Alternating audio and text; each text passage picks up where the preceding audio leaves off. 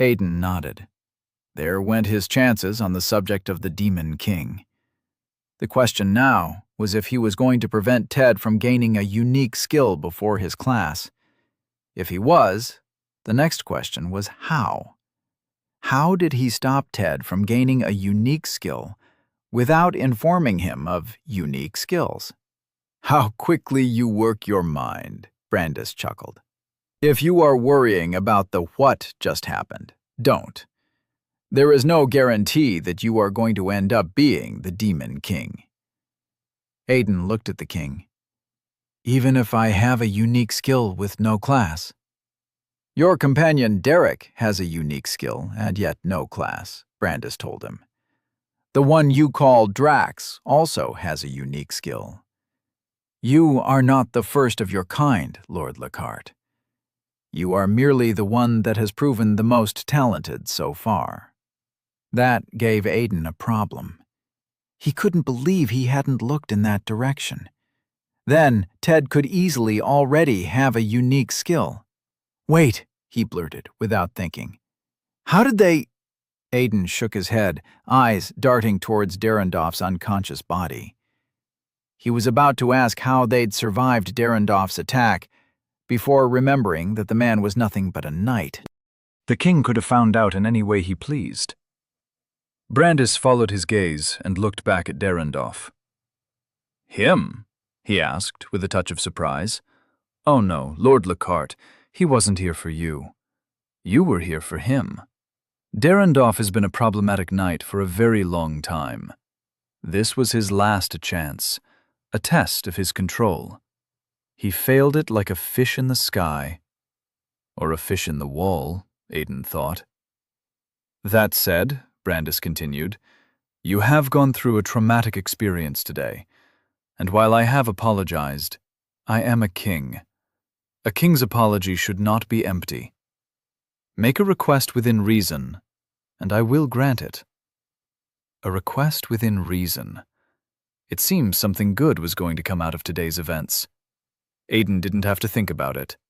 His request was going to involve getting as strong as possible, as fast as possible. He waltzed through his mind, picking out the things he knew of this world. I could go and get Spellbinder, he thought, then discarded the idea. Spellbinder was a blank sword made from a powerful steel. He'd found it in a dead dragon's cave during one of the Order's expeditions.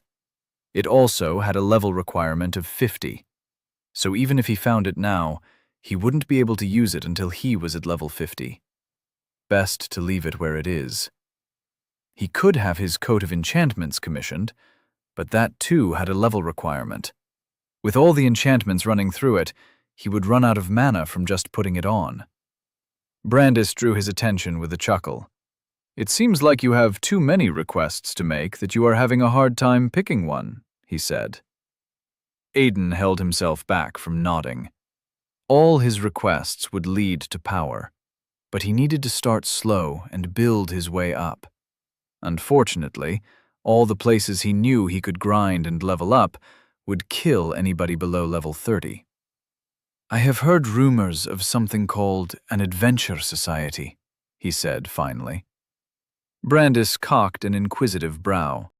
Rumors, Lord Lockhart. This game you're about to play, do you play it for your safety or Dead's? Aiden paused. Then he sighed. Why was he even surprised? Dead would have had his conversation with Sam within the palace walls, and there was scarcely anything that went on within the palace walls that Brandis and the sage were not aware of. I assume he is also somehow related to how you know of unique skills, Brandis went on. Regardless, you may continue. What would you like to know of the Adventure Society? Not about them, Your Grace. If you are aware of my relationship with Dead, then you are likely aware of the fact that he has snuck me out of the palace once. Brandis nodded. I am. You and your friends went to have a little soiree with some goblins. Did you enjoy yourselves?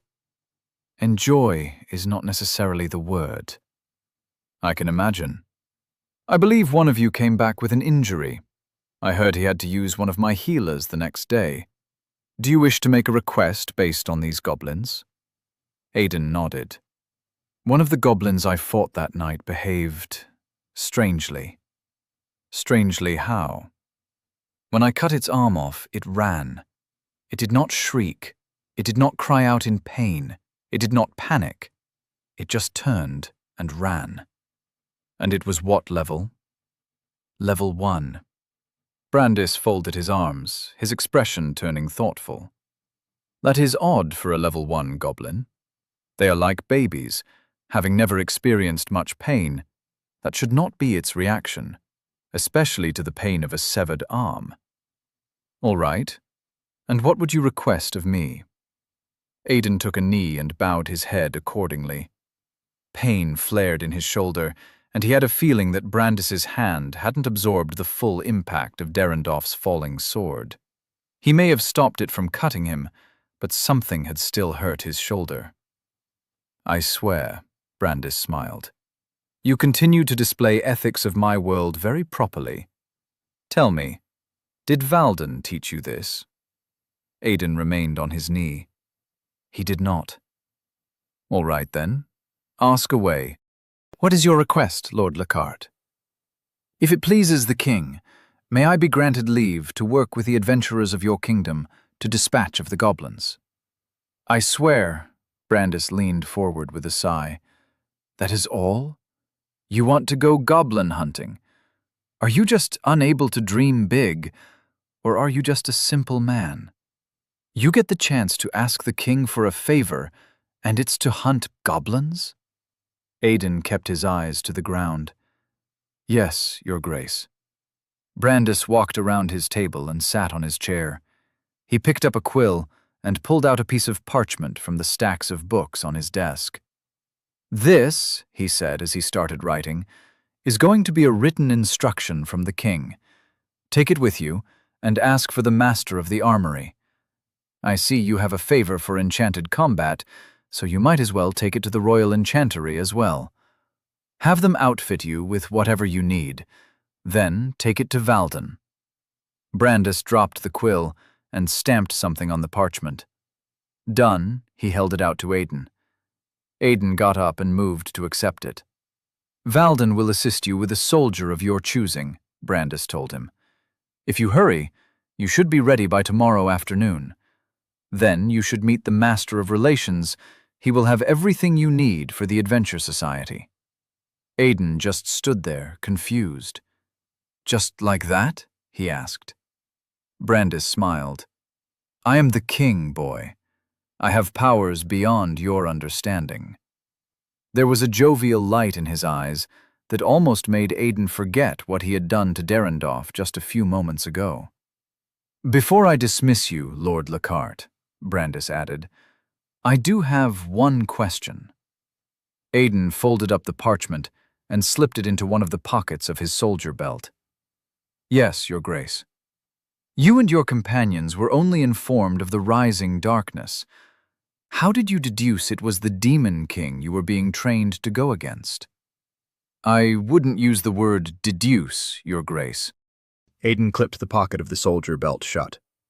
More of assumed. In our world, there are stories, fiction told about people who either reincarnate, are transported to another world, or go back or forward in time.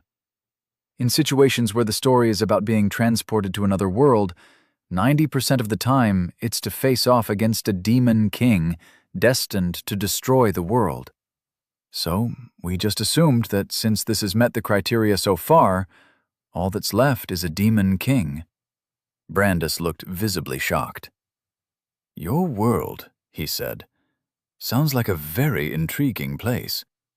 Hypothetically speaking, if portals were to open in your world and monsters were to rush in, do you think they would possess the ability to survive such a thing?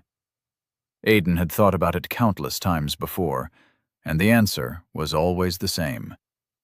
Current technology would have a difficult time fighting against anything over level 50, and anything in the hundreds might as well be a walking calamity. In our stories, those are called apocalypse events, he answered, and I cannot say if we will survive. But humans have always had the stubbornness to survive anything. Brandis' face took on a worried look. I see.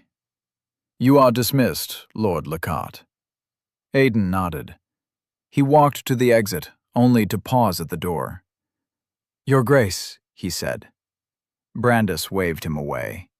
If you're worried about Derendorf, don't be. I actually intend on locking him away or sending him on a short exile. I'm sure that by the time he's free to do as he pleases, you'll have the strength to face him. Thank you, Your Grace. But that is not what I have on my mind. Really? Brandis looked up at him. I assumed his survival would trouble you. If that's not the case, then what is? Your page. The boy that came to get me. If it is not too rude to ask, how did you come to know the child? Brandis said nothing for a while, but it wasn't a long while. When Aiden felt he might have crossed a line, the king spoke. The boy is not my page. He is someone my advisor, the old man you fought when you woke up, brought in. I fear you would have to ask him if you want to know their relationship. Aiden nodded once and left the room. Ted was not outside, just the attendant Aiden had left there. The man turned to him with a slight bow. With all the ruckus, he said calmly, I am glad to see you come out, Lord Lockhart. So am I, Aiden said, walking down the hallway. So am I. As he made his way to his next destination, he wondered what relationship the sage had with the child. For what reason would the sage of the king be keeping the son of Voss, destroyer of Voss, third general to the demon king, as a page? Brandis watched the sage step out of the corner of his study. The man spared Derendorf's unconscious form the briefest glance, as if looking simply because there was something to look at, before stopping in front of his table. What did you think of the boy? Brandis asked. He is an intelligent one, the sage answered blandly. Already he knows of our ways. You noticed too. Brandis turned his chair so that he faced away from the sage. He called me Your Grace. Respectful, the sage said. It is. Brandis stared at one of the books on one of the shelves. It was a tale of a fallen kingdom. It is also the way people with important positions in other kingdoms address kings of a different kingdom. It says, I acknowledge your authority, but you are not my king. And you believe it was intentional? I do. And you do not like this? I had an audience with one of them the other day, and he addressed me as my king. I was hoping the most promising of them would also come to address me as such. You cannot have it all, the sage answered with a slight bow. But it is also good to know that we have someone we do not have to spend an excessive amount of time teaching etiquettes, seeing as the envoys of Nel Quan will be arriving soon. Yeah. Brandis wasn't sure how he felt about this. Clearly they were trying to see how the summons were doing, and he wasn't sure how much he wanted to let them know. The sage nodded once, then turned away, making his way to his unreasonable exit. Sage, Brandis said, calling his attention before he was gone. If I asked about the child, Voss, what would your answer be? I would give you no answer. With that, the sage walked into a shelf and disappeared. Brandis chuckled. That went about how he expected it to. Aiden was down to his 5th book, perusing through it with so much hurry someone would think he was looking for the key to saving the world. Not here, he thought, slipping the book back into its place on the shelf. He was in the architecture section of the library, under building enchantments, and he was yet to find anything on temperature enchantments. He was currently reading through his 8th book when he paused on a page. He leaned against one of the shelves and slid down to sit on the ground. Temperature enchantment, he read. Designed to be placed at the highest point in the room for optimal efficiency. Keeps room at regulated temperature. He let out a sigh, but wasn't sure if it was a relieved sigh or not. For one thing, he was glad to eliminate the chances of Ted having regressed, too. For another, he felt alone again. Lonely. Now he just needed to make sure Ted and Voss's son were not going to become friends. Aiden closed the book. Now he had to deal with the goblins. Yes, he made the request because he wanted to use them to level up, but he was also curious about the reaction of the single goblin that had escaped him. What kind of goblin doesn't feel pain? Chapter 12. Hierarchy. How does this make any sense? Audid scowled. Adeware said nothing, gave no answer. We're the ones in charge of that contract, Audid continued in his anger, as Adeware knew he would. We were the ones that harried them into a corner in that forest, made sure we limited their destruction to a single area before whatever madman went in there and started tearing things up with his team. Audid slammed his hands on Adeware's desk. Now you expect us to just hand it over? After everything we've done? Audid turned away from Adeware and tossed his hands in the air. Impossible. I don't care if it's some pampered noble's bastard child or some high-ranking adventurer. Heck, I don't care if it's a command from the crown. This is mine. Adeware arranged the stacks of papers Audid's little tantrum had scattered, before returning his attention to the man. The crown, huh? He muttered, almost to himself. If only the man knew. But that wasn't important. Adeware went through the stacks of paper before finding what he was looking for. It was a small identification tag, brown like wood, with words inscribed on it with black ink. He held it out to Audid. Here. Audid turned to him and took it. What's this? The person who's supposed to be taking charge of this contract quest. However, we are the head branch of the Adventure Society. We do not work for the king. We work with the king. Audid paled at Adeware's words, looking up at him from the card. Please tell me this is not a royal command. You know I was joking about what I was saying earlier about the crown, right? Adeware shook his head in disappointment. This was Audid's problem, his temper. Once it got going, he said and did anything, forgetting that there were consequences. Even now, he was indirectly accusing the person who was supposed to take over the quest of nepotism. What the man failed to understand was that nepotism was what had given him the quest as well. If Adeware did not know the man's father, he would have allowed him to continue his struggle at the bottom of the adventure ranks for a few more years. Instead, here he was getting a chance most adventurers did not get. As I was saying, Adeware continued, we do not work for the king. That said, a king's request is not something easily disobeyed. It is also not something freely made. Aiden Lockhart, Otid read the ID with a frown. I know all the royal houses, and I don't know any Lockhart. And that should let you understand that it is a false name, Adeware said. What he is will be a bastard son of some noble whose name I am not going to tell you. His father wishes to legitimize his claim on the boy, but wishes for him to have some form of clout, and he has chosen adventuring. Otid looked down at the ID in his hands. It says here that he is only a level 2. We have it on confirmation that there are goblins as high as level 5 out there. The boy won't last a single fight.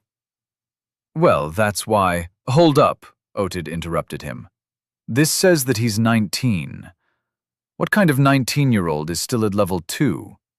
You're sending me to play babysitter to a slacker, Master Adeware. Adeware took a deep, calming breath. Otid, he said as calmly as possible. Yes? The initial request was for young Lord Lockhart to take command of this quest. However, I have taken it upon myself to simply add him to your party. The reward for this quest will be updated to be split 3 ways amongst 3 current participants, based on individual contribution. Is that understood? Yes, sir. Otid placed the ID on Adeware's table. Which means I can just keep him in a safe place and complete this quest without him. He's royalty, so I'm sure it shouldn't be a problem. Adeware didn't hate Otid, but he could see himself hating the man. By the stretch of things, Otid wasn't a bad adventurer. The reason he was still so low in level was simple. He was talentless. But he was hardworking, and Adeware hoped it would one day count in favor of the man, in the eyes of the gods, and they would somehow bless him so that his level grew faster. But by every conceivable notion, the man's personality was shitty. Nepotism was the only reason Otid was in Adeware's office, throwing an unnecessary childish tantrum. Take the ID with you as you leave, Adeware instructed, turning his attention back to more important matters on his desk. When you get downstairs, ask for the young lord at the reception hall.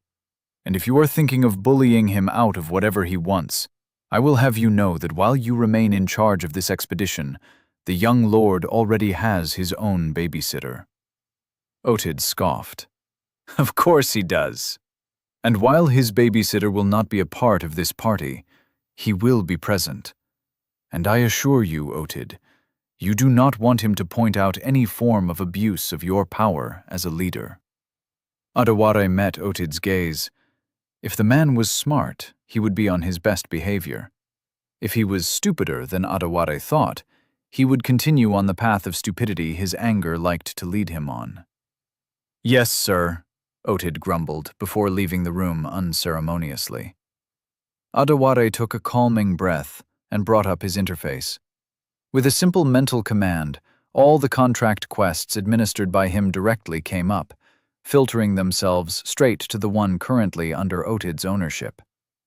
Contract quest: Goblin Subjugation. Goblins have been spotted somewhere in the capital city of Brandive. Investigate this report, confirm goblin threat, and conclude extermination. Objective complete. Confirm goblin location 1/1. Objective complete. Confirm goblin 32. Objective: exterminate goblin 0/24. Reward: silver coins ×10. You have administrative rights. Quest is ongoing. Party requirement: none. Participants: 2. Would you like to update quest? Y/N. Adeware looked through the details and accepted the update request.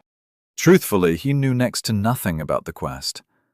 In fact, the quest was too far beneath his attention that he wasn't supposed to be aware of it. But he had picked something for Otid to deal with, and took command of it lest someone with delegated authority make decisions surrounding it. Personally, while most people would disagree, he saw this as an abuse of power. With the Guildmaster title, he had free rein and authority to issue and give contracts on authority of the Adventure Society. It was a perishable title, but a title nonetheless. Update quest, he thought. With a simple shrug of will and a few adjustments, the quest carried more information. Contract quest: Goblin Subjugation. Goblins have been spotted somewhere in the capital city of Brandive. Investigate this report, confirm goblin threat, and conclude extermination. Objective complete. Confirm goblin location 1/1. Objective complete. Confirm goblin 32.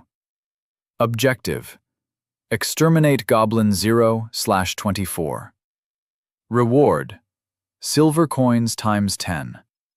You have administrative rights. Quest is ongoing. Party requirement: none. Participants: 3. Now he just had to hope that Taliner had enough control over Otid to prevent the man from doing something stupid. Just thinking about it was making Adeware tired. Audid made his way down the stairs of the Adventure Society building with thoughts in his head and worry in his mind. Audaware was being unreasonable. He could have just given the noble prick another contract to handle. He heard Jayton was handling some contract about some overmoles terrorizing some farm somewhere. Overmoles were relatively safe creatures to deal with. Audid couldn't imagine the noble would not be happy having their bastard child deal with something more on the safer side. When he got to the bottom of the stairs, he strolled up to the receptionist's desk. Every adventurer had to get here if they wanted to register their collected contract, or update it, or register their party. There was one in every city or town, and this was the capital city's. The hall was filled with the constant bustle of adventurers coming and going. Each one was busy with something important and unimportant. But these were the low-level adventurers, those below level 50. The higher-ranking adventurers were rarely ever seen. Unlike the rest of them, those ones didn't come looking for their quests. Their quests were sent to them. "Good afternoon, Deity," Audid greeted the lady at the reception desk. Deity was a lithe woman in her 30s who'd retired from adventuring early. No one knew what happened or why, and it remained one of the secrets of the Adventure Society. She had brown hair she kept tied back in a neat ponytail, and a small fringe cut in front that covered her forehead and fell just above her eyebrows. She currently wore a green vest over a black shirt and was going through applications on her desk. "Good afternoon, Audid." She didn't look up from her files. Audid placed the ID on her desk gently. The guild master said I've got a new party member, some young lord or something related. Aiden Lechart." She raised her head to look at him, finally acknowledging him. "Lechart?" "It's what it says on his card." Audid tapped the ID. Aiden Lechart. Deity looked down at it, read the card, then pointed across the hall. "I guess that's your kid. And your contract has already been updated, so you don't have to worry about that." Audid snorted as he turned around. "Got no kid, love." Audid crossed the hallway, avoiding other adventurers. He exchanged verbal greetings and simple head bobs until he arrived at the bench Deity had pointed him to. When he got there, he was surprised to find Talonor talking to a boy and his companion. While the boy was young, his companion looked like he was probably in his early 20s. What mainly grabbed Audid's attention was their attire. None of them were dressed like they had any relationship to nobility. The man was dressed in a simple brown cotton shirt, with leather armor to cover his chest, and knee pads worn over brown pants. As for the boy, he wore a gray, long-sleeved shirt quite casually and black pants. He also had deep black hair that was slowly growing from medium length to long. He wore no armor of any kind, which Audid found quite pompous of him. A newbie adventurer who thought he wouldn't need armor. In place of armor, he wore 3 soldier belts, which was nothing short of overkill. One at the waist, another that hung diagonally down from one side of his waist to rest at his hip, and one that cut across from left hip to right shoulder. Attached to the one at his waist was a single longsword on one side and a sheathed dagger on the other. Poor kids trying to be over-prepared. Audid had seen the kind. They walked into battle thinking they could be prepared for anything, getting all the offensive items they could get because they thought being flashy and destructive was somehow cool. He ran a hand down his face as he approached them, wondering why he had to babysit a reckless noble bastard. "You must be Lord Lechart," he greeted when he got to them. The man turned to him. "And you are?" Audid offered the man a handshake. Audid. He didn't have to like the noble brat, but he could at least be nice to his fellow babysitter. The man shook his hand. "Dead." "The guildmaster sent me," he added, handing the ID over to the bastard. "I take it you're Lechart." Aidan Lockhart was forced to look from Talonor and acknowledge Odded's presence. But he wasn't the one who took the ID. Dead collected the ID and turned it one way, then the other, before handing it to Aidan. "It's pronounced Lackhart," Dead corrected, as Aidan took the ID from him. "Not Lackhart." Aidan waved Dead's concern away. "He can just call me Aidan," he said. "It's easier for me." Odded smirked. Not used to Daddy's title yet? Daddy's title? Aidan raised a brow in what looked like confusion. "Oh, yes, that. Is that going to be a problem, Odded?" "Not at all," Talonor moved to answer quickly. "Odded's just not happy to have nobility taking over. He's quite headstrong about some things. Like quests he takes." Aidan slipped his ID into one of his pants pockets. "I see. I'll be more than happy to just go my way and deal with the quest however I see fit, if he'll have a problem working with me." Odded frowned. The pompous little prick. "Will you better not?" Talonor shot him a scowl, silencing him. "Oh, don't be like that, Aidan," Talonor told the bastard, all smiles and sycophancy. "We're all in this together. How about we get to it while the sun's still up?" She gestured towards the exit, and Aidan nodded. The stroll out of the hall was done in silence. Talonor tried to initiate conversation once, asking Aidan about his life before finding out he was a noble. Aidan's answer had been bland and simple. A single word. It was all Talonor needed to lose interest in the conversation. When they were outside the hall and turned to head in the direction of their quest, Odded grabbed Aidan by the arm. "Hey, kiddo." Aidan looked down at Odded's hand, then up at his face. Odded was only taller by an inch or two. "It says on your ID that you're only a level 2, Odded said, ignoring the insult of the boy's look. "This mission has goblins with levels as high as level 15. If I'm going to be handling this with you, I'll need to be sure that you can handle yourself. So we'll need to have a quick test once we're in the forest." Aidan scratched his forehead with a single finger. Odded wasn't sure how he did it, but there was something very condescending about the action. All it was missing was the condescending, tired sigh. "I'm a specific type of fighter," Aidan said after scratching his head. "My fights tend to cost money on account of the items I use." "You think you'll be able to foot the cost of the items I'll need to face you?" At level 2, whatever consumable items the boy used weren't going to be expensive. Besides, Odded still had enough money to indulge. Worst case scenario, he wouldn't be drinking for a while. "Sure," he smiled. "Why not?" "How did I get here again?" Aidan reached across with one hand to scratch the elbow of the other arm. He was standing in a small clearing, in the same forest Dead had led him and the others to find the goblins.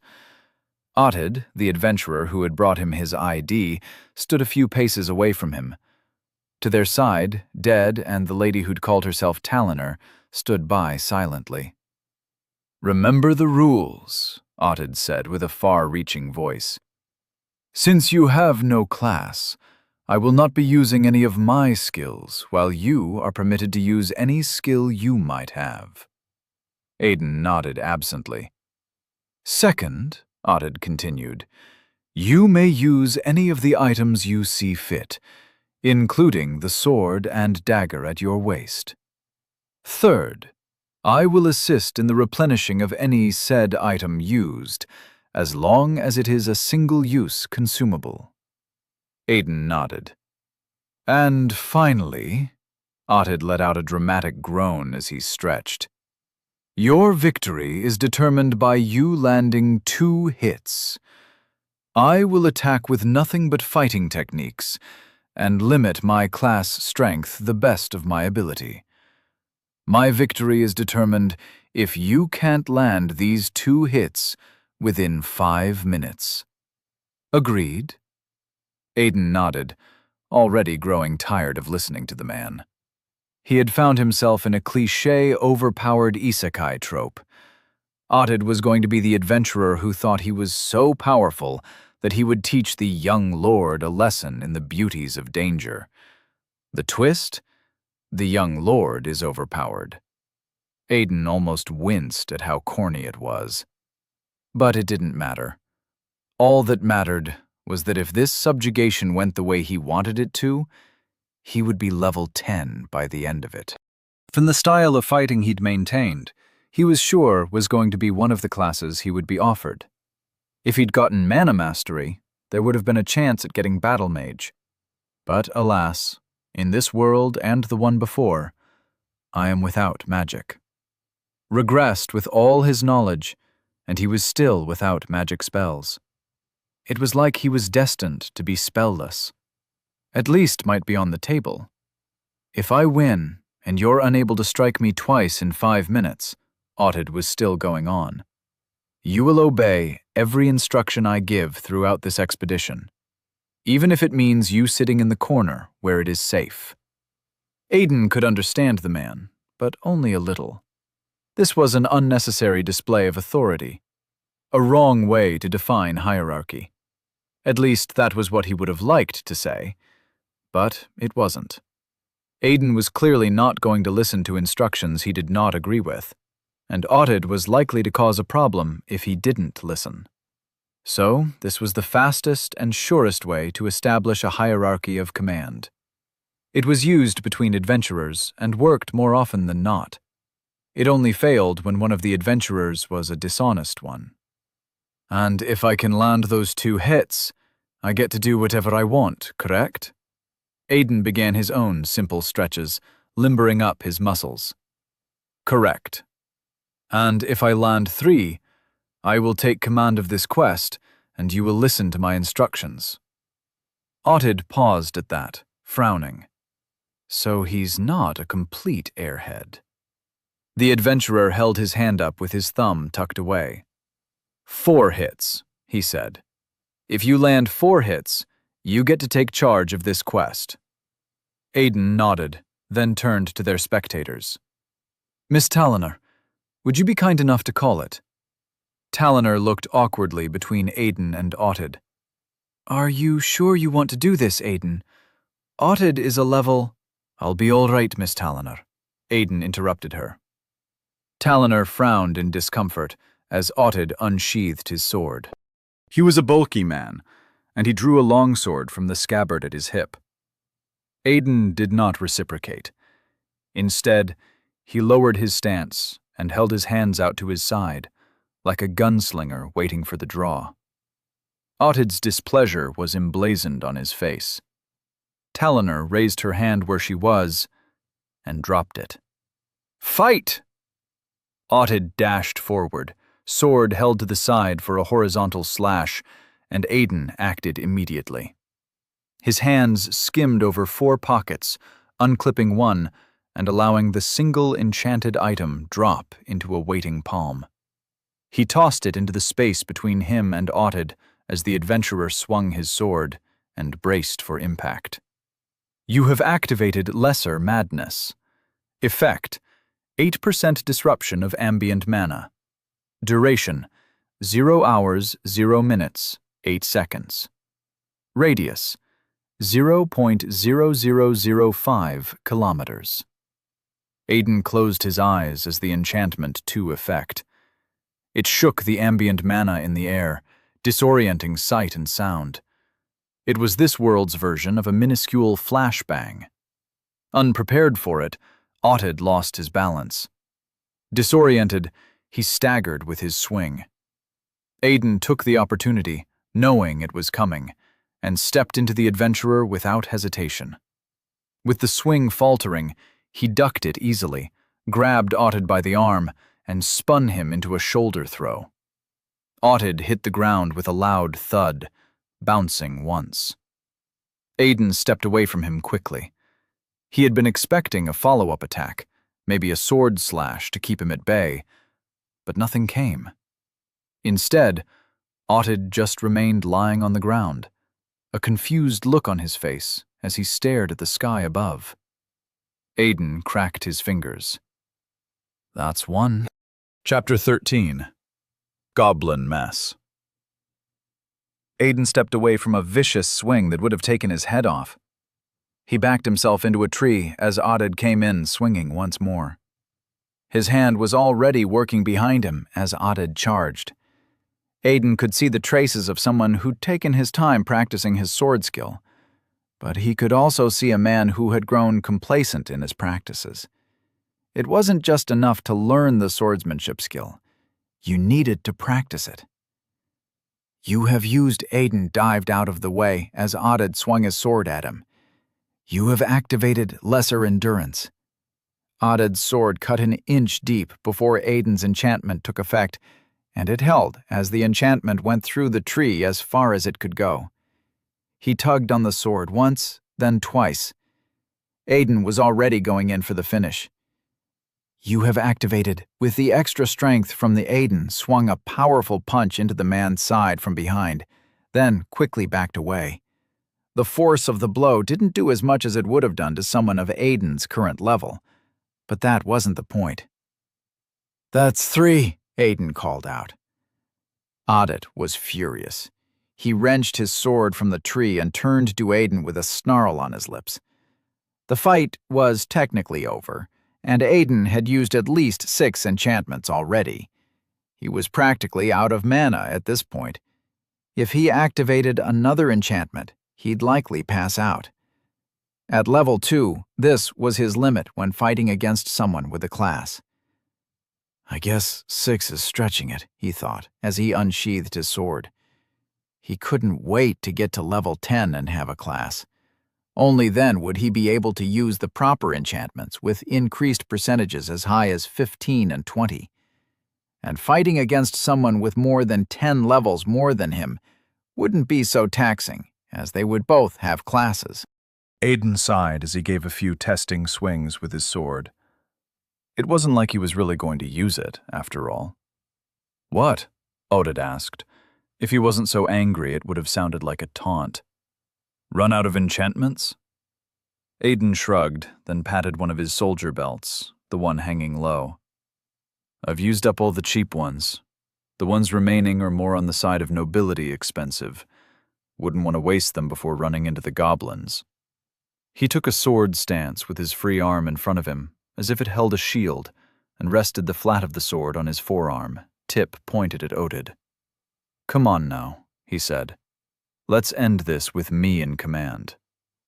Audid stood there, sword in hand, chest heaving in anger. Aiden waited. He had played tricks and games the entire way, confusing Audid with one well-placed enchantment after the other. It was the only way he knew how to win with how weak he was in comparison to his opponent. Now, for their final clash, he intended on using his final trick. He wasn't sure exactly how it would go, but he was curious. Aiden felt his mana channel through his body as he dashed forward. Audid stood where he was as they met and swung his sword in an upward arc at the final moment. Aiden stabbed his sword forward, and Audid's sword clashed into it, sending it flying upward. Aiden abandoned the weapon to the upward momentum and let himself fall. He slid along the ground and into Audid. His body barreled into the man's legs, and Aiden moved quickly. He grabbed one of Audid's legs, raised his, and locked them around it. Then he pushed his weight into the action, turning himself around for better leverage. In a moment, he found leverage, and Audid's knee bent forward. The man fell, and Aiden had him in a leg lock. "That's 4, he declared quickly, then hurriedly extricated himself from the man. When he got back to his feet, he was slightly panting. He turned to Talonor and Dead. "Call it," he said. Bed looked down at a pocket watch in his hand. 3 minutes and 42 seconds. Aiden finally let go of his alertness. The moment he did, fatigue hit him like a truck. He bent forward, catching himself with his hands on his knees, and panted heavier. All the movement and the enchantments had taken a lot out of him. For the duration of the fight, he had practically been a 12-year-old on steroids fighting against a young adult. Once again, Aiden was reminded of how much he hated being classless. In front of him, Ottid was already getting back on his feet. "Last one doesn't count," Ottid declared. "That wasn't a hit." Aiden could debate it, but the man wasn't entirely wrong. Ottid could have broken out of the hold at any time. It had simply surprised him. He could have also found an angle to swing his sword down on Aiden. It was why Aiden had released him quickly and called it. But by that argument, Aiden could have also done a lot of things in that moment. He could have pulled his dagger free and stabbed 3 nice holes in the man's leg. "It counts, Ottid," Talonor disagreed. Dead walked up to where Aiden's sword had fallen from being knocked away by Ottid's swing as the adventurers exchanged words and picked it up. Then he brought it to Aiden. "Doesn't count," Ottid was saying, turning to Talonor. "The kid tripped me, that's all there is to it. Tripping someone doesn't count." Talonor shook her head. "He had you on the floor with your back exposed to him and your leg in his hands. Trust me, it counts." "How?" Ottid turned and pointed a finger at Aiden. "You know darn well that last one didn't count." Aiden took his sword from Dead and slid it into its sheath. He ran a tired hand through his hair, paused, then touched his forehead. He hadn't even broken a sweat. But he was tired. Which means this is all mana fatigue? Which meant his tiredness didn't even come from the fight. It came from the constant use of mana and the effect of constant use of the enchantments on a body that wasn't supposed to be pumped full of so many enchantments. Aiden almost laughed as he checked to be sure he still had everything on him. His dagger remained sheathed and strapped to his belt, and his other pockets still had his enchanted items. Talonor took a deep breath, then let it out. When she spoke, she did so slowly, as if to a child. "Ottid, he had you on the ground. Your back was exposed to him. And he still had his dagger on him. This is not an argument." She stomped over to Aiden after that, leaving Ottid with his mouth hanging open, making incoherent sounds. "I don't know about the big oaf," she told Aiden, "but a deal's a deal. As far as I'm concerned, Lord Leckhart, you're the leader of this contract quest. If you'd like, I have no problem escorting you back to the Society Hall to have the details updated. I'll serve as your witness." Aiden waved her words away. "That'll just be a waste of time. And please, call me Aiden." After the little exchange, Aiden asked that they find somewhere to rest while Dead tracked down wherever the goblins could possibly be. Ottid pointed out that he had a tracking skill, but Dead pointed out that his class required that his tracking skills be as high as possible without revealing what it was. In the end, Ottid was left to wait behind with Aiden and Talonor while Dead went forward. The scout would find the goblins and report back. So they sat for minutes. 3 minutes turned to 5, and 5 to 10. Eventually, they were seated for almost 30 minutes doing nothing. Talonor sharpened her short sword simply because she could. Ottid loitered about, sat, then loitered some more.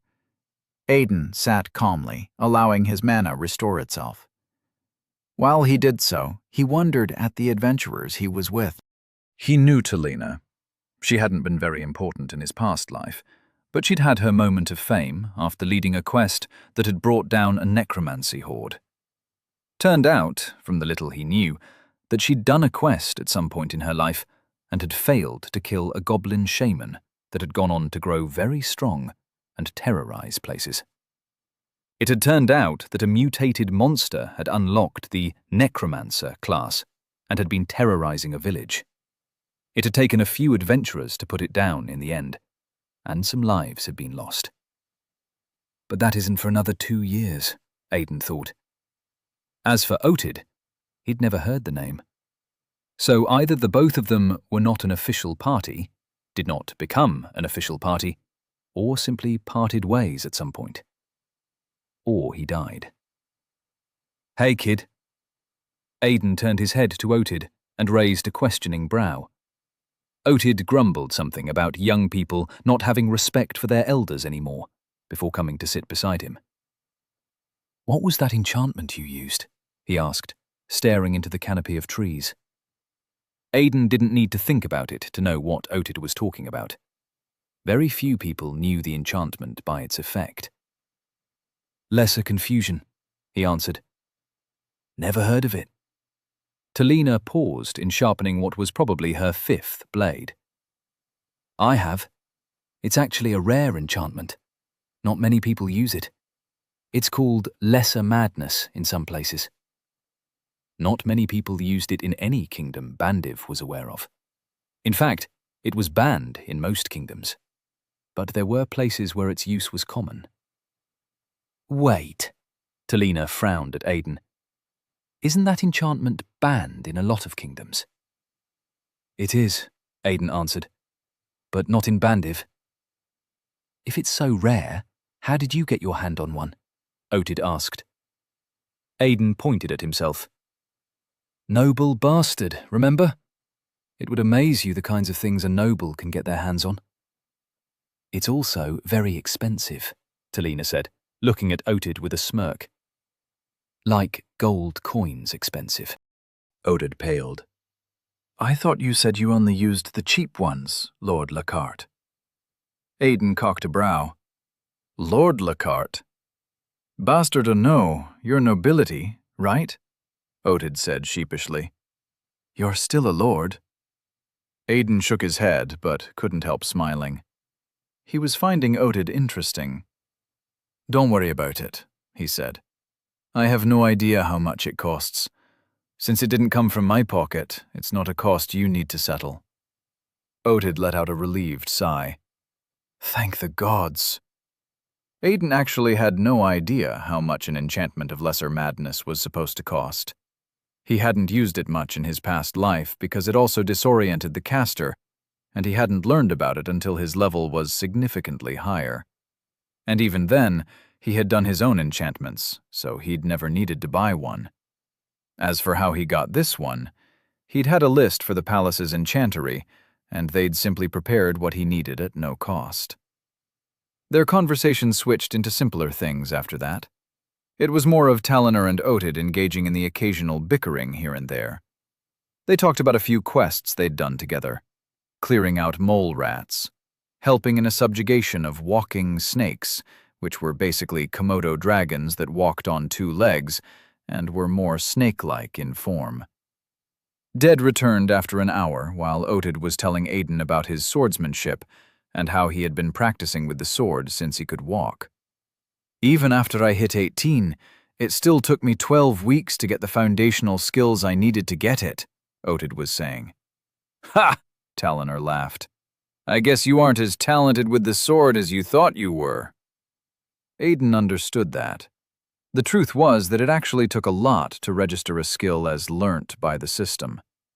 Someone could know how to use a weapon and still not have it registered as a skill, and that person would never be as good as someone with the skill. Skills were a bit on the extra side of things. It was a registration that the skill was now an unshakable part of you. It was basically an unconscious acceptance of the specific skill. If it took 1,000 punches thrown in a single day to call someone a master of a punch, then it would take 1,000 punches for the system to register the skill at 0 mastery. That Aidan had gained his early was a testament that the effects of his previous life were still very much there. Even amongst the other summoned, each skill needed to be practiced a few times to register. A single sword swing was not, naturally, enough to get the skill. Technically speaking, he was already overpowered. Aidan got up to meet Dead as he came to them. "Found them?" Aidan asked him. "Yes," Dead nodded. "I counted at least 8. "Levels?" Otid asked. Dead said nothing. He didn't even acknowledge the man. "Levels?" Aidan asked. "The lowest was a 3. And the highest? 11. Aidan rubbed his jaw.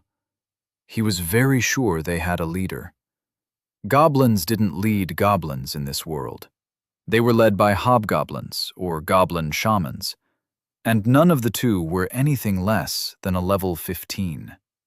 Audid held his annoyance at being ignored well as he turned to Aiden.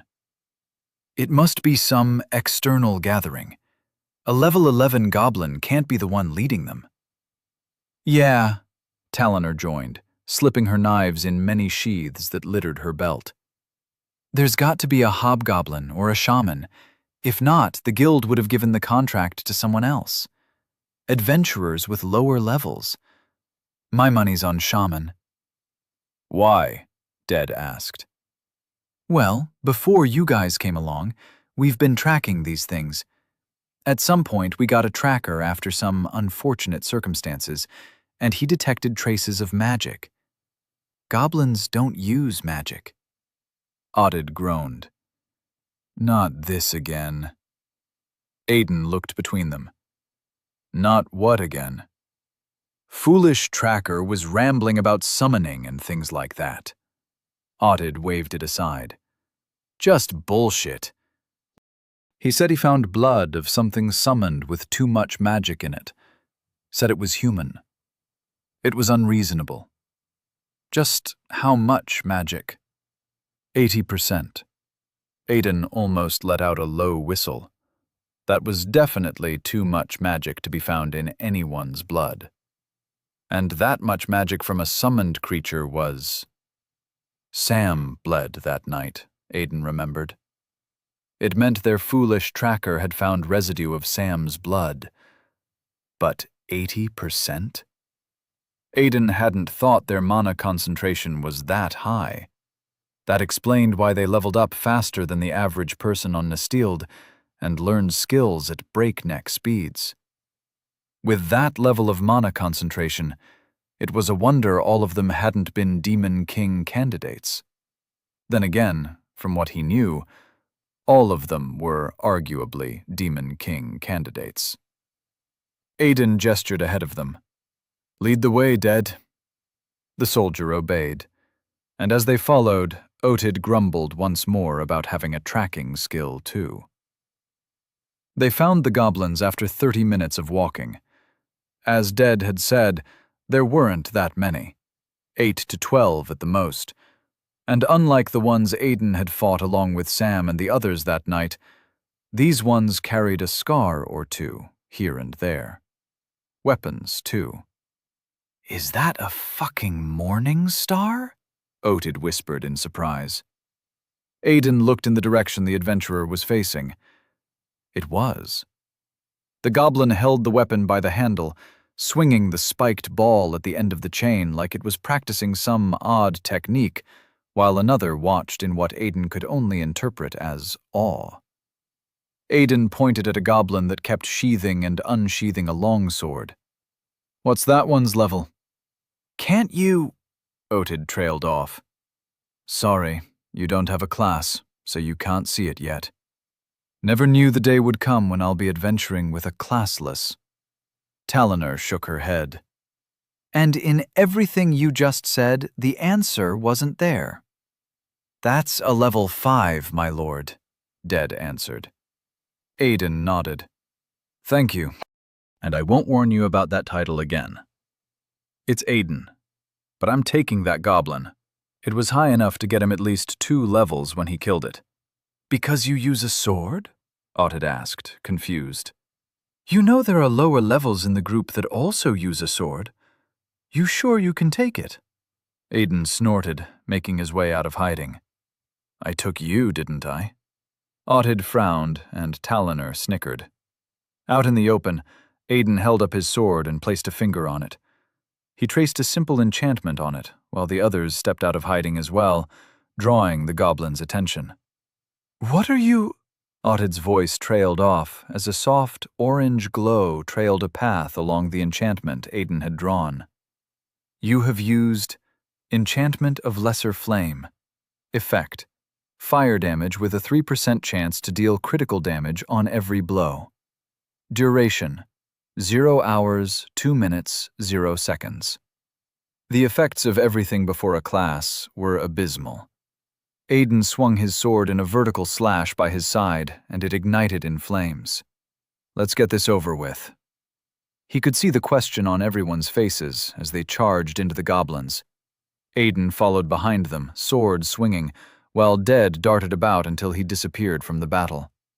Aiden ducked a stray goblin swing, avoiding it narrowly, only for Audiobook to take its head off with a single swing. In his current position, Aiden needed to be careful. A person could not identify a monster's level without killing it until they developed a class. So all he knew was that the goblins in front of him were all stronger than him. By how much was a question he had no answer to. He swung his burning sword, deflected a dagger thrust from one of the goblins, and brought the blade down on the goblin's back as he sidestepped it.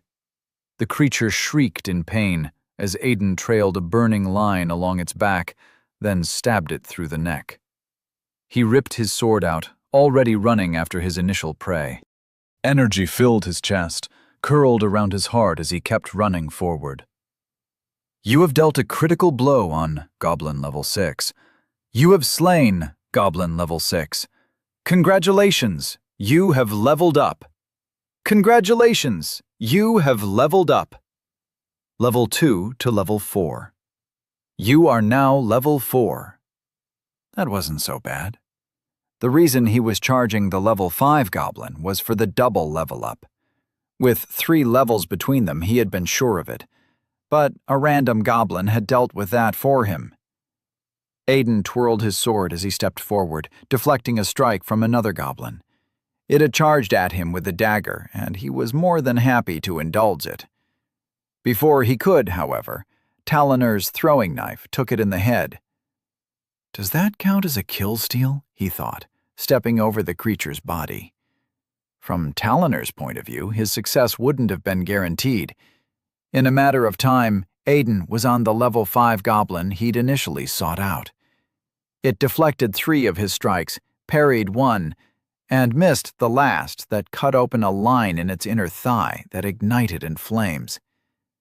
Levels were a great method of measurement, but the truth was that they were nothing but a measurement of raw power.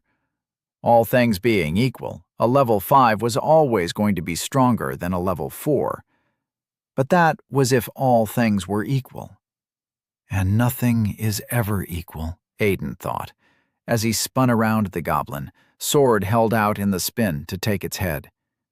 The blade of his sword sliced the creature's head in 2 horizontal halves. You have slain Goblin Level 5. Congratulations! You have leveled up. Level 4 to Level 5. You are now Level 5. Aiden stood as the creature fell, flaming sword in hand. Around him, the goblin camp was falling into silent chaos.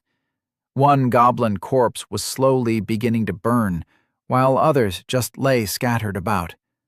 Only 2 were left alive, and Talonar and Audiobook flanked them easily.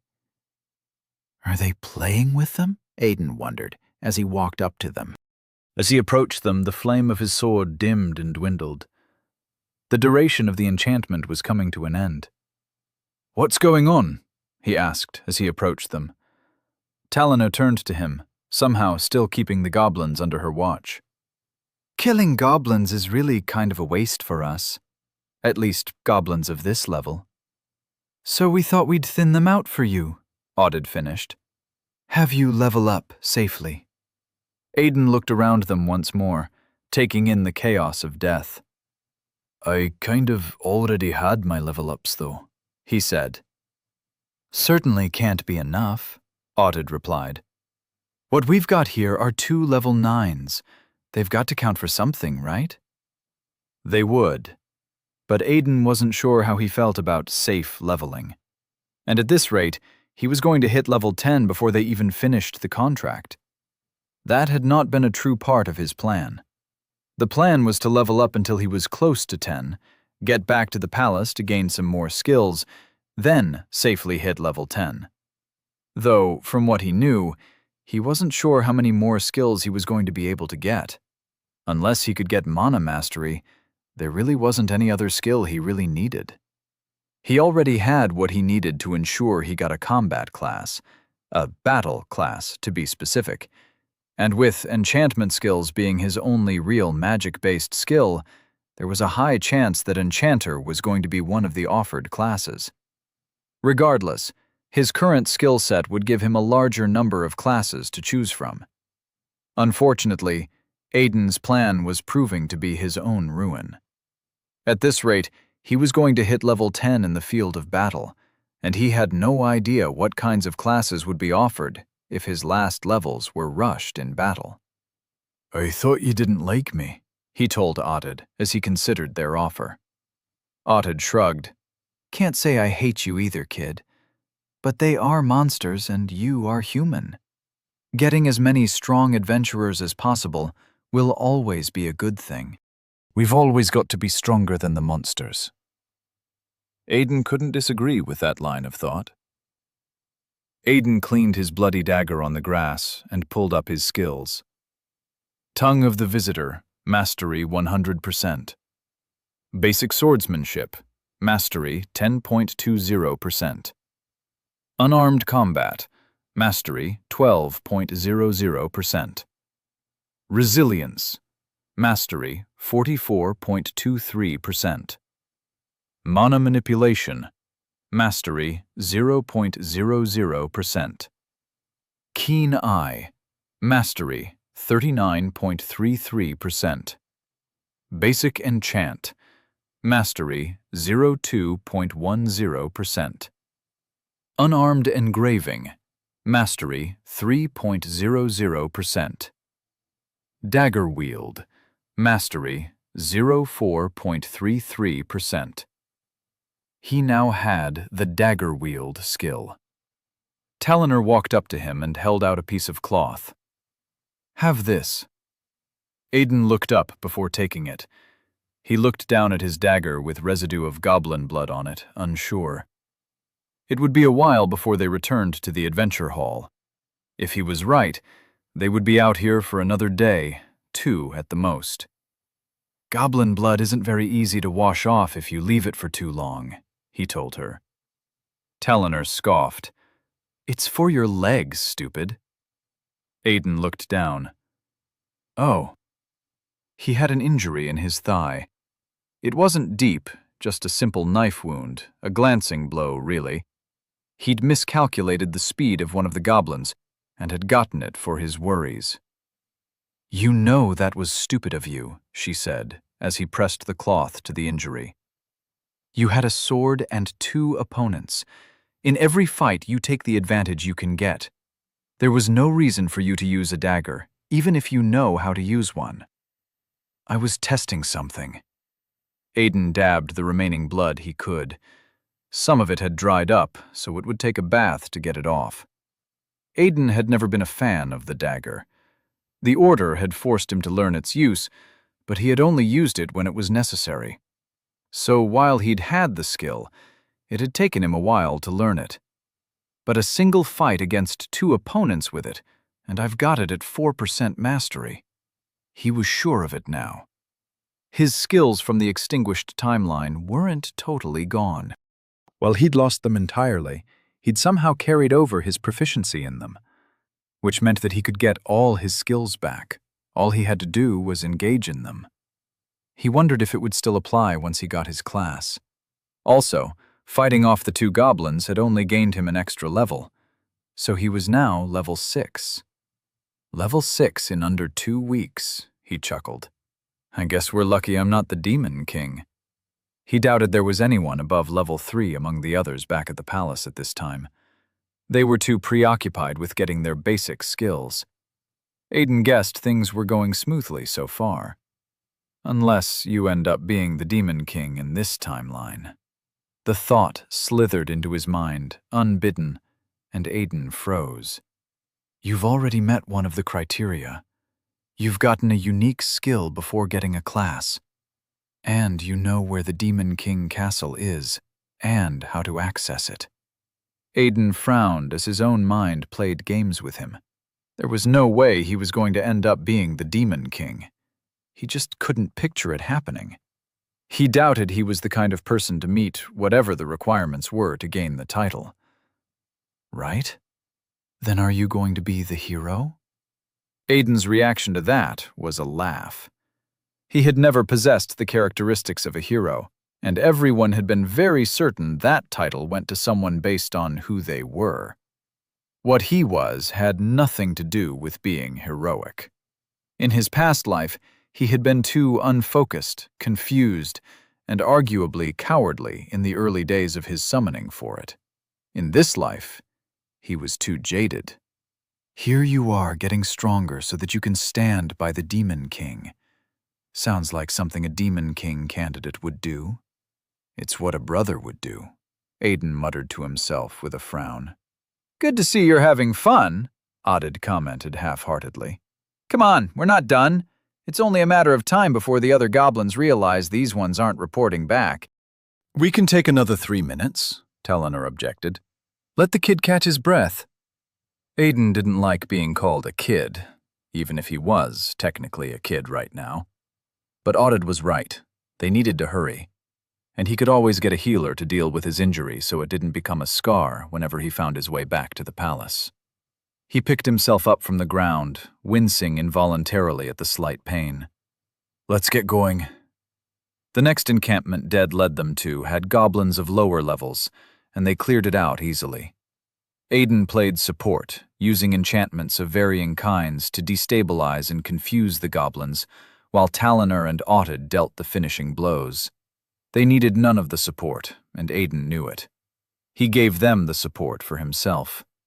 Enchantment magic was the only kind of magic he'd ever developed a proficiency for, and the classes a person was offered was based off their personal capabilities, their skills, and who they were as people. It was also based on what state they were in the moment of their offer. If he was offered a magical class, it was going to be Enchanter. He was sure of it. So he might as well ensure that the class skills that came with it, if it remained his best choice to pick, were at least battle-oriented. People offered classes in the heat of battle often had classes that leaned heavily towards battle and violence. Aiden didn't want Enchanter, but he also didn't want a pure martial art class or violence class like Butcher or some other strict violence class. So he practiced his enchantments where he could find them. They made their way through 2 more encampments in the same way. They rested after each fight, while Dead went in search of the next encampment and disappeared once the fighting began. In this way, they fought into the night, and their violence spilled into the sunshine of the next day. Just how many camps do these bastards have? Audid spat. He was growing irritable from the lack of civilization. At least, that was Teleanor's defense for his continued growing uncouth behavior. Teleanor gave him a worried look before coming over to Aiden. Despite the sun shining in the sky, the forest was cool, with a gentle breeze and the swaying branches of trees that had witnessed a lot of goblin deaths in one night. "And why the hell aren't you killing anything?" Audid snarled at Aiden. "That last goblin was getting away, and instead of killing it, you just chopped its leg off. What if it had escaped?" "It would have made no difference," Aiden answered, checking for leftover specks of blood on his dagger. "Whatever is leading these things already knows we're hunting it. If it's smart enough, it will be planning how to escape." Teleanor's eyelids narrowed at him. "You're not interested in leveling up, are you? That's why you've stopped killing them. You don't want to hit level 10 and get a class." Aiden said nothing. "You don't want a battle class, is that it?" she tried. "You don't want the violence, even though you're good at it?" Again, Aiden said nothing, and Teleanor seemed to give her opinion a second thought. "Why?" she pressed. "Everyone wants to level up, and battle classes are amazing. You could end up with a knight class. Or did your father tell you not to get a class? Is he trying to dictate that part of your life, too?" Again, Aiden said nothing, but his mind moved to thoughts of his father at her words. His parents had been strict, but not harsh. They liked things a certain type of way, and did their best to ensure they ended up that way. Let the children make mistakes so that they learn from them. It was his father's guide to raising them. Even when Ted had fallen off a tree as a child and broken his arm, their father had simply taken him to the hospital to get it fixed, and had done nothing when Ted had gone tree climbing again a few months after his arm had healed. It was definitely reckless. But their father had a very precise approach to life that had only been softened by their mother's presence. If it wasn't going to kill or maim his child, then his child was free to make the mistake and learn from it. All that mattered to him was that the mistake wasn't one that would affect the rest of their lives, or end it. They often wondered if he kept strictly to that rule because he only had sons. If they had a sister, would he have treated her the same way? Aidan felt a touch of longing for his parents in his heart, and smothered it almost immediately. He'd gone 11 years without them once before. He could go another 11. Still, he couldn't help but wonder how they were. How long would they mourn? Would they try for another child? His father was only in his late 40s, so they could still have another child if they wanted, right? When Aidan saw Dead coming back, strolling with the easy stiffness of a soldier, he was glad for the distraction. "What did we get?" Ottid asked a bit forcefully. "Please tell me it's the last group. If not, I'm going out on a limb and hunting these motherfuckers down myself." Dead looked from Ottid to Aidan in a request for permission, and Aidan nodded. "A bunch of goblins," Dead answered. "At the heart of the camp there are 2 hobgoblins and 1 shaman." Talina let out a low whistle. "That's a tussle and a half if I ever did hear one." Aidan agreed. 2 hobgoblins and a shaman was quite a lot. It meant there were at least 2 level 15s and 1 level 20. Aidan wasn't sure of what he wanted to do. He could call it a day here and head back to the palace where things were under his control. He only had a few more levels to go through before level 10, after all. But that would mean risking the chance that one of the hobgoblins or the shaman would escape. That was going to be a consequential problem to innocent people who would have the misfortune of ending up in their path. Turning back was not an option. It isn't even your world, he thought. But he was going to be stuck in it for a significant while. And he wasn't even sure if Ted would come across the same discovery that led him to finding a possible way home. If things happened differently here. No, they needed to deal with this and be done with it. The longer he stayed below level 10, the longer he remained weak. With the thoughts going through his mind, he cast aside the need to take his time. He knew how to get stronger, and for him, right now, faster was better. Ted had said there was a key with the giants in the Frost Mountain. He had also said the leader of the Order needed to know about it, so Aidan at least knew where to start on his journey back home. There were 3 Frost Mountains he knew of that were close enough to Bandiv he could get to first, and they required good levels to venture into. Aidan shook out his leg, tested the injured leg to see how far he could push it. The result was that he could push it far enough. 2 hobgoblins and 1 shaman, he said, turning to Ottid and Talina. I'll deal with the goblins. Can you guys handle the hobgoblins and shaman? Ottid scratched his jaw. It's a stretch, but we can. Give me that expensive burning sword and I'm sure I can push it far with the help of the enchantment. Ottid, Talina chided him. You can't take the boy's enchanted sword. Aidan thought otherwise. I ain't got any problem with that, but it's only got 1 more enchantment on it, and it's customized to my mana signature, so it'll just be a simple sword for you. I could still have it customized for you when this is all done, though. Lord Lockhart, Dead said in a hurry. You cannot. Today you answer to me, Aidan cut him short, checking the enchantments he had left in his soldier's belt. I will hear nothing about safety or madness. We're killing these things before they try to escape and endanger others. Got it? Dead slipped into silence, but nodded. He suddenly had no arguments to offer. The quick acceptance was odd, and Aidan realized the soldier had always been that way. What if it's also the reason he'd done something as stupid as lead us to the goblins that night? It was worthy of thought, but Aidan cast it aside for now. All right then, Aidan said, then slid his dagger into its sheath. Let's go get this goblin mess over with. Chapter 14. Job's Not Done. The crescent moon smiled down on Aiden, a false friend to bring him light. The smile was as metaphoric as it was literal, since the moon's crescent curved downwards from left to right. Aiden stood with sword in hand, drawn and waiting. In front of him, a congregation of goblins stood staring at him, with a mix of confusion and anger. While he had been the one to create the current plan he was working under, Aiden found himself hating the plan the more goblins he saw. Dead had led them to a clearing filled with campfires, and a single tent settled in at the center, surrounded by goblins. Dead had said there were only a handful of goblins over level 10, and while Aiden believed him, he still thought it was a difficult position to be in, not knowing what goblin was what level. It inevitably meant he would have to pull out all the stops for all the goblins. Is there any other way? The order taught that every fight was to be handled as if it was fought with the fate of the world on the line. And if you couldn't bring yourself to care for the world, then fight it as if every blow dealt would grant you your heart's desire. The leader of the order wasn't much of a motivational speaker, but he'd built a terrifying enterprise, so he deserved some accolades for that.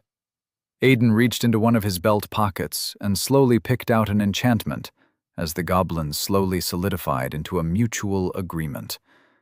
They were done being confused and were ready to be rid of him.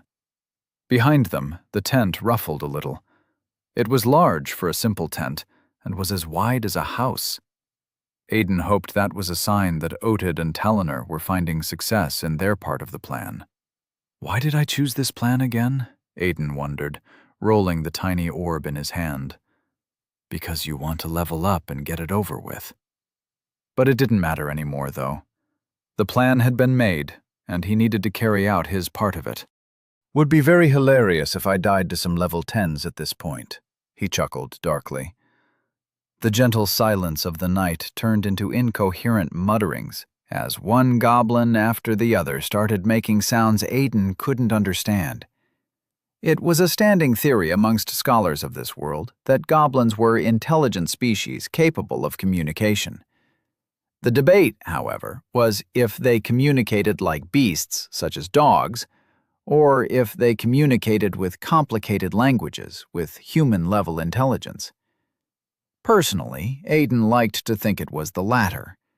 It was difficult to believe monsters as cruel as goblins couldn't communicate like humans. It took a certain level of intelligence to be cruel. "All right then," he announced, and tapped the end of his sword against a piece of rock when he couldn't see any other goblin loitering about. "Let's get on with it then." The first goblin to charge at him did so, leading a pack of 4 others. It held a massive branch in its hand that it swung like a club when it leaped to reach his head. The other 3 had weapons of their own, but with the club goblin in charge, Aiden paid them the littlest attention.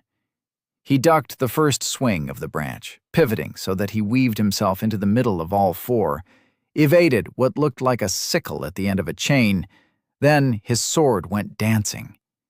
There wasn't much in the way of challenge.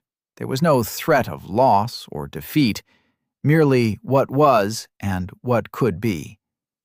Aiden's sword came to an abrupt stop to the ovation of 4 notifications. "Congratulations! You have slain Goblin Level 4. Congratulations! You have slain Goblin Level 6. Congratulations! You have slain Goblin Level 4. Congratulations! You have slain Goblin Level 5. Aiden stared at the tip of his broadsword. It did not tremble. It did not shake. It was as straight as anything could be, and as still as the moon in the sky. Skill beats level almost every time. It was a shaky truth that his mind refused to allow him accept, as it brought up his only real encounter with the king's sage. How powerless he had been while his brother fought to save his life. That was power. That was a level simple skill did not beat. Aiden swung his sword in an arc, ridding it of goblin blood. His job tonight was to buy time for the others to deal with the main problem, or clear the entire place of low-level goblins so that there would be no interference with what the others were doing. "All right then," he declared, sword held out to his side. "Come on, we don't have all night." The entire front line of goblins inched forward, and Aiden winced. He counted 8 of them, easy. 8, he muttered to himself, worried, hopping on the balls of his feet to get the adrenaline going. "I can do 8. Right?" As if sensing his indecision, they rushed him. This wasn't a controlled area. If he made enough mistakes, he could die. Death was not an option, so going all out was the only reasonable response to his situation. He reached into his pocket and pulled out another enchanted item. He rolled it along with the orb in his hand once, channeling mana into the both of them, the way in wood. When he was done tracing the runes and sigils in them with mana, he let the first orb fall from his hand. He'd picked both orbs for this specific purpose. They were an enchanter's go-to when fighting a group at close range, and he had 2 of them. At his level, their effects would be near insignificant, but he didn't need them to be significant. He was fighting against monsters that were arguably also at his level. The first orb hit the ground and exploded in a translucent orb with red streaks running along its surface like veins. It swallowed them whole. You have activated Effect. 3% decrease is movement speed. Duration: 0 hours, 0 minutes, 12 seconds. Radius: 0.0008 kilometers. Aiden felt the effect of the enchantment the moment it activated. His muscles grew tense. The air was heavier. Everything felt as if he was moving through mud, and everything within the radius of the enchantment would suffer the same effect. He squeezed the second orb, even though he didn't need to as it came to life, igniting the mana inside him. You have activated Orb of Lesser Speed. Effect: 3% increase in movement speed. Duration: 0 hours, 0 minutes, 12 seconds. He stepped forward and swung a horizontal slash with both hands. You have activated Basic Swordsmanship. A gray line trailed behind Aiden's blade as it cleaved through the air. He felt the resistance of blade cutting through skin and bones, but didn't stop there. 12 seconds was a lot of time in a fight, but it was also, ultimately, not a lot of time. Enchantments that slowed movement speed weren't as popular as enchantments that increased them, so the palace had only been able to get him 2 of them.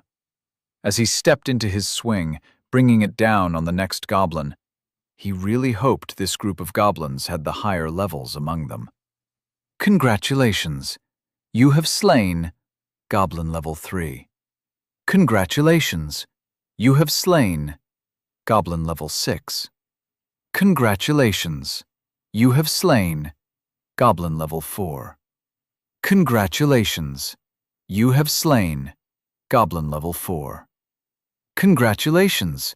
You have leveled up. Level 6 to 7.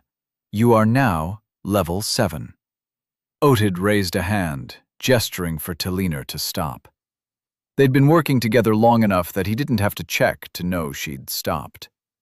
There was something confusing about this part of the tent.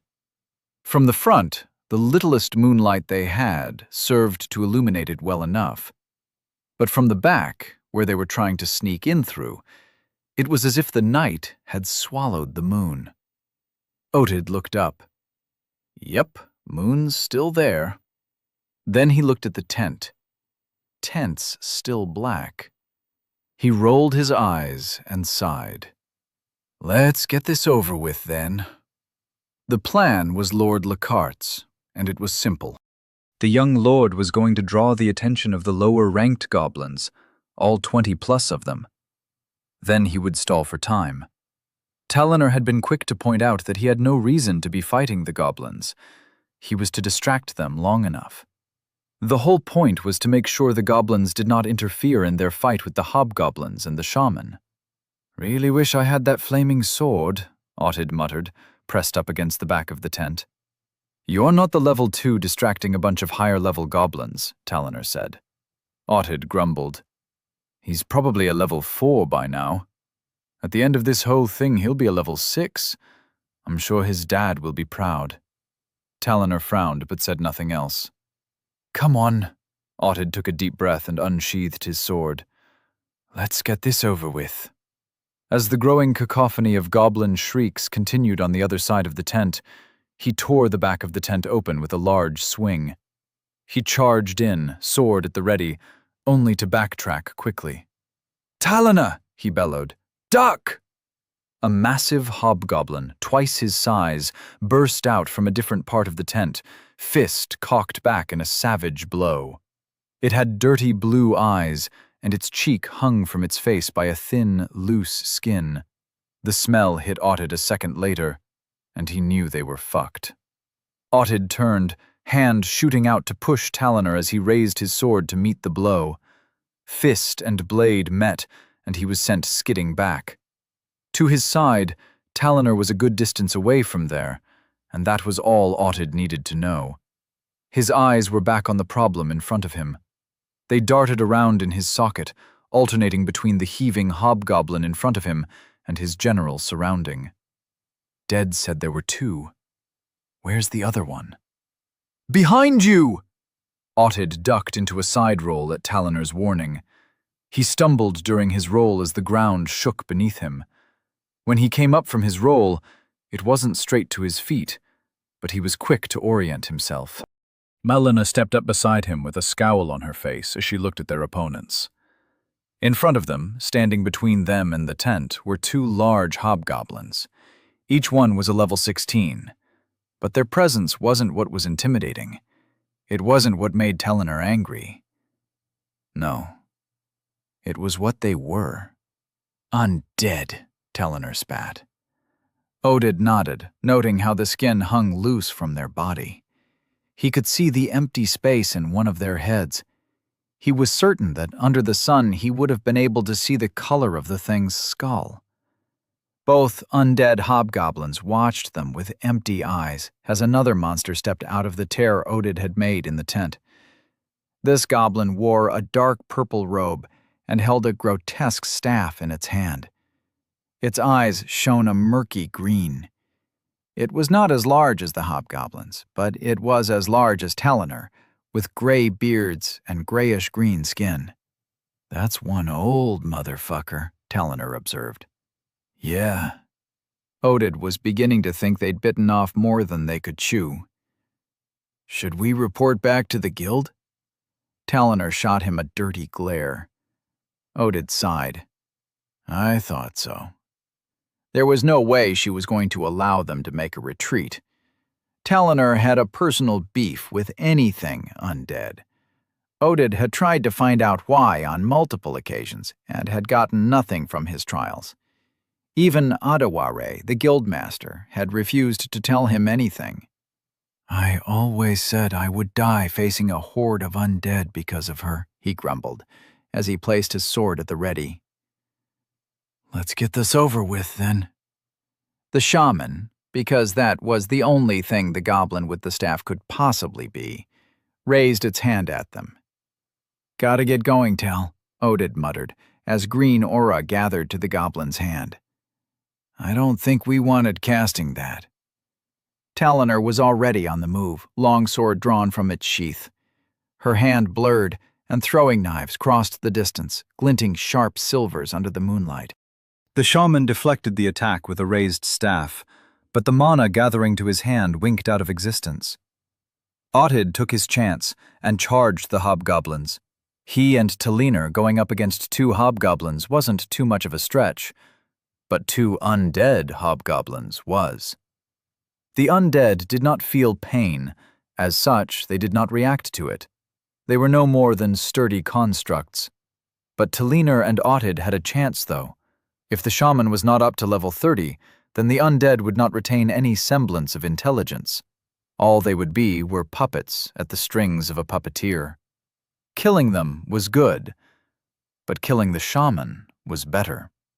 Audid swung his sword, was parried by the hobgoblin of his choice, and spun into a leg slash. His blade cut a gash in the hobgoblin, and it brought a hand down on him. Audid, learning from his brief encounter with Lord Lockhart, released his sword to weave around the monster. He wrapped his arms around the creature, barely encircling it, lifted it off the ground, and threw it.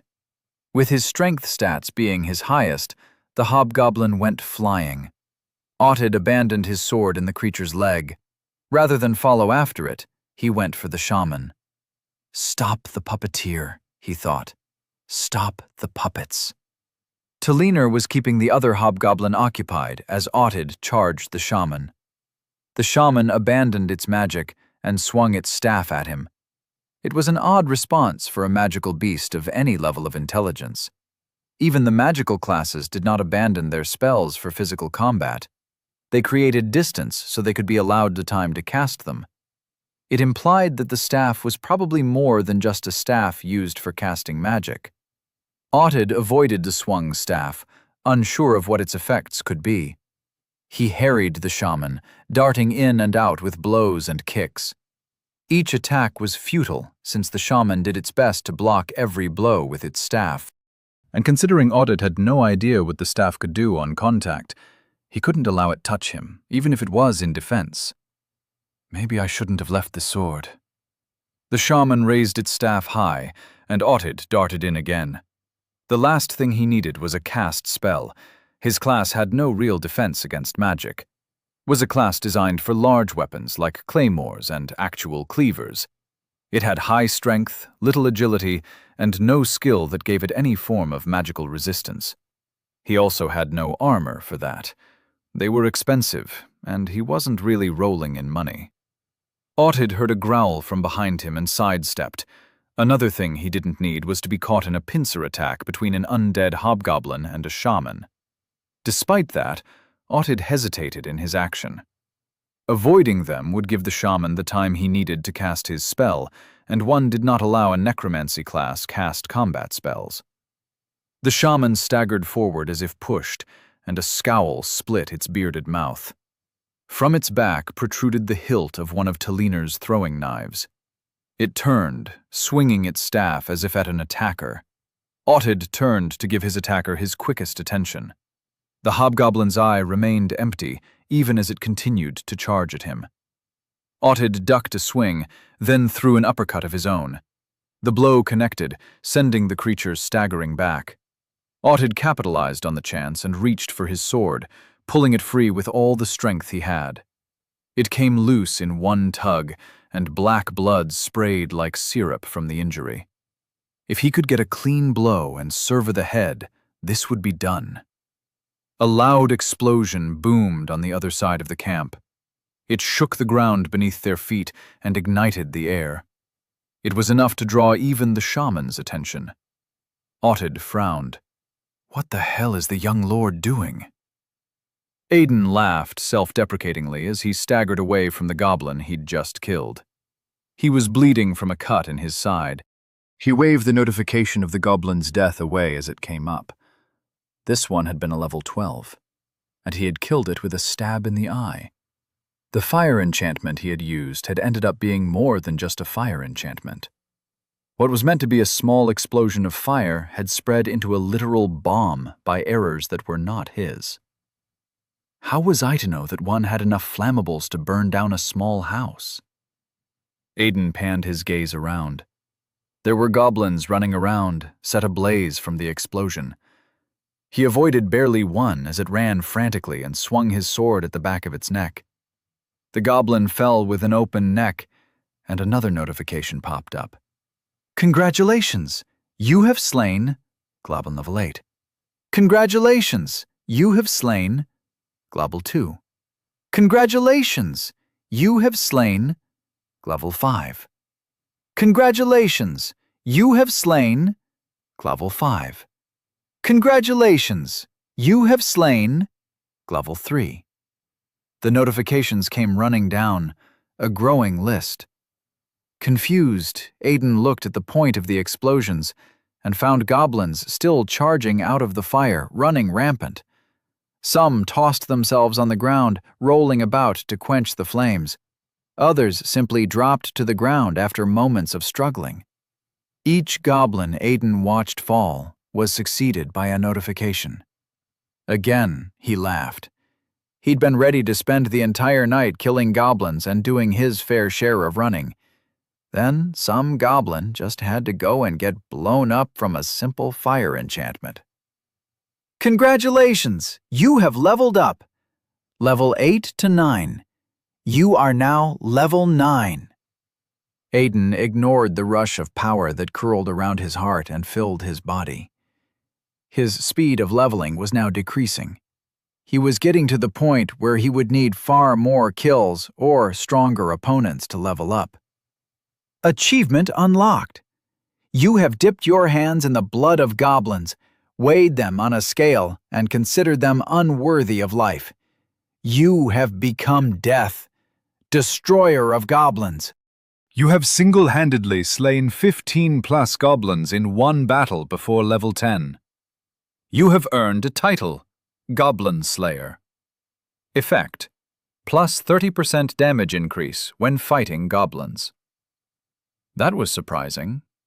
Aiden looked at the chaos around him, counting the number of corpses. There were more than 15. Most of them were victims of the fire. It did say 15+, he thought. Aiden turned to the chaos where he was certain Otid and Talonor had to be fighting. He checked his pockets, counted his enchantments. He had used up all his speed reduction enchantments, so he wouldn't be getting any help there. He took a step in their direction and grimaced in pain. The cut in his side, given graciously to him by a goblin with a massive cleaver, was the deepest injury he had. But it was not the only one. Cuts riddled Aiden's body, evident through the tears in his clothes, but most of them weren't deep enough to be fatal. He'd lost one of his belts, its strap cut by one weapon or the other. Aiden had no idea if he had used up all the enchantments it had before he'd lost it. I need to catch my breath, he thought, but didn't rest. Goblins burning around him didn't mean the fight was over. He could easily just be stabbed in the back by a dying goblin. He had also used up the few potions he'd had, 2 to be precise, so there was going to be no healing to be done. It had been a question between more enchantments or more potions, and he didn't have an infinite storage. So enchantments it had been. It had just been to clear out goblins, after all, and you ended up facing a small army. Unfortunately, or perhaps it was fortunate for him, most of them had been low levels, 3s and 6s mostly. But their numbers had overwhelmed him from time to time and left him in a mess. Aiden pushed himself forward, steps sluggish. He wasn't about to go fight a shaman or a hobgoblin in his current position, but he was willing to render any help he could.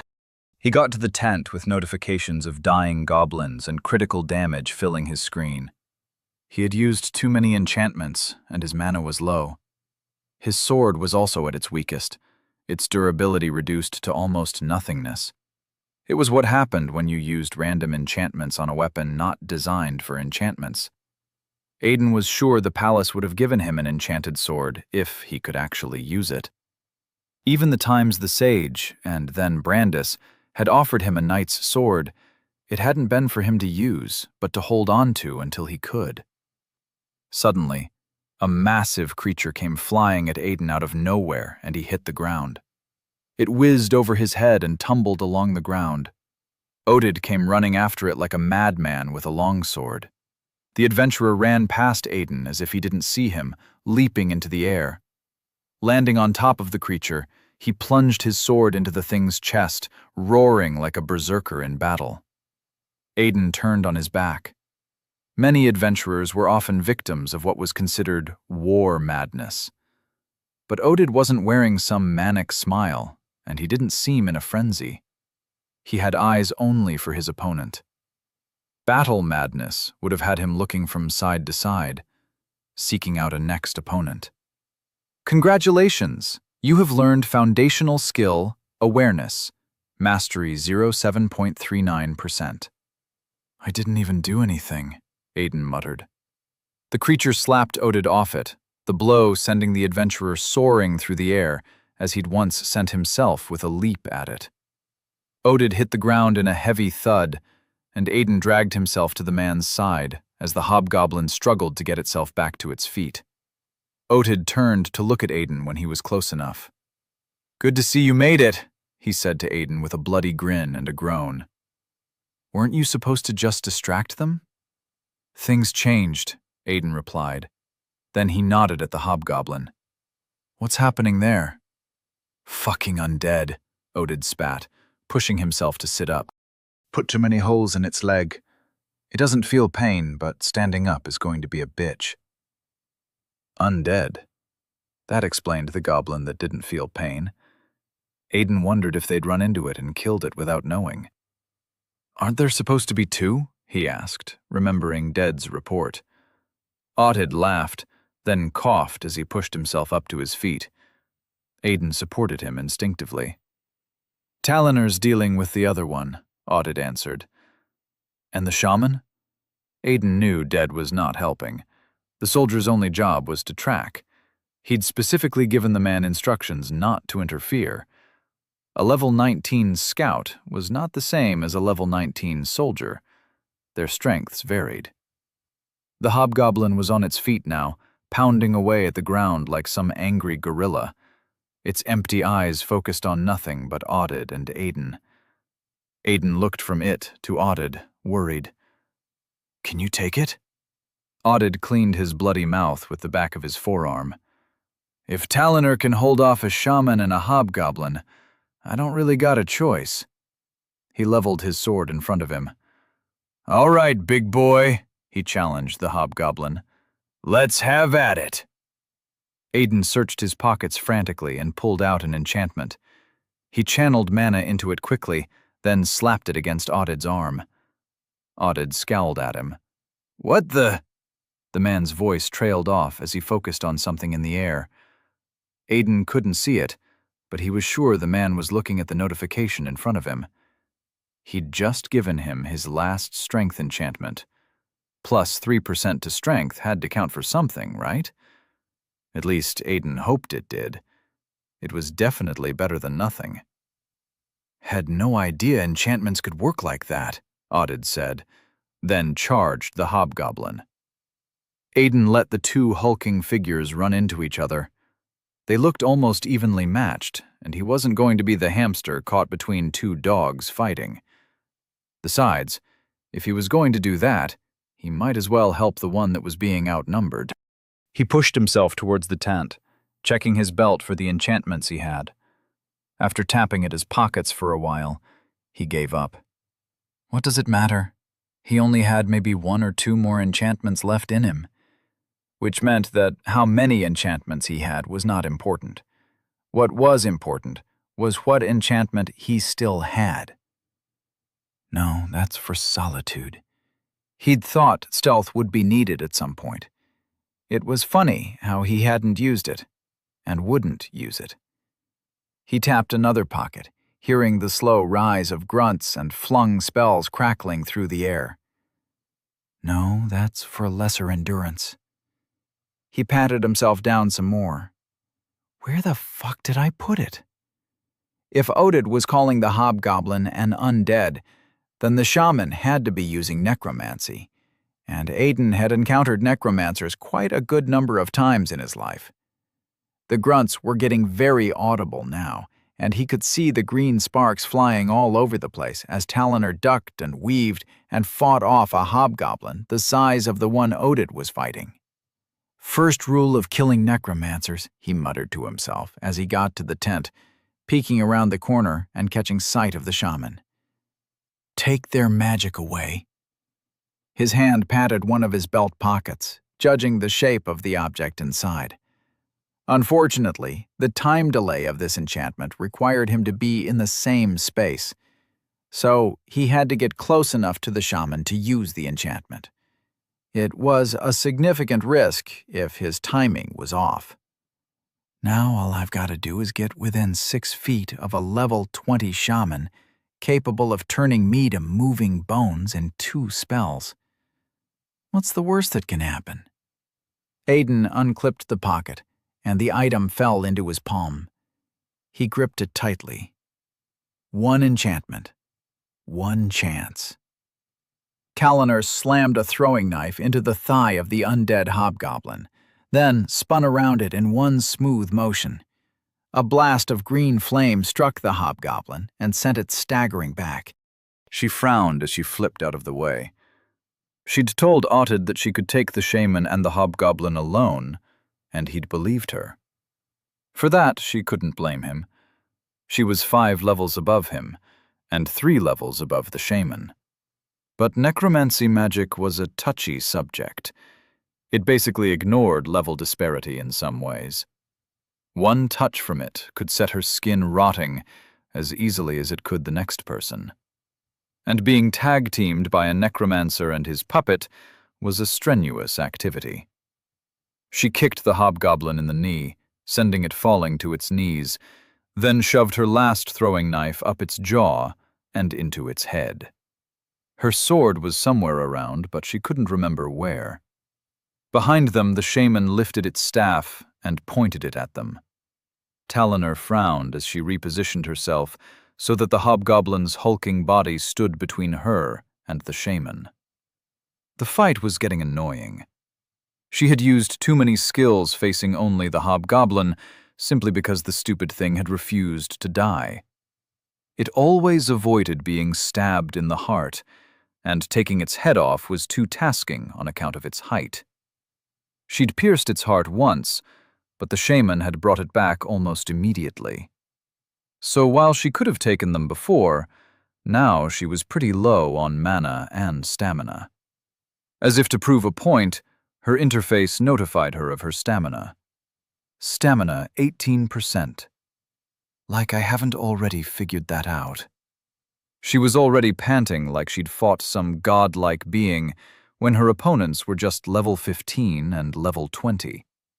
Adewale would have to pay extra for this specific contract quest, because this had not been a part of the risks she had been informed of when he'd asked her to partner with Ottid, for Ottid's own good, a few months ago. She shoved her knife deeper up the hobgoblin's jaw, hoping to tickle its brain, and maybe get a little reprieve from this madness when the shaman gave up on caution and accuracy and just blasted away with its staff. Valina heard the crackle of the shaman's green flame as it shot through the air before exploding against the back of the hobgoblin. Heat traveled up her arms, threatened to consume her. Even as she reacted, releasing the knife in panic, the force of the blast threw her and the creature. The shaman shrieked something she could only interpret as annoyance as she hit the ground. "Fight!" she willed herself. "Get up and fight! The job's not done!" She was still struggling to get to her feet, with no idea where any of her weapons were, when she saw it. It looked like the impossible. It was pure madness, if anyone asked her. But it was unmistakable.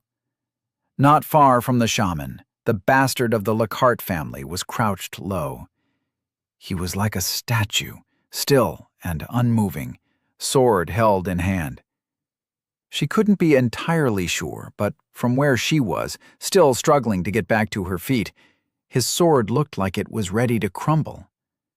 But the boy looked nothing like his sword. Even with his tattered clothes, cut and torn up, he looked like he had a plan. He also looked like the problem he was having was how to execute the plan. From where he was, Aiden wouldn't be able to get to the shaman in time. And if the shaman caught sight of him, he would die. The last thing Taliner wanted was the death of some lord's bastard on her conscience. So she pushed herself all the way to her feet, ignored the hobgoblin lying helpless on the ground as the shaman leveled his staff at her from across the distance once more, and hoped she still had enough stamina and mana for one more skill. She sucked in a deep breath and roared like the maddened. You have activated skill Taunt.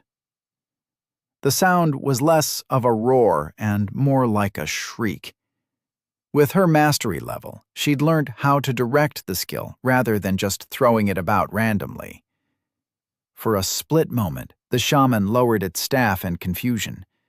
Then, confusion twisted its face into anger. Teleanor saw the rage in its green eyes and smirked. What are the chances I'm going to die here?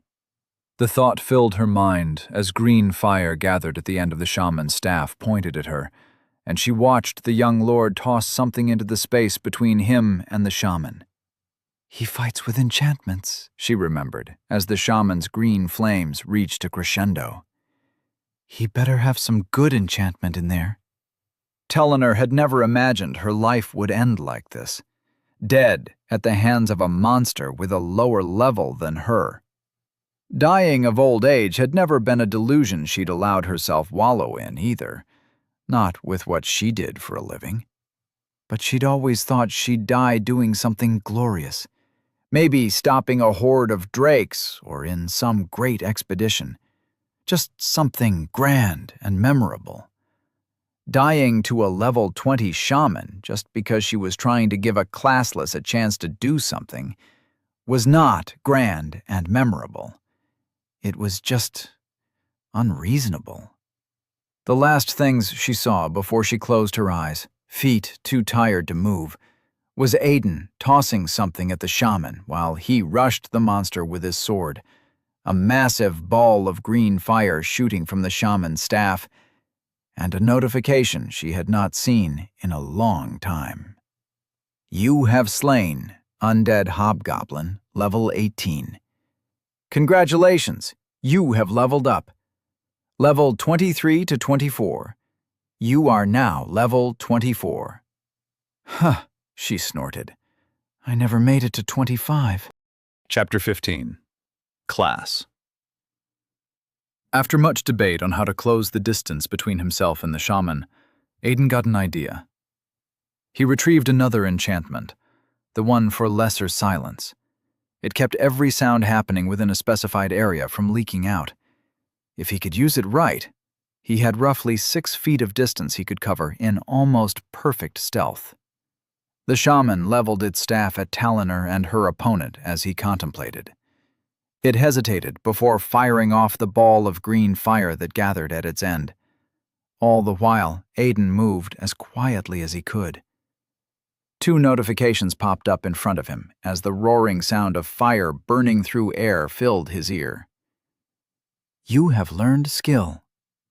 Light steps, mastery, 0, 4.19%. You have learned skill.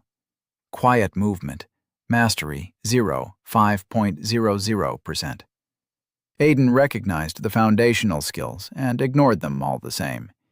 He activated Orb of Lesser Silence and tossed it into the space between him and the shaman. It hit the ground and activated at the same time the shaman's blast slammed into Teleanor and the hobgoblin. Aiden winced as the blast sent Teleanor flying, knowing it had to hurt, even though the hobgoblin had taken most of the blast. You have activated Orb of Lesser Silence. Effect: all sound made will be partially nullified within the specified vicinity. Duration: 0 hours, 0 minutes, 19 seconds. Radius: 0.0014 kilometers. Aiden watched the distortion spread out from the orb's point of impact and darted into it immediately, rushing across the 6 feet. The moment he got to the edge of it, he stopped. His mind froze at his stupidity as the shaman leveled its staff at Teleanor once more. Now, Aiden was in plain sight.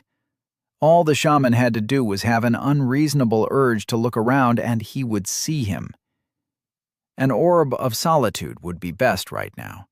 Conceal him, even if a little, from external attention. But he was completely certain that he only had 1 more enchantment left in him. Any more, and his mana would give out on him. Then the worst happened. The shaman turned. Aiden was already preparing his retreat when an ear-piercing shriek filled the air. It was strong, the scream of a defiant challenger that refused to be ignored. The shaman lowered its staff, startled. Then its focus sharpened on Talonor. It was as if nothing else mattered. Aiden had seen the effect more than once on the battlefield. It was a powerful skill given only to battle-oriented classes. He had been a victim of its effect on more than one occasion, and could say for a fact that it was not a nice feeling at all. But it was an amazing use of the skill in the current moment. The shaman charged up a new ball of fire with its staff, and Aiden ran at him with everything he had. His last enchantment gripped tightly in his hand. He hoped he would not need any more than it. He judged the situation as he charged, as the shaman's flames grew too large to be reasonable. If his attack did nothing, he really hoped that Dead was not as obedient a soldier as he had displayed himself to be thus far. Aiden had instructed the scout not to interfere in the battle, and the man had followed the instruction to the letter thus far. Aiden hadn't even sensed the tiniest touch of the man's presence. In fact, he almost believed that Dead was nowhere near the battlefield. But if his last blow did nothing, Audid would be too far to save him, and Talonor would be too weak to do anything. Aiden tossed his last enchantment at the shaman, a small orb that exploded in a translucent sphere encased in red and green and blue veins running along its surface. Caught within the reach of the enchantment's effect, the shaman's green flames guttered out. You have activated effect. 8% disruption of ambient mana. Duration, 0 hours, 0 minutes, 8 seconds. Radius, 0.0005 kilometers. 8 seconds was not enough time to think of anything else as Aiden threw himself at the shaman, sword poised to take the goblin in the heart through the back. The shaman turned as its flames guttered out, one hand braced against its head in pained confusion. It wore a thick gray beard, and Aiden watched a snarl cross its lips when it saw him. It leveled its staff at him, shaken from the effects of Talonors, and Aiden was happy. There was no low-level class that experienced the effects of lesser madness and adapted immediately. It didn't matter the class, they always faltered. And in the chaotic state of the ambient mana, the shaman's spell faltered once more. Green flames gathered at the edge of the staff and simply vanished. Aiden crossed the distance, knowing victory was his. His sword pierced the goblin's skin, went through the ribs, and dug a precise hole in its heart. Thrown by his own momentum, Aiden rammed into the monster, tackling it to the ground as his sword pierced all the way to the hilt. The shaman fell with a heavy thud, and Aiden fell with it, his fall cushioned by the monster he'd slain. You have dealt a critical blow. You have dealt a fatal blow. Congratulations! You have slain Shaman Goblin, level 20. Congratulations! You have leveled up. Congratulations! You have leveled up. Congratulations! You have leveled up. Congratulations! You have leveled up. Level 10 detected. Advanced growth restricted until level 10 requirements have been met. You are now level 10. Dear prisoner number 2345023855739, your dedication to your very craft and your will to grow your abilities to the point of greatness, seeking to reach beyond your human limits, has graced you with a reward. You are much unlike the others. You are a great being, one who does the simplest of things in the most extraordinary of ways. You are a prisoner of the multiverse, claimed for the crime of breaking existential laws, undeserving of a reward for time served favorably. Please claim your reward. Class options are now available for selection. Prisoner number 2345023855739. Would you like to select a class? Aiden was too tired for anything, too weak to even be worried at the contradictions in the notification itself.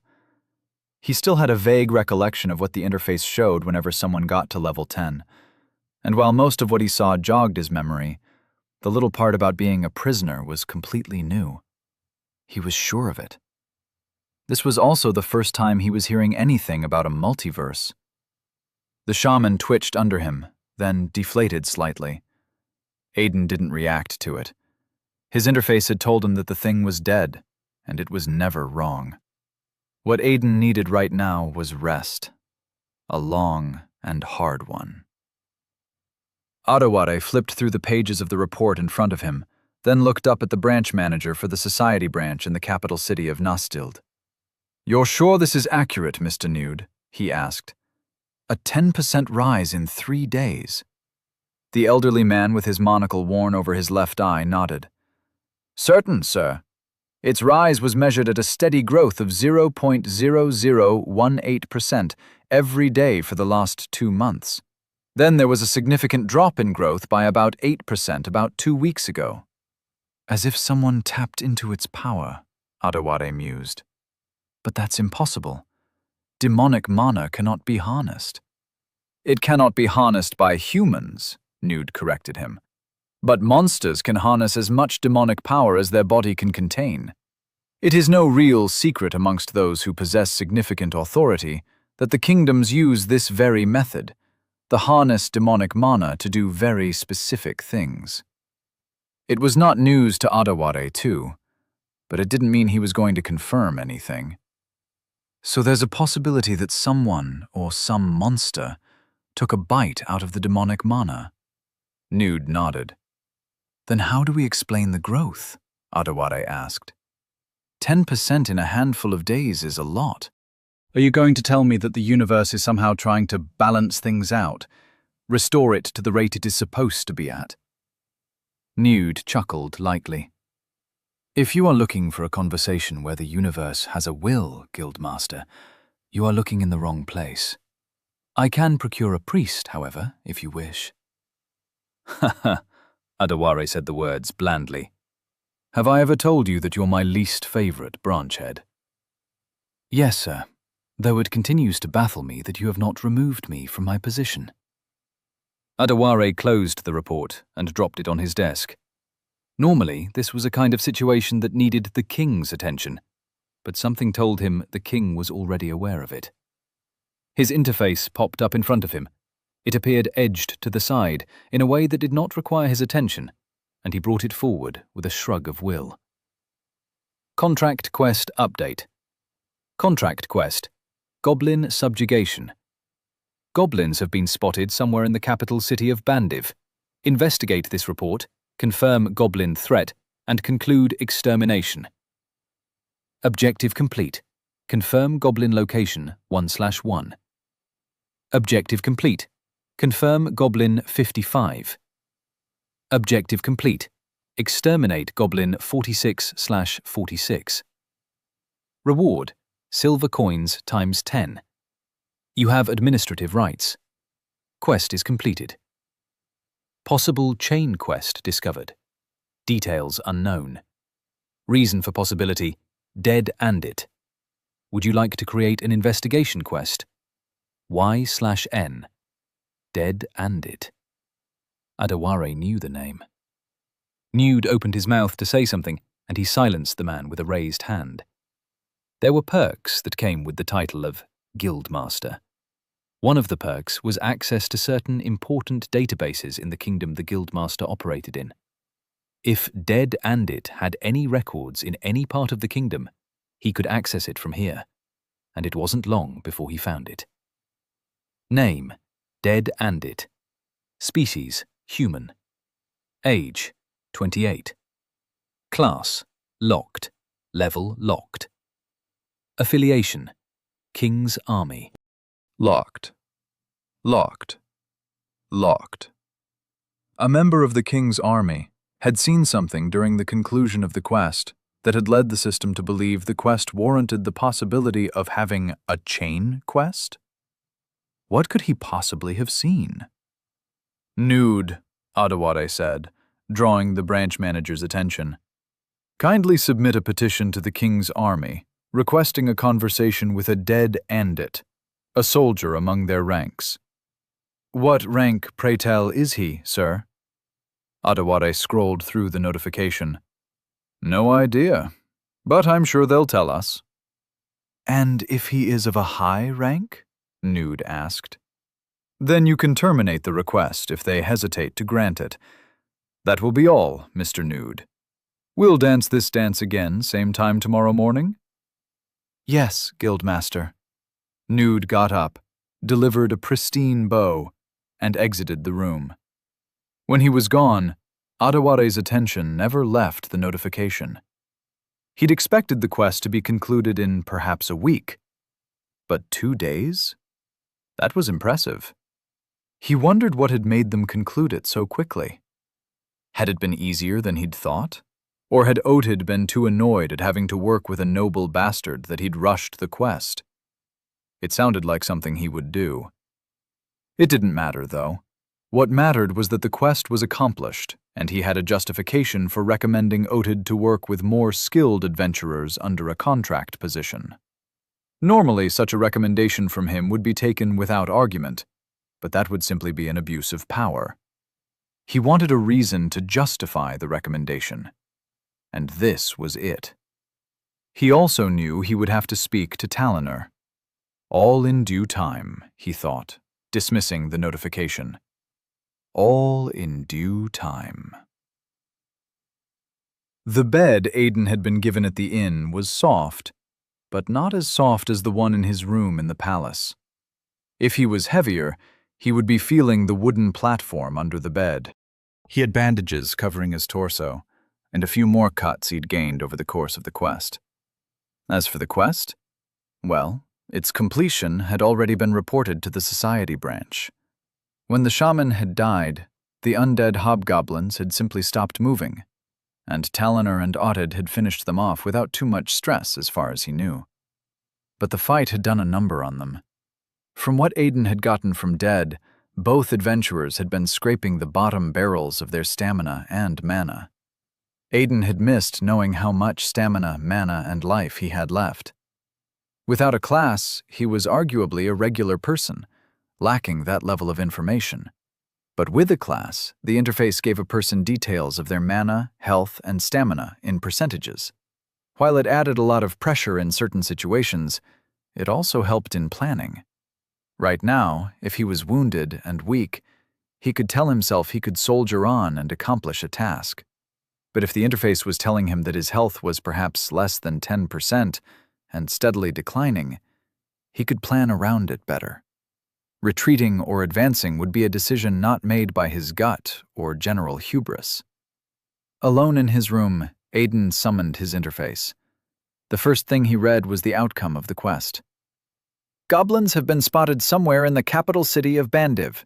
Investigate this report, confirm goblin threat, and conclude extermination. Objective complete.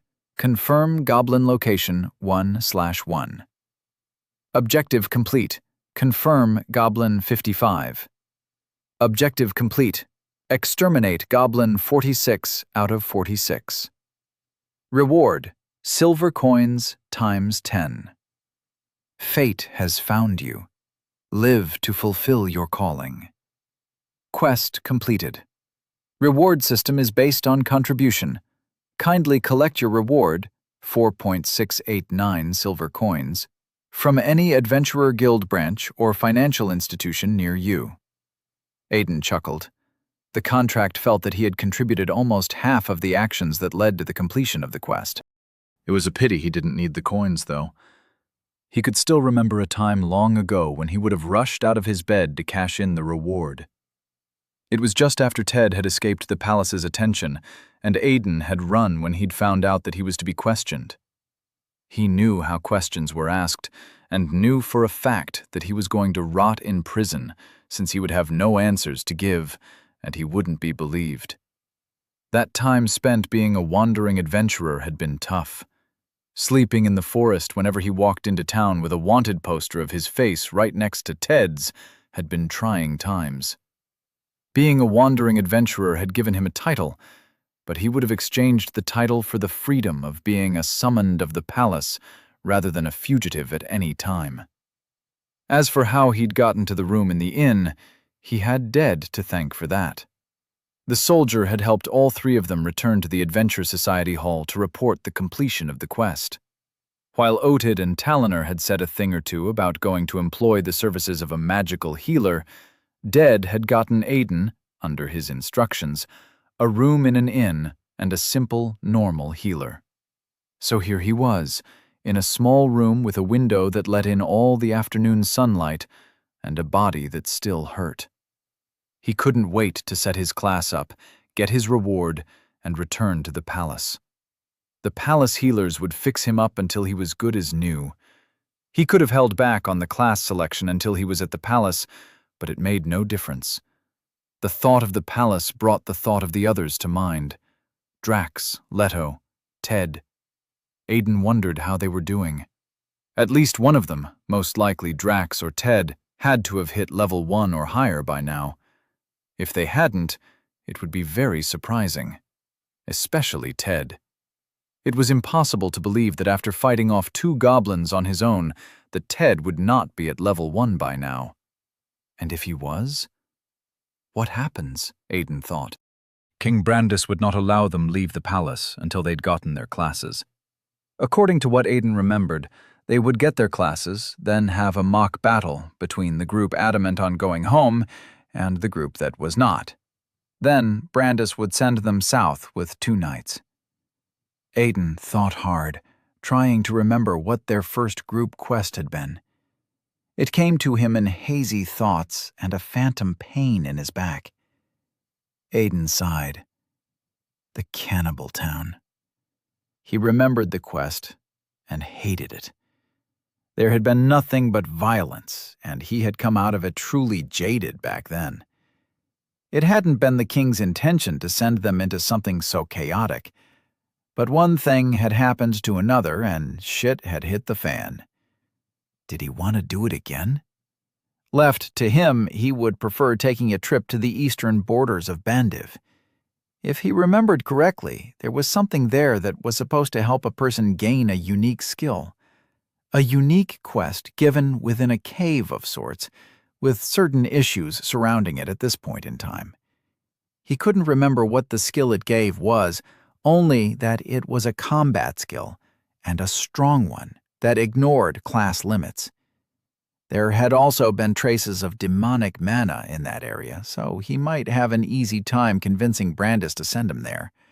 Maybe he could take some of the others as well. Aiden shook his head the moment the thought came to him. It was a unique quest he knew nothing about. He didn't want his confidence in his own strength to turn out to be hubris, only to endanger someone else. He remembered how King Brandis had raised them to be strong. Their quests and actions had been guided and protected until they were strong enough to guide and protect themselves. At a certain level, Brandis had started allowing them to take their own quests and travel out to gain their own experiences. But it had been on the promise that they would return and make their reports to him when they were done. Now that Aiden thought about it, Brandis had made himself something of a commander to them. But that wasn't the path Aiden wanted to walk in this timeline. He needed strength, and he needed it fast. For that, he needed to go to dangerous places. He needed a team, too, and none of the people summoned with him could be that team. Their weakness was not the reason he would not take them. Even if, by some stroke of luck, he returned to the palace right now and found that they were all the same level with him, he wouldn't take them. The places he was going to required not only level, but skill and experience, both of which the others were still trying to gain. Aiden dismissed the quest notification and called up the notification of his class selection. Level 10 detected. Advanced growth restricted until level 10 requirements have been met. You are now level 10. Dear prisoner number 2345023857739, your dedication to your very craft and your will to grow your abilities to the point of greatness, seeking to reach beyond your human limits, has graced you with a reward. You are much unlike the others. You are a great being, one who does the simplest of things in the most extraordinary of ways. You are a prisoner of the multiverse, claimed for the crime of breaking existential laws, undeserving of a reward for time served favorably. Please claim your reward. Class options are now available for selection. Prisoner number 2345023857739. Would you like to select a class? Yai/N. What the hell is with this prisoner number, he thought, not for the first time. It was like the system decided to forget his name on certain occasions, and it had all started since his regression. At least I know whose prisoner I am. But that still didn't help. What did it mean to be the prisoner of the multiverse? And what the hell were existential laws? It felt like living in Japan just to be informed that you'd broken some Nigerian laws while in Japan and were now a prisoner of Nigeria. It didn't make any sense. First admins, then prisoner, now multiverse. And I haven't even left the capital city. Every day his interface was giving him more questions than answers. At this point, he really needed to know who the system administrators were. Could be the gods everyone keeps talking about, Aiden thought, moving through his interface. Ted did say they existed, so he must have found something to prove their existence. Would you like to select a class? Y/N. Aiden agreed with a thought. Prisoner number 2345023857739. By the display of your craft, you have shown a potential for a selection of classes. Kindly choose one which you are most comfortable with. Please note that any decision taken cannot be returned, and class change can only be undergone during class upgrades. Kindly choose from the below selection. Enchanter. You have learnt the art of writing and engraving in the language of this world. You know the words that make you more than what you are. Enchanted Paladin. You have graced the battlefield with the arcane and the natural. Your enemies will fall to steel and enchanted magic. Battle Enchanter. You have learnt the art of writing and engraving in the language of this world. You know the words that make you more than what you are on the battlefield. Blood will flow where your enchantments rise. Multiverse Prisoner. By your crimes against the laws of the multiverse, you have become a prisoner to it. However, you have understood what it means to be a subject of the multiverse and wish to willingly submit to its authority. Spatial affinity is merely one of many boons granted. You have a strong desire to lead others, show them the path they desire to becoming who they are meant to be. You know what they can become and wish to lead them to it. You are well-rounded on the battlefield. You fight with sword and magic. You have an array of skills not confined to a single class. You have an affinity for time magic, and you wish to begin on a path that will lead you to possessing the world of chronology in your hands. Due to your past experience, you have been granted access to the gods. Most may not choose you, but certainly one has shown interest in making you their apostle. For no being is offered this class without believing. Aiden saw the first class offered and couldn't help but smile. However, the smile died as he went through the classes. The multiverse kept popping up again and again in this life. But if he was really under their command, why was he being offered a class that would lead to conflicts with them? Though it didn't make sense, He understood why he had a potential for. It seemed he still somehow possessed a residue of whatever magic had sent him back in time. Maybe it's using that as a basis. In his past life, Aiden might have picked it, but he knew how time classes worked now, and they weren't as high class as they seemed. They were mostly used for investigative purposes, even if they were sometimes combat-oriented. From the little he knew, they weren't very diverse. Their skills mainly consisted of viewing events that had already happened, or slowing down time within a certain area. Also, he knew a time class user or two from his time in the Order, and their class skills were rarely used in fights. If time classes were designed to become extremely powerful, that would be in the later classes, maybe the hundreds and above. Aiden couldn't really say. Regardless, he took his attention from it and moved on. He wasn't in a hurry to worsen his position with a possible organization that was strong enough to declare him a prisoner through the system, without his consent, just for a class he wasn't sure he could wield well enough to make him as powerful as he wanted to be. Was confusing. How had he recognized the power of the multiverse if he had no idea what it truly was? All he knew about the word itself was that it was a conglomeration of different worlds and universes, and that information was gotten from books back home, stories people enjoyed reading. Will it somehow make me walk through worlds? If yes, then that would be the answer to all his questions. His dreams of going home would be possible. Even if it didn't help him get home immediately, he had a feeling it would put him on the direct path to that goal. But that would also be him accepting this prisoner thing going on in his life. Was being a prisoner to what could possibly be some council of worlds really be worth a possible chance to go home?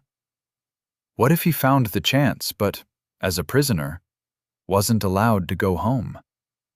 He removed his attention from it almost immediately. He wasn't going to willingly be anyone's prisoner. Besides, if Ted had found a way once before, then it meant it was possible. They only had to find it again. Aiden definitely wasn't choosing guide. He knew about the class. It was a non-magical class that carried the skill of Pathfinder, which was technically some kind of advanced mapping skill, and some other skill that helped get more rewards out of quests and boost specific skills of an ally. That was not him. Prophet was a scary class. The system was quite literally admitting to him that the gods were real, even though this world treated them the same way religions treated gods back on Earth.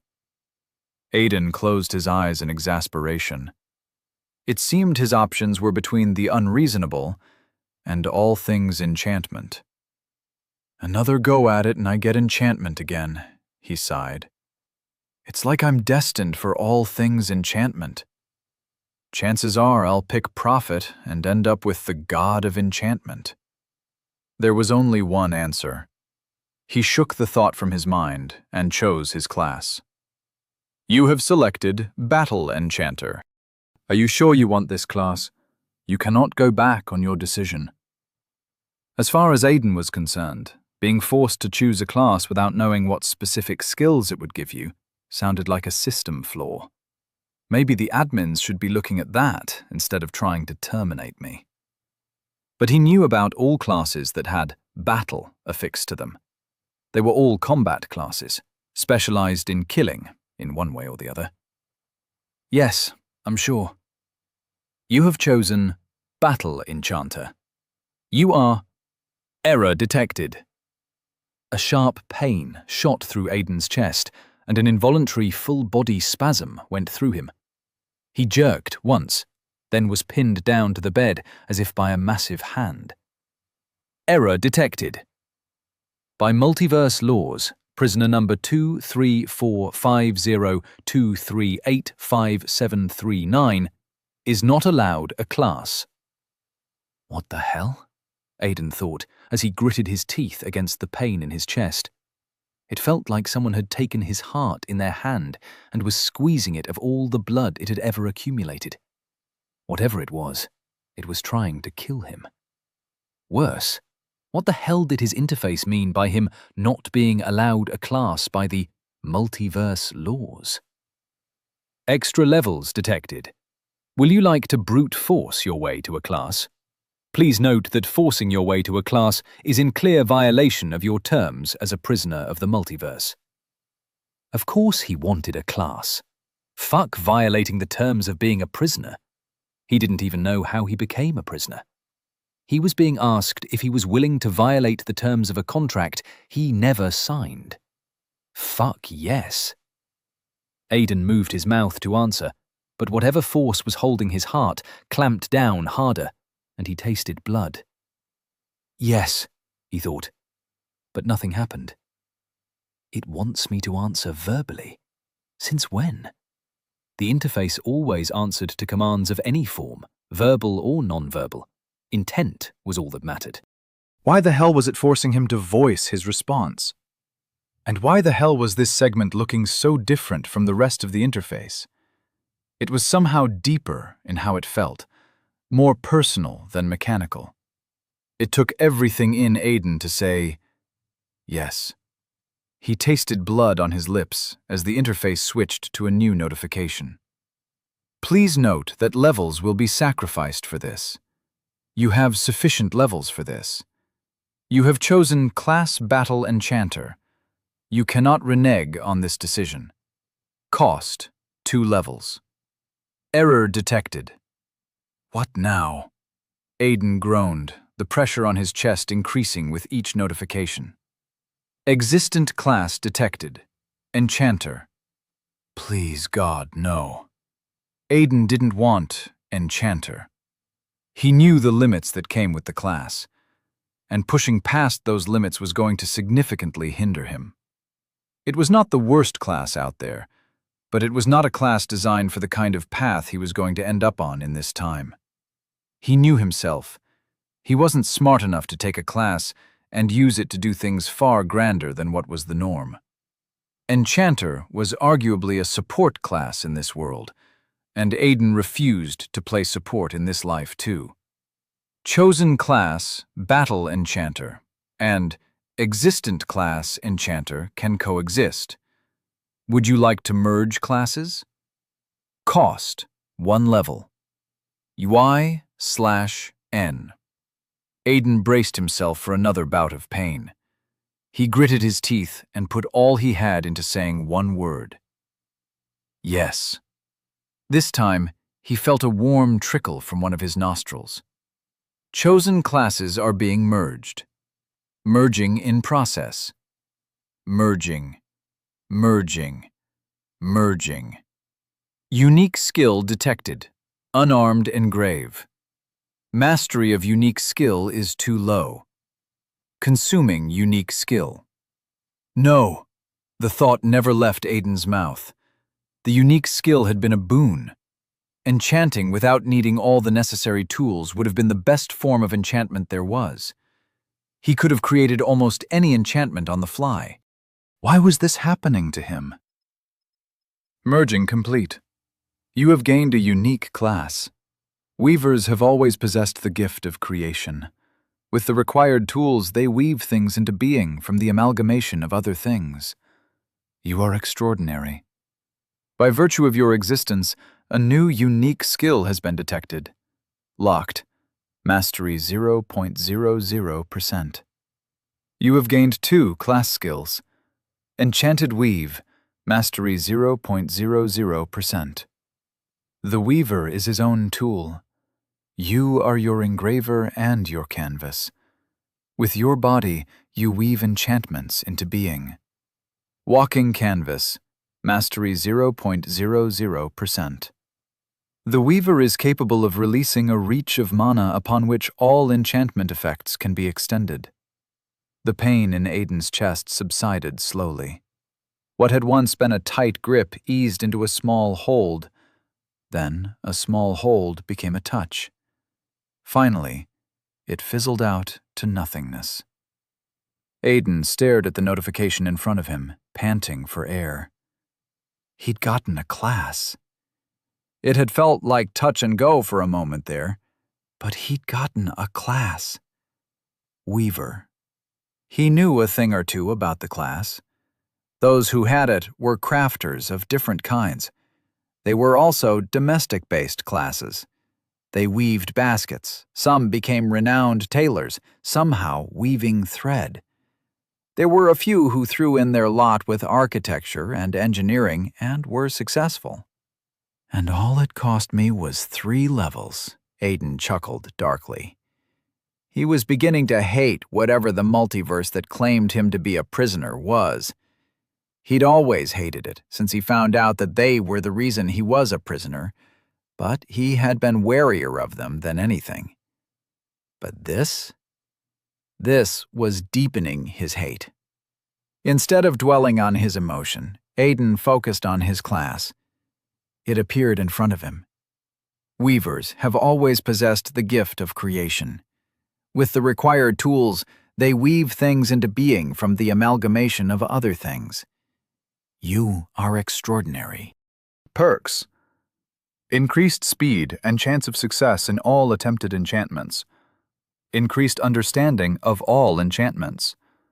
Increased flow of mana, plus 10% mastery in mana manipulation. Stats. Dexterity plus 3, agility plus 2, mana plus 6, speed plus 4, perception plus 3. Aiden stared at the details. Every class gave benefits to certain aspects of life. Martial classes increased affinity to whatever martial prowess they fell under. It was impossible for a level 15 thief to beat a level 15 swordsmaster in a fight with swords. By the same logic, the thief would always outrun the swordsmaster. So I'm still an enchanter, Aiden muttered, glad that he could breathe easy once more. Just a special kind. Achievement unlocked. By your actions you have broken the unspoken agreement of the terms of your incarceration under the laws of the multiverse by achieving a class. You have defied laws that have governed existence since the beginning of this era. You have earned a new title. Defier. Effect. Plus 25% damage increase against all multiverse agents. Effect. Increased resistance to time and space magic. Aiden's confusion was only growing.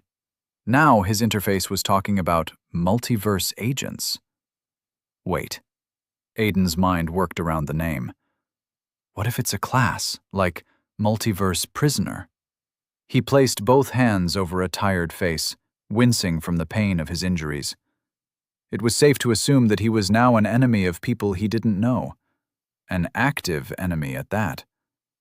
But if he hadn't run into any of them in his past life, what were the chances he would run into them any time in this one? Something told him the answer to that was on the high side. For now, Aiden focused on what he knew and understood, and he pulled up his personal information. Name: Aiden Lachart. Species: human. Age: 19. Class: Weaver. Level 11. Class skill: Enchanted Weave. Mastery 0.00%. Walking Canvas. Mastery 0.00%. Locked. Mastery 0.00%. U. Affiliation: Kingdom of Bandiv. Basic swordsmanship. Unarmed combat. Resilience. Mana manipulation. Keen eye. Basic enchant. Dagger wield. Quiet movement. Light steps. Awareness. Dexterity 6. Agility 5. Mana 7. Speed 8. Perception 6. Strength 3. Intelligence 6. Life. Health 42%. Mana 39%. Stamina 70%. Aiden frowned at what he saw. His personal detail was getting congested. What he needed to do was wrap up a lot of his foundational skills and turn them to basic skills. Now that he had a class, there were additions as well. The life section was something he had missed. Being able to quantify mana and stamina and health was an indispensable advantage when going into a quest or combat of any kind. As for stats, everyone got a base stat based on how much they'd grown in all aspects when they'd had no class. The more you were able to achieve before getting a class, the higher your base stats could become. There was a limit to it, though. A human limit. Looking at his stats, they were better than what he'd started with in his past life. In his past life, all his base stats had been 1. Only his perception stat had been more than 1. Since mana was the highest class stat he had, Aiden could assume the class required a lot of mana to use its skills. All he had to do now was learn his skills. Shouldn't be too difficult. He thought of, and information trickled into his brain. It was like remembering a mathematical equation he had once forgotten. It took a moment, but eventually it clicked. As he learnt the skill, his hands came up.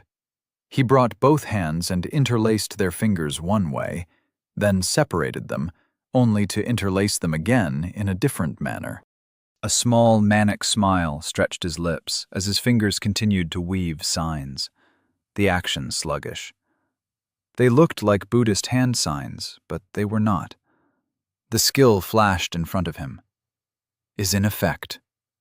Aiden's hands came to a stop, fingers interlaced in conclusion, and his interface flashed once more. He felt the effect of what he had done even before he saw the notification. Strength surged through him, and he got slightly heavier. You have activated Weave of Lesser Strength effect. 18% increase in strength.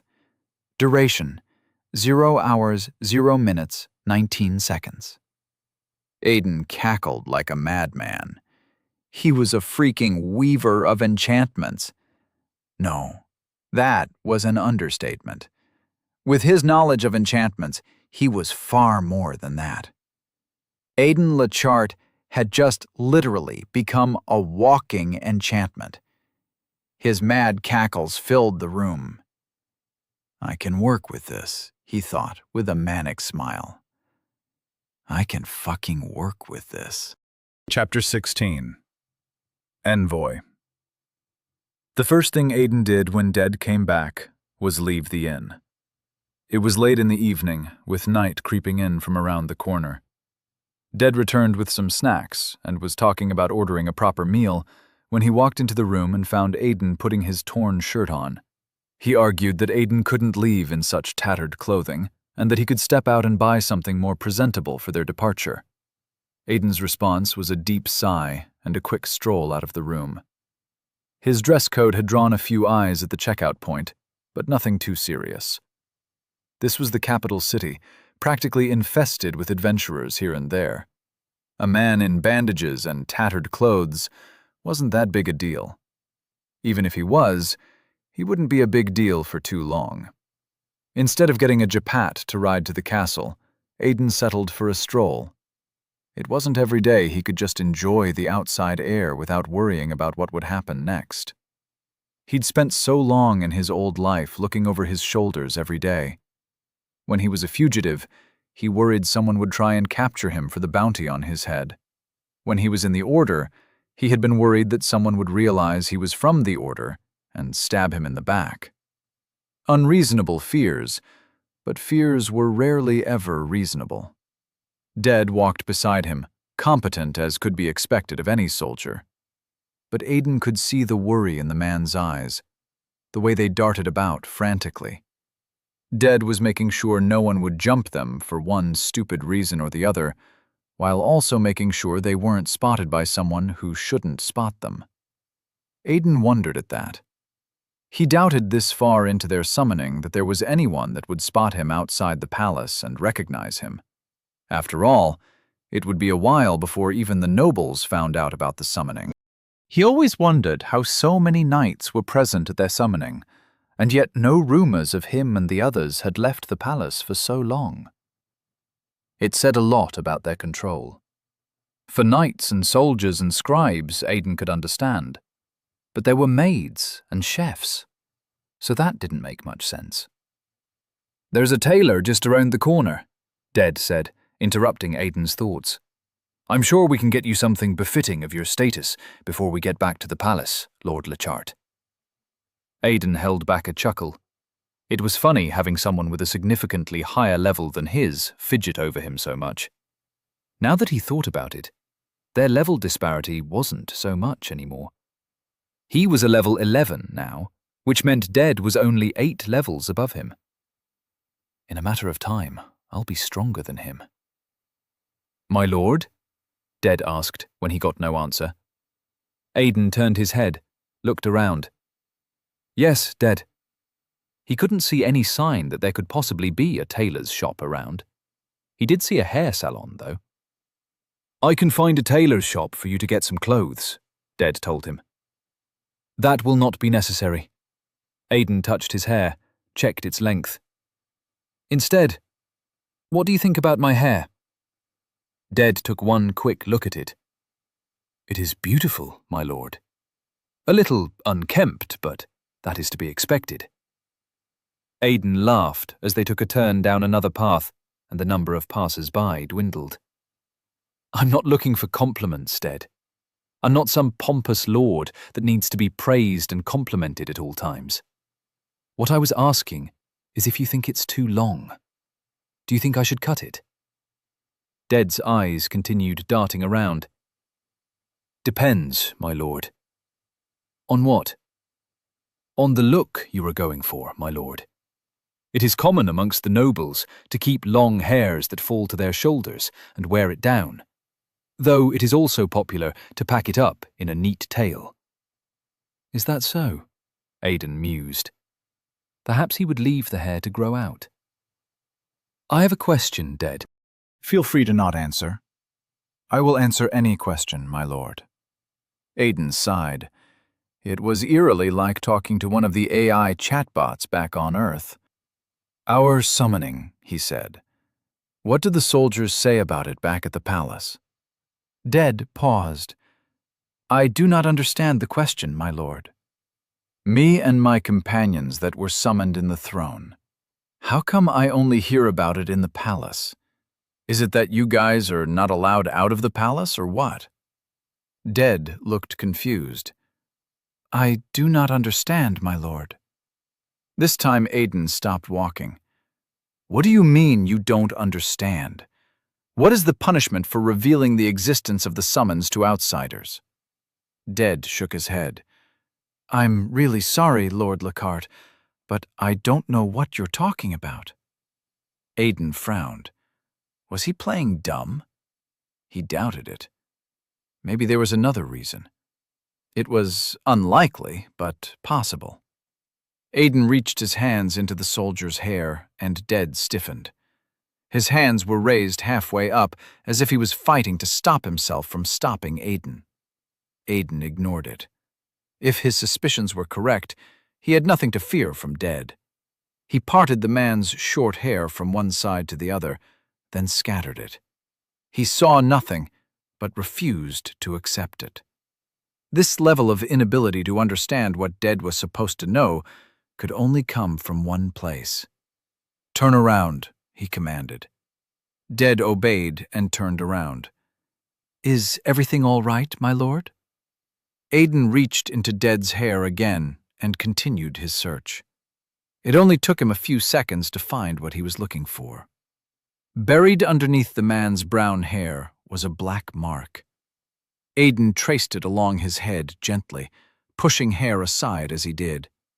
Once he was done, he released Dead and sucked in a deep breath to calm himself. Someone had tattooed an enchantment onto Dead's head. "When did you cut your hair?" Aiden asked the soldier. 2 months ago, maybe," Dead answered. "Why, my lord?" Aiden shook his head, then resumed their walk. "No reason." And forget about the tailor shop. We need to get back to the palace as soon as possible. Yes, my lord. But may I ask a question? If it's about how I know you cut your hair, or why I asked, I cannot give you an answer. It's not that, Lord Lockhart, Dead said, a little confused. It's something else. Aidan could see the castle gates now. They weren't far away from it.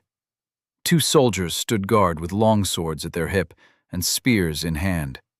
They were different from the ones that had been at the gate when he had left for his adventure, and he didn't recognize them. "What's the question, Dead?" he asked. From the way one of the guards leaned forward, it seemed they had spotted them as well. Dead let out a steadying breath. "Why me, my lord?" "I don't understand." "Why me?" Dead repeated. "Jord, friend of mine, said he was the one who'd passed the note to the knight who was supposed to assign your escort. Dundee was the soldier assigned to you, but I was the one summoned to be your escort for this quest." "I don't understand it." "Dundee is a known soldier with an actual combat class. He is also of a higher level than me. I don't understand why I was summoned, despite the job being his." Aidan shrugged. "I needed a scout." "There are better scouts than myself, my lord." "And yet I chose you." Dead looked worried and confused. "Yes, my lord." He said no more as they passed through the gates. The men standing guard asked questions. Dead provided them his ID and gave a few explanations. They wanted to know why he was bringing in someone that looked the way Aidan did, bandaged and in tattered clothes. Dead gave a simple explanation about how Aidan was an adventurer and a bastard son of some noble somewhere here to make some report or the other to some official of some name or the other.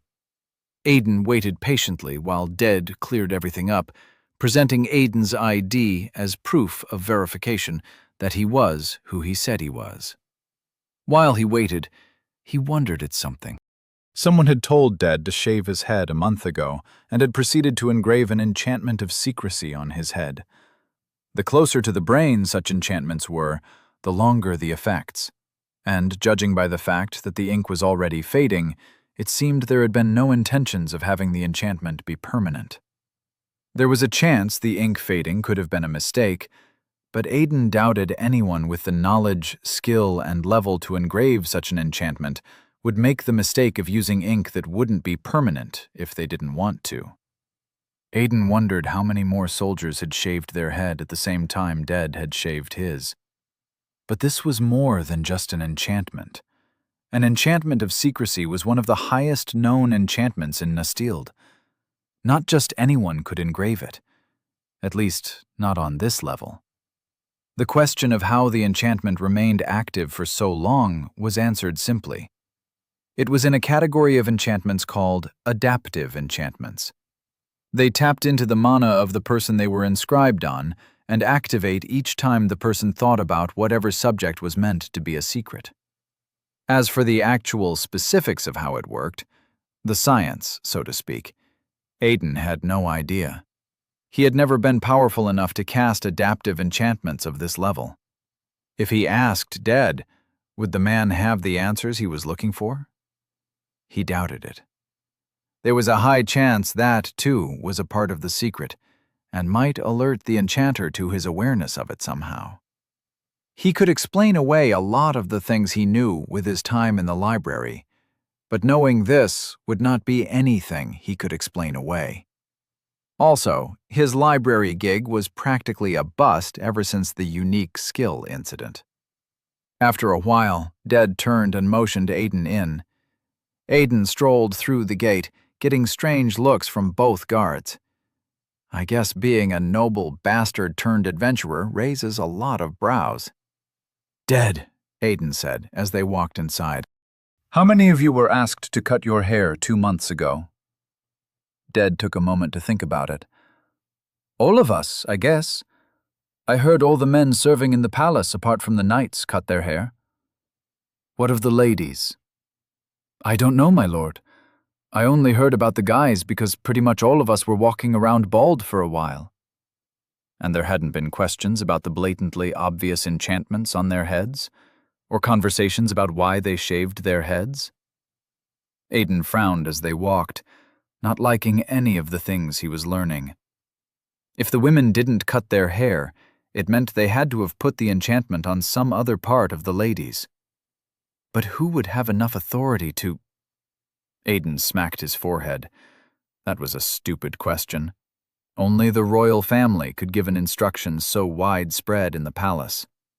The question he was supposed to be asking was who in the palace had an enchantment level so high that they could execute an enchantment of secrecy on all the guards working in the palace. Also, and more importantly, this meant that the palace was aware of their arrival long before they arrived. Their arrival hadn't been some coincidental thing worked around as they had been led to believe. Well, any oaf could have figured that out, Aiden muttered to himself. We literally appeared with an array of knights and the royal family waiting for us.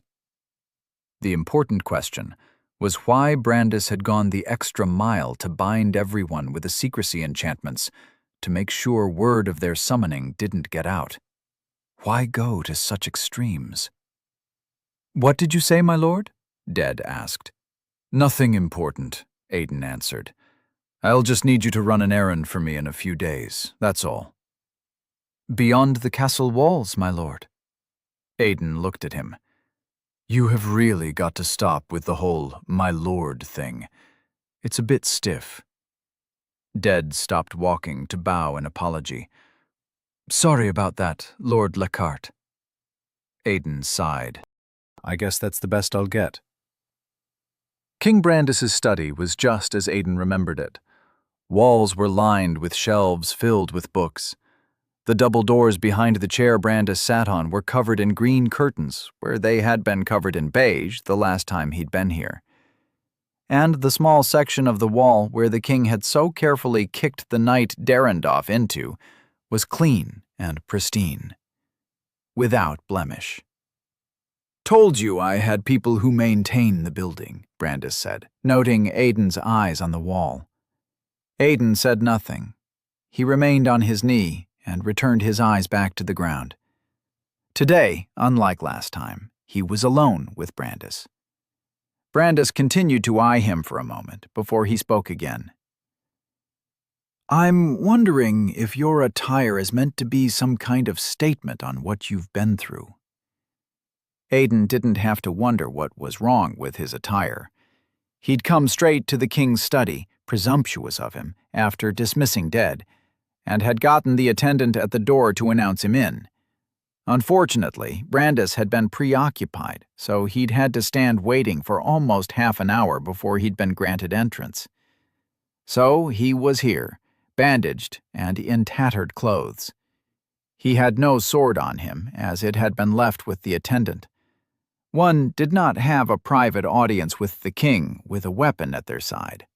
"My apologies for my current fashion state, Your Grace," Aiden apologized. "It has not been long since I concluded my quest." Brandis waved his apology aside. "It does not matter. How went the quest? What is the fruit of your labor?" Aiden opened his mouth to speak when Brandis cut him off. "My deepest apologies, Lord Lashard. Where are my manners? You may rise. The gods know I have too many people bowing to me already. I don't need you and your companions to be one of them. It is a rude thing to expect your saviors to bow to you." Aiden stood up as commanded. "So," Brandis gestured, "you were saying—" The quest was a success, fruitful. Although the bastard son of a noble might have to stop by to claim his share of his reward, if not, people will start asking questions. "Never mind that. I'm sure you can claim it here in the castle. We have a small room of sorts that has been designated as a financial institute by the Commerce Society. There are a lot of restrictions, but the system still considers it a financial institute. I'm sure you can cash your rewards there." Aiden turned thoughtful. He hadn't known that. "Are you surprised that I'm not shocked?" Brandis asked. Aiden blinked. "I don't understand, Your Grace." The palace aids you with any amount of funds you require. I felt you would have been expecting me to protest at your request to get more funds from a quest you didn't have to do. Aiden shook his head. Not at all, Your Grace. Oh. Brandis' expression fell. Well, I came up with a whole speech on the fly, just in case you were. You don't mind indulging this old man, do you? Aiden wasn't sure what was happening, but as long as it was just listening to Brandis talk, he didn't see a problem with it. Or was the man stalling, trying to buy time for something to happen? He probably wasn't. Not at all, Your Grace, Aiden replied. Thank you. Brandis cleared his throat like he was about to give a speech. If you had been surprised at the absence of any pushback on your request, I would have told you of how I understand the need to claim your own victories. Some of your peers, I have been told, have treated the funds we have presented you with as if it were their due. Do not get me wrong. There is a portion of those funds given as a continued apology for being taken from your world without your consent. Then there is a portion that exists as a simple show of hospitality. If only Brandis knew that there were people like Sam who saw no need for an apology for being here. Aiden had a feeling there were a few people who, if they had been asked, would have been more than happy to come here. Take away the violence, and once upon a time I might have been one of them. What I'm saying, Brandis continued, is that I know what it means to want to collect money that you deserve. Aiden nodded, not sure what else was expected of him as a response. So, you said there were fruits of your labor, Brandis said. What have you gained? Quite a few things, Aiden answered. Don't tell me you already have a class, Brandis chuckled in good nature. Aiden said nothing. Brandis's chuckle turned awkward, then worried, then confused. Right? You didn't get a class, Lord Lockhart, right? Aiden held his silence. Brandis's confusion deepened. It was a goblin subjugation quest. What happened that you went from level 2 to level 10 in just 2 days? Level 11, Your Grace. Aiden saw no need to explain that it was actually level 14 that dropped down to 11 for special reasons. 11? Brandis opened his mouth, closed it, then opened it again. He pressed the heel of his palm into his forehead in sudden fatigue. If Sir Valden had not already vouched for how quickly you grow your skills and how disciplined you are, I would be worried right now. I know you all want to level up quickly. The gods know I've received more than a fair share of such petitions from your companions, but learning the basics before getting a class is more important than you know. Aiden nodded. Willing to alleviate some of Brandis's worries, he said, I assure you, Your Grace, I know all the basics. And the fact that I believe you is why I am not panicking. Personally, the man looked like he was panicking in Aiden's eyes, but Aiden didn't point that out. Brandis adjusted his shirt and leaned forward on his table. It was a simple brown shirt that made him look like a simple man out and about in his own house. If you are level 11, then surely you have been offered a class. What class did you choose? Here was the tricky part. First, there was no lying to be had. Any competent town had devices and people capable of seeing a person's details with their permission, and in some cases without. And as the king of his own kingdom, Brandis had such a skill. There were as many perks as there were sacrifices to the title of king. What was tricky was how to present his skill and still hold some level of autonomy over his actions. Weaver, Your Grace, Aiden answered. Brandis grimaced. Weaver? Yes, Your Grace. Like those that do baskets or mend clothes? Brandis was confused. There are some that are into building and architecture. That, Weaver? Yes, and no. Forgive me, Lord Lockhart, Brandis said in a tired voice. But you might need to explain more. Aiden nodded, but rather than speak immediately, he checked his mana. Mana 52%. That had to be more than enough for a demonstration. Rather than explain, Your Grace, he said, why don't I show you? Brandis's eyes narrowed in suspicion. All right. Aiden brought his hands together and weaved a very slow sign. In his mind, he saw the enchantment clear as day, but his body had a difficult time interpreting it into hand signs. Skill, enchanted weave, is in effect. It took him a moment, but Aiden concluded the weaving, and it took effect. His hair stood on end as electricity went through his skin. You have used Lesser Weave of Lightning. Effect: deal lightning damage on all attacks. Effect: 9% chance to deal stun damage on every attack. Duration: 0 hours, 0 minutes, 33 seconds. At level 11, Aiden's mind could now recreate higher-grade enchantments he knew, but they were only high as compared to what he had been capable of previously. They still remained the lesser form of their original enchantments. They merely carried longer durations, in some cases longer radii or stronger effects. But he couldn't call them powerful. Not yet. Brandis got up slowly from his chair, like a man who was seeing the impossible. Aiden remained still as the king walked over to him, staring at him as if he was some impossible item in a science lab. Brandis placed a finger on Aiden's shoulder, and some of the electricity crackled up an inch of it before dissipating without any effect. Enchantment of Lesser Lightning, Brandis said in awe. He took his finger away slowly, but didn't stop staring. After a while, he looked away, suddenly in deep thought, then completely turned away. He took a few steps, picked a book out of one of the shelves, reconsidered, then put it back. He took out another book from the same shelf, read the words inscribed on the cover, then turned to Aiden. Catch. He tossed the book through the air, and Aiden caught it in his hands.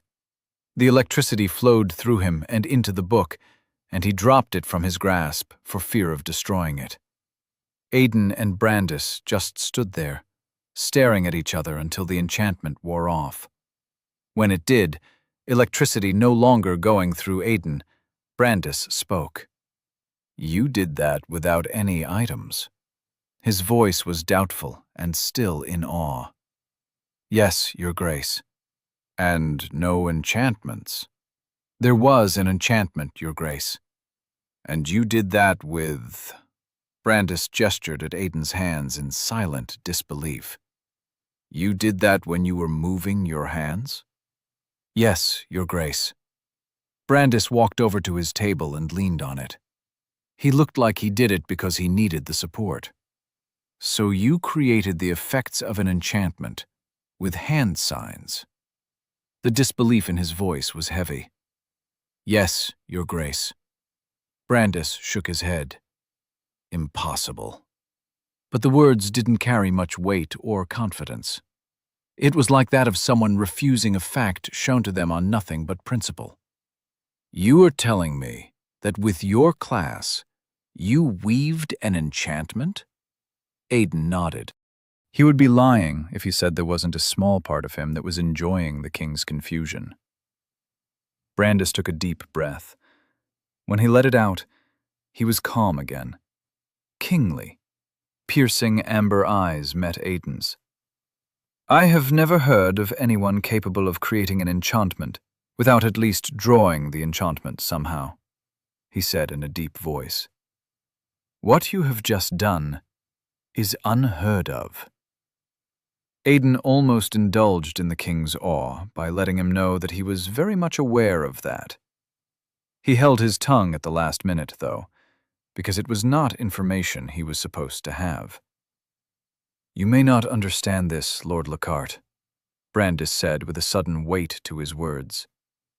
But you're not just a weaver. You're a weaver of enchantments. You are a walking impossibility, Aiden.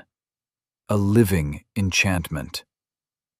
Aiden felt something strange happen then. He wasn't sure what it was, though. It could have been the air or just a weird feeling. Heck, it could have been a figment of his imagination. But it wasn't, because a moment later, a voice spoke that was neither his nor Brandis. "Those who do the impossible are often those who change the world, King Brandis." The sage appeared out of nowhere, standing in front of one of the bookshelves, as if he had always been there. Aiden tensed at the man's presence. How long has he been standing there? How didn't I see him? "My apologies for scaring you, Lord Lockhart," the sage said. "I often forget that while Brandis is accustomed to this, most people are not."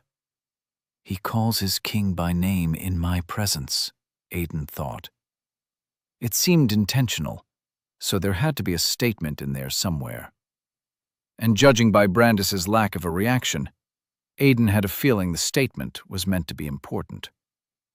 "There will be an envoy from one of the kingdoms from the south in a few days, Lord Lockhart," the sage continued, soliciting a frown from Brandis. "You will attend." "He will not," Brandis refused. "None of our saviors will. They are not properties to be paraded around for the entertainment of our guests." "No one is parading anybody, Brandis," the sage said, almost dismissive, as if talking to a child. "The kingdom of Nelquan has chosen to intimidate. I assure you that they will come with theirs simply to flex their muscles, metaphorically speaking." "It matters not," Brandis stood by his words. "Just because some guy wants to get into a flexing match does not mean I have to indulge him. I am not a child." "It is not about childish games. It is about confirming dominance." "Men do not play such feeble games." The sage sighed, as if tired of the entire conversation. "I'm sorry to inform you, Brandis, but while real men do not play such feeble games, kings do. I understood your previous desire to keep this from them and have none of them attend, but it is different now. We have an impossible card to play." "The boy is not a card," Brandis snapped. "And I am not a child. Do not speak to me like one." Silence settled on the room, heavy and thick. In it, the sage looked at the king with tired eyes. "We are all children in greater eyes, Brandis," he said with sad solemnity. "You just refuse to accept it." Aiden felt like he'd just learnt more about the sage in this single interaction than he had in the entirety of his previous life. The sage believed there were greater powers than him and was likely aware of them. That was a lot coming from an existence that people considered mythical. Also, Aiden wasn't sure how to put it, but the man wasn't the king's sage. He was sure of it. It was more like Brandis was the sage's king, if that made sense. The sage returned his attention to Aiden, and Aiden stiffened reflexively. He raised his staff and pointed it at Aiden. "I apologize for my lack of decorum, but I will now take a look at your personal details." "That is a breach of trust," Brandis objected, but he might as well have been talking to the birds. Aiden felt a gentle caress of the air, then felt something take a hold of his head where he stood. He didn't fight it, because he knew that he couldn't. He stood silently, held in the grip of fear as the sage laid his information open before him. How much would the man see? How much would he be able to figure out? The sage was still an enemy he could not defeat, he was sure of that. Worse would be if the man chose to slay him here, though a large part of him doubted that that would happen. Aiden was reminded once more of how powerless he was in the grand scheme of things. "That's interesting," the sage mused after a while. He lowered his staff with a small smile stretching his bearded lips. He didn't look like a man who just found something interesting. He looked like a man who just found something truly ecstatic. "Your title, Lord Lockhart," he said. "How did you get it?" "I speak of Defier, not Goblin Slayer." What did the man know of Defier? "On the brink of death," Aiden lied. "On the brink of death." "Yes, sir. I got my class, then I felt a strong pain in my chest that went on for minutes that seemed to stretch on forever. When I came to, it was there, staring at me." It was more a lie than truth, or perhaps the word Aiden was looking for was omission. Getting the Weaver class had felt like he was dying, and he hadn't even been sure of its success. And the cost. A unique skill and 3 levels. Even now he thought it was a steep price. The sage laughed, shocking Aiden and the king. "Defier," he said, still laughing. "It has been forever since I've seen a person with such a title. Yours seems to be even more significant than theirs with words that I cannot read. You must have defied something you had no right defying. I am a sage, and even I wouldn't dare to gain that title." He paused with a nostalgic sigh. "Ignorance must be so bliss." Brandis turned to him in shock. "Words you cannot read." How is that possible? It is not an impossible thing, my king, the sage replied. It is a rare thing, but not an impossible thing. And if you factor in the fact that he also has a locked skill, then it wouldn't be very surprising. Brandis's jaw dropped. A locked skill. It seemed this one wasn't an impossibility to him, just a rarity.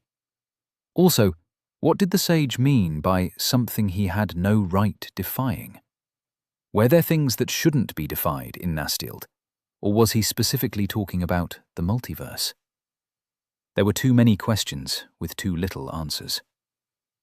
"Is there a problem?" Aiden dared to ask. He wasn't against getting information from someone he considered an enemy. "None at all," the sage answered. "Our king's grandfather had a locked skill. The gods lock the blessings of a skill for one of 2 reasons. Either there are criteria to be met, or the owner of the skill is not strong enough to access it, in which case it is done for their own good." That didn't sound so bad. Aiden hoped his case was the latter. Having a skill with criteria to unlock was ludicrous when he didn't even know the criteria. "To more immediate matters," the sage said, continuing his usurpation of the conversation. "Your weaving of enchantments was slow. Do you believe it is something you can speed up? I am aware that in enchantments, the better the enchanter is, the faster their engraving.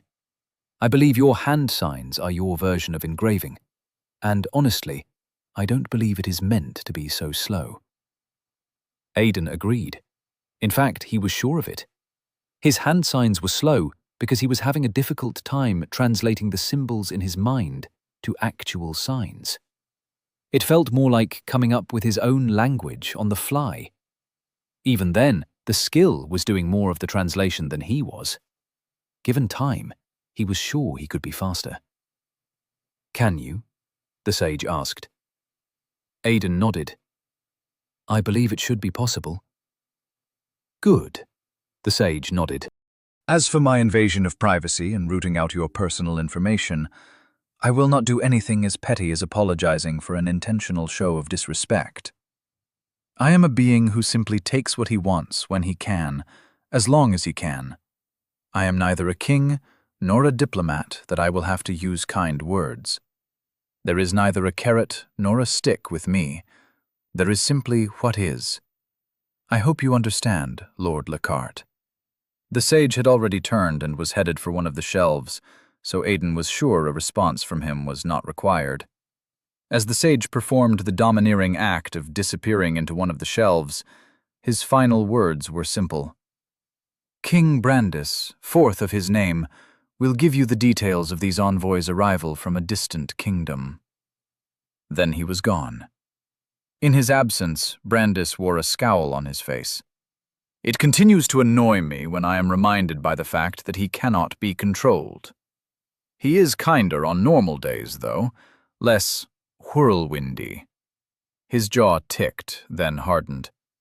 Sages are a natural disaster unbound by the laws of time, he continued. I guess we can only be glad that there are so few of them and their locations are unknown.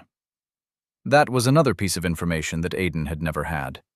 He wondered what specifically Brandis meant by sages being unbound by the laws of time. Was it that they didn't die of old age, or was he speaking of something on a more magical principle? All he had were more questions, more things to research in the Library of Living Truth when he finally made his way out of Bandiv. He really needed a plan now. The town of cannibals, he decided, would be his next quest, as it had been in his previous life. Then the cave in the southern borders, then the Library of Living Truth. For now, he would address controllable matters. He turned to Brandis. So what is it about this envoy, Your Grace? Chapter 17. Names. Yul Quen had been to Bandiv once upon a time. It had been a large kingdom, vibrant and full of life, much like Nelquan. And if there was anything she could say for a fact, it was that she hated the kingdom of Bandiv. Her father had fought for the kingdom when she was a child, standing alongside the king of Bandiv to conquer. The result had been tragic. Her father dead. And what did the kingdom do to acknowledge it? Nothing. They forgot the face of their savior and simply went about their lives. Her father had fallen to the scenario along with other powerful soldiers from Nelquan, and King Brandis, fourth of his name, had sent gold and a share of the scenario rewards in honor of the fallen. That was all. The very thought brought a scowl to Yul Quen's face. The kingdom had lost great men during that scenario. So many great men. Yul Quen took her eyes from the window of her carriage to pay attention to her companion. She shared the carriage with a man with piercing brown eyes and hair the color of the moon, gray with a touch of blue. He was called Jiang Su, and when she'd met him, the first question she'd asked him had been about his hair. Jiang Su had given a simple answer, and even now she wondered at it as she stared at his hair. How does one make their hair a different color permanently in a world without magic? If she wasn't mistaken, Jiang Su claimed it wasn't magic. He had called it dye, a creation of his people designed to change the color of hair and other things. It was amazing that such a feat could be achieved without magic. Yes, Jiang Su, she answered, then remembered to add, and it is Yul Quen. I understand our friendship, but we must maintain decorum while we are here. Jiang Su nodded but kept a smile on his face. He was young, a year younger than her to be precise. He had 3 earrings on each ear. From one earring dangled a cross. Another was a simple ring, and the third held a thin rectangle with what looked like a rising sun on it. The second ear had the exact same arrangement. His nose was also pierced. A single nostril carried a single dot, and so did his lip. Jiang Su was tall, and when they stood, she had to tilt her face up to meet his eyes. But despite how intimidating his piercings made him look, and how odd his gray-blue hair was, he was a kind soul at heart. Yul Quen liked Jiang Su for it. So what is this place like, Yul Quen? Jiang Su finished with a frown. Have you been to this kingdom before? Yul Quen opened her mouth, ready to berate the kingdom for all the evil that it was, but stopped herself. Her mother had warned her not to poison Jiang Su's mind with her bias. He was the most powerful of his friends, but it did not mean that he was the most powerful there was. He was an impulsive 20-year-old, and she didn't want him making mistakes she would have to step in to rectify. It is a kingdom much like ours, Yul Quen answered, attempting at objectivity. Their king has been called a wise man, patient and understanding. They say his judgment is just, and he leads by example. Jiang Su cocked a brow. They? Yul Quen was distracted for a moment. Her eyes studied his face, always mesmerized by how easily he cocked a single brow, how it changed his entire face. He looked less like his age and more like a man who knew gentleness. She shook herself from her distraction. Yes, Jiangsu, they.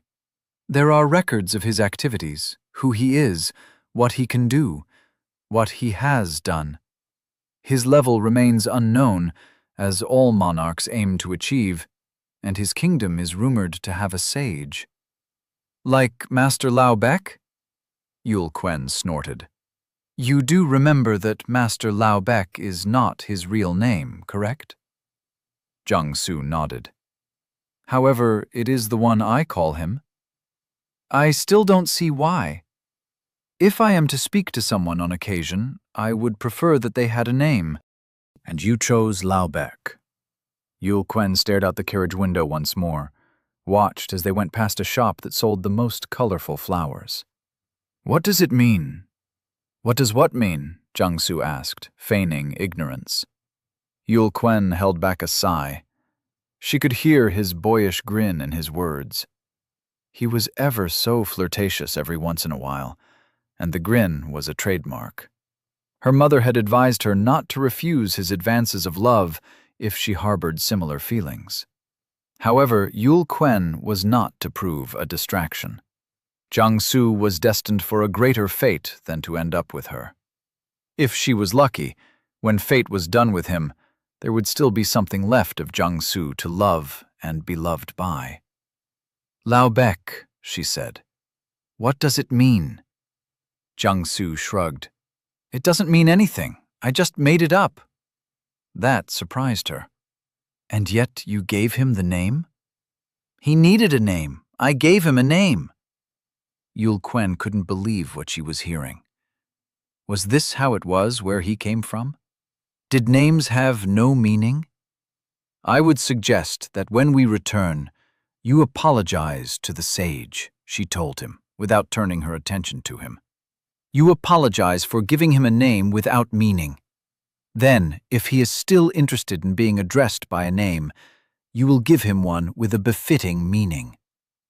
Are names that important to your people? Jiangsu asked.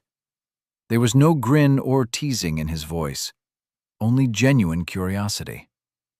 Yul Quen nodded, remembering something her mother had told her once, not long after the death of her father. A man is his name, she said to him. So all names must be important.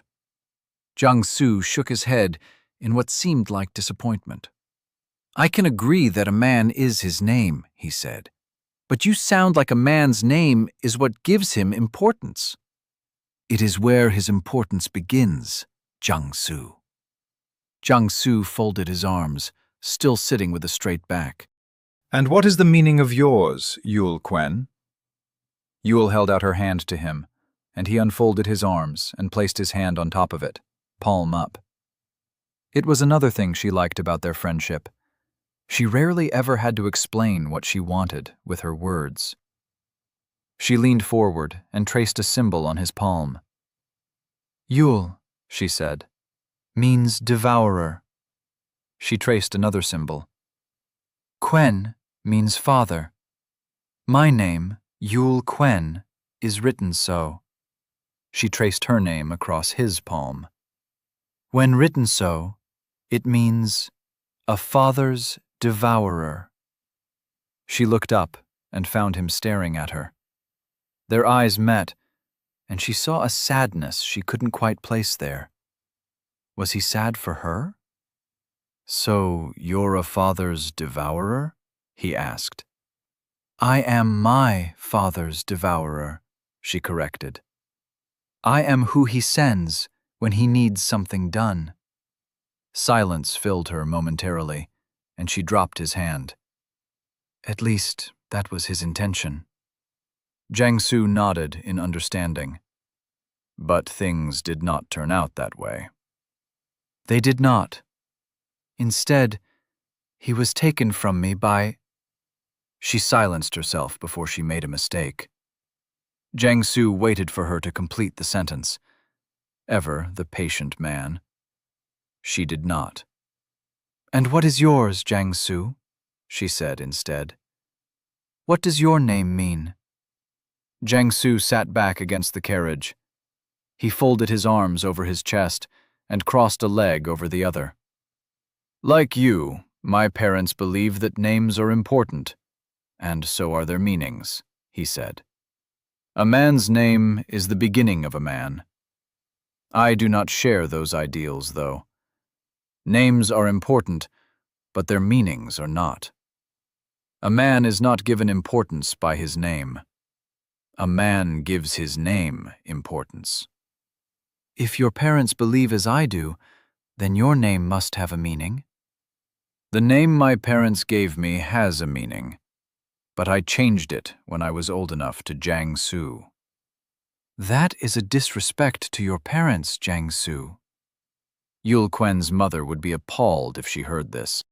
"And the name your parents gave you, what is it? What does it mean?" "It means to be born of the heavens." Jiangsu didn't look happy with the name. Yul Quen offered him her own hand, palm up. "And what is this name?" He smiled, but shook his head. "Something tells me that if I give it to you, you will call me by nothing else, Yul Quen," he said. "So I will not.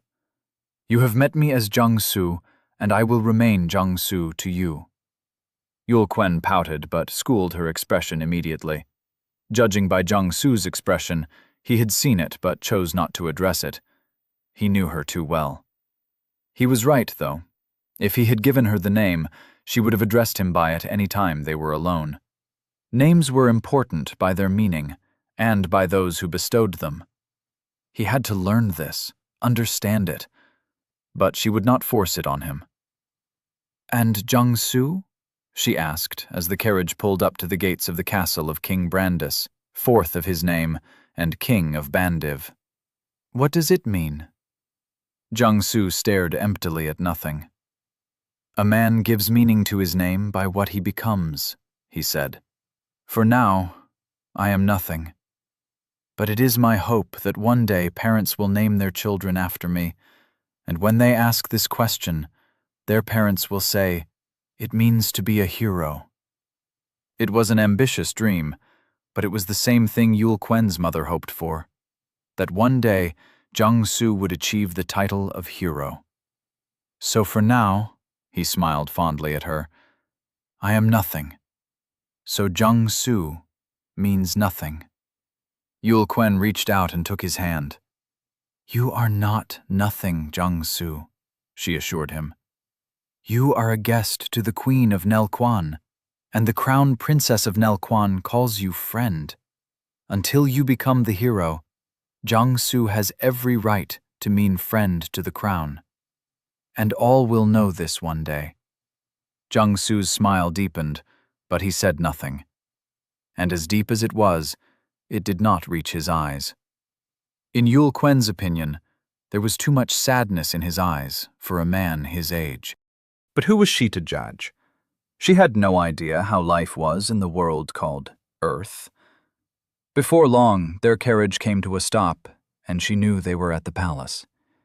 The soft footfalls of a Japat's hooves echoed outside her door before someone spoke. "We are here, Princess." Yul Quen gave no answer to her retainer. She turned to Jiangsu instead. "Shall we?" Jiangsu smiled and leaned across to open her door. It opened to 2 lines of knights leading from her carriage to the palace entrance. A red carpet ran all the way from her carriage to the palace doors, so that she would not step on the ground until she was within the palace walls. At the center of the knights stood one man. He was tall and simple, lacked a domineering presence, much unlike his father. When he saw her, he spoke.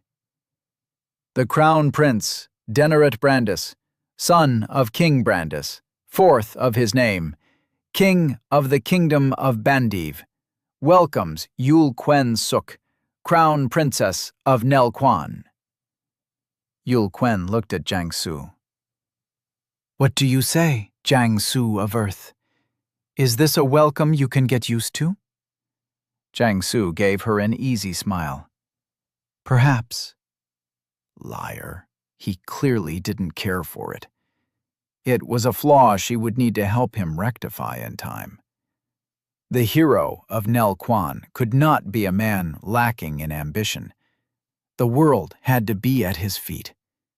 Nel Quan deserved nothing less.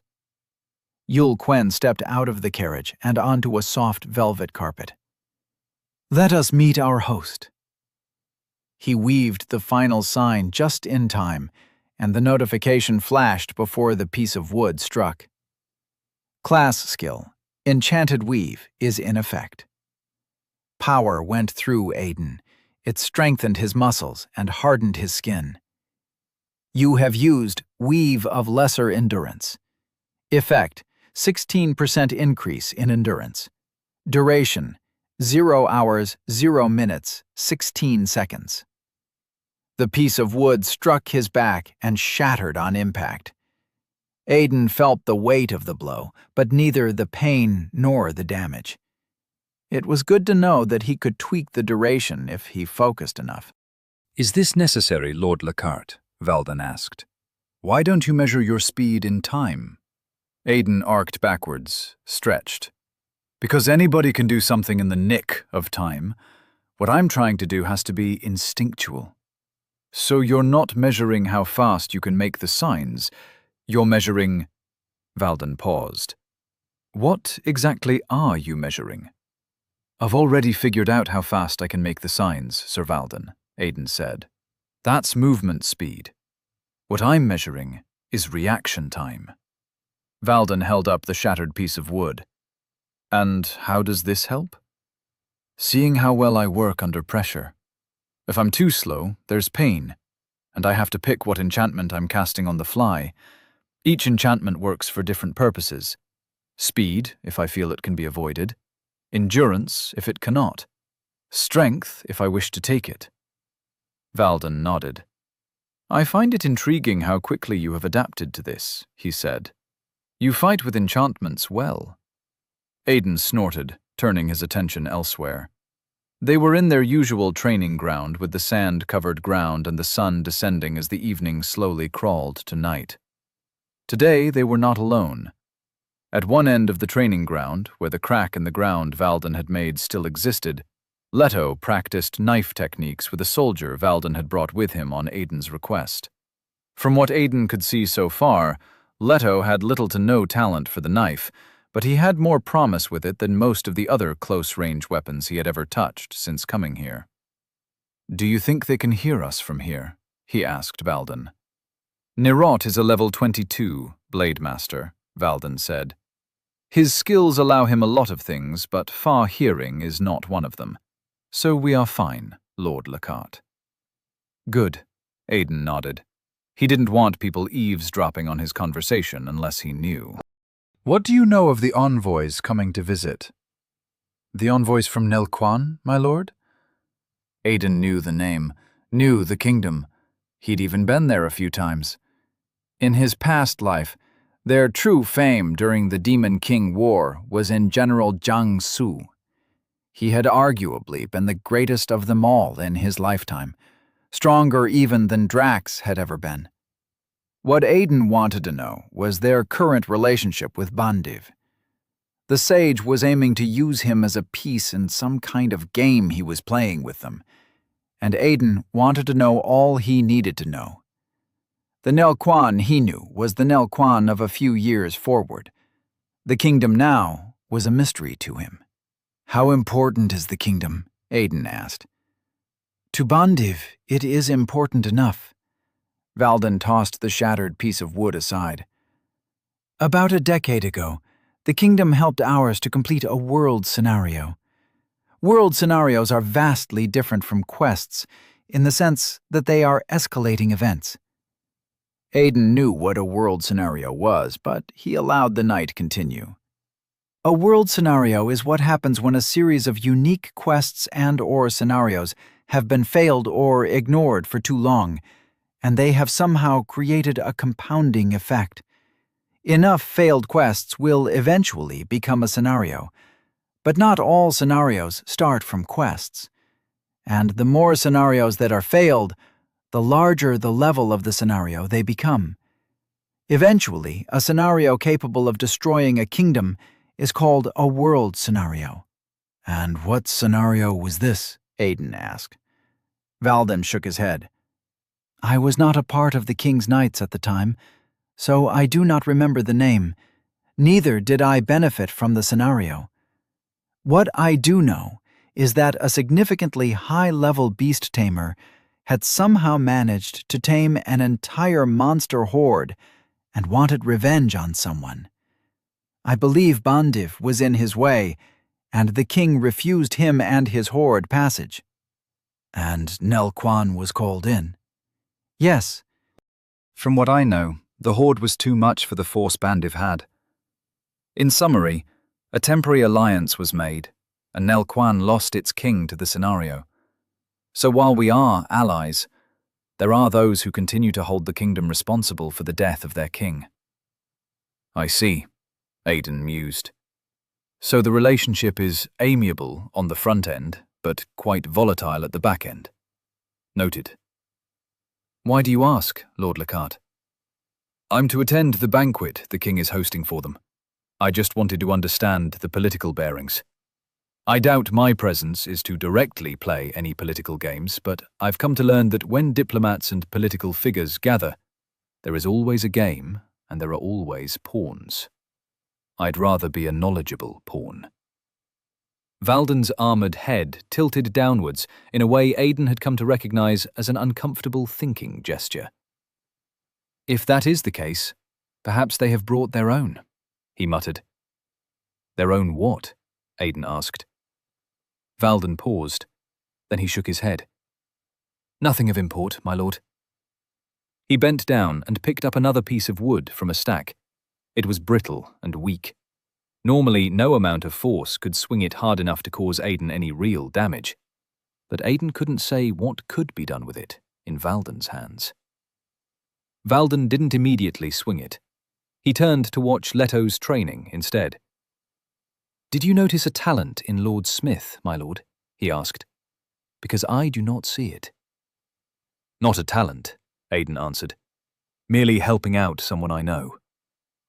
But why the knife? Denid is a good instructor, and she will not be pleased to hear that he is learning to use the dagger. Aiden waved his worry aside. Leto will never be good with the sword, so there's no point in forcing him to continue on its path.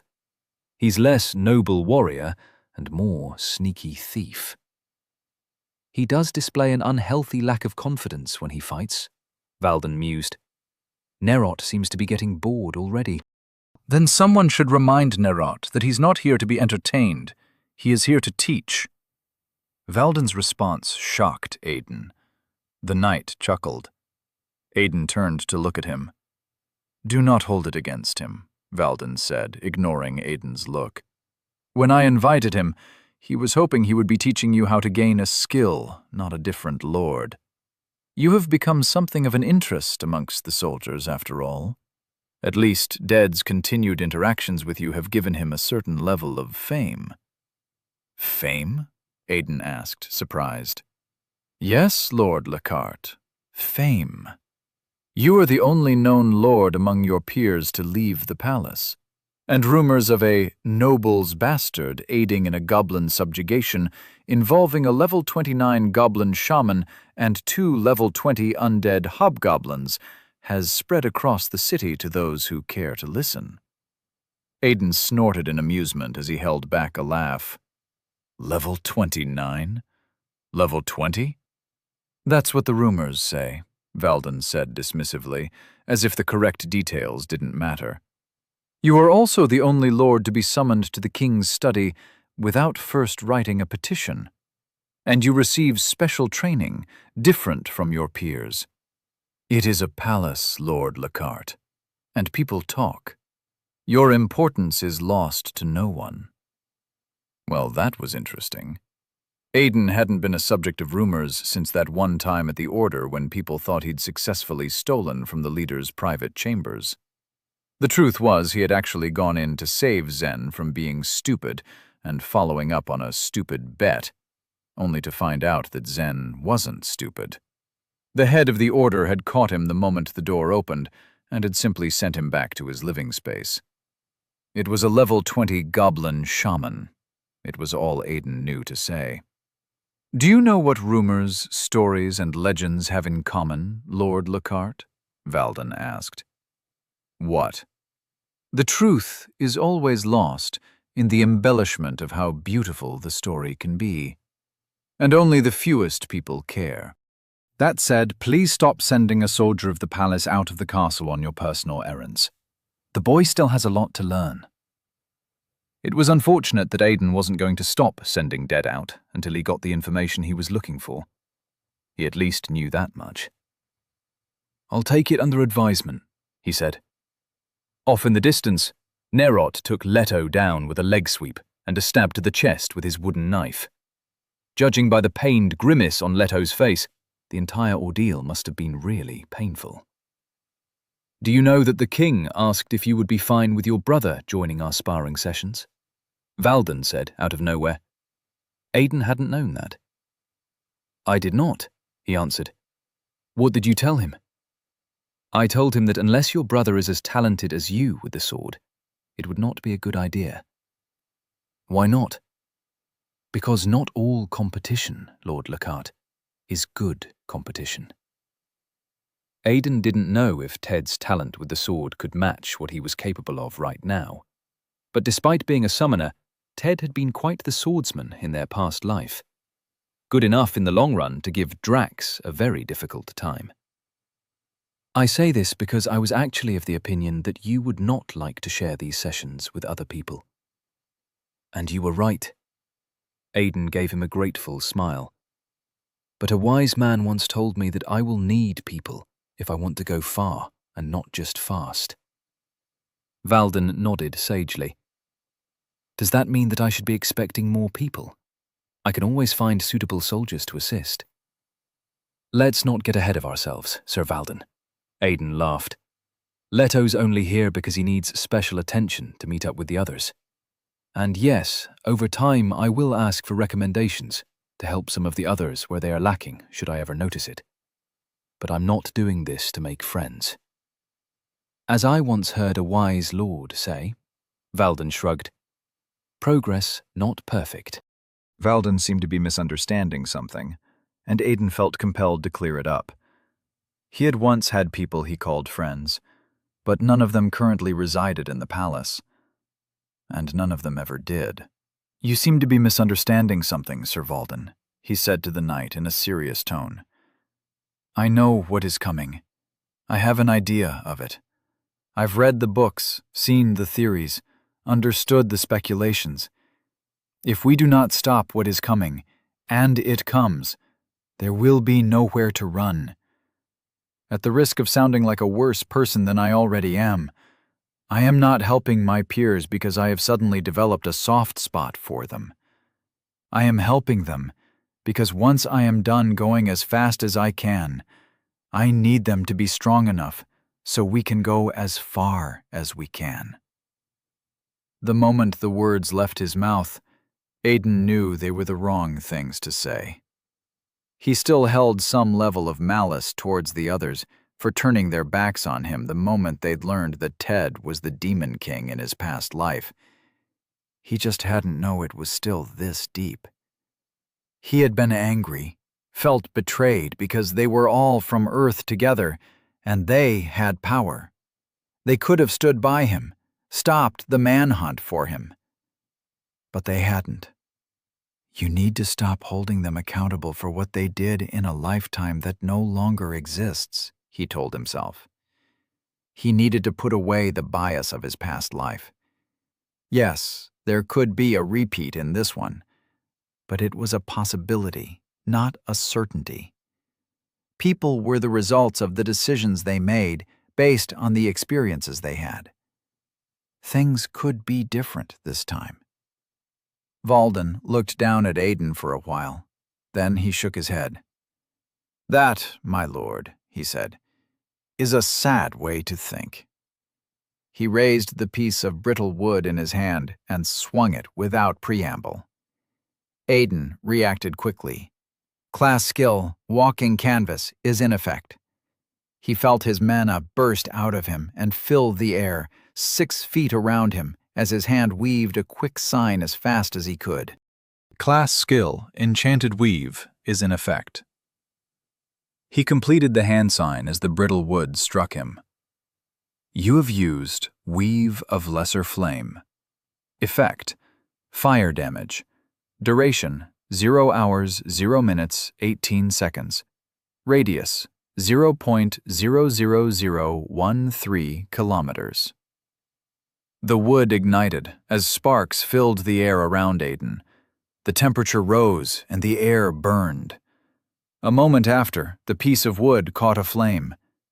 Aiden had failed this one. Even if he had been faster than Valden's strike, which he had not been, all he would have accomplished was ensuring that he wasn't struck with a brittle wood, but a burning brittle wood. I would have helped give them fire damage, he thought with a frown. Valden stood in the midst of the growing sparks the enchantment left around them, unbothered.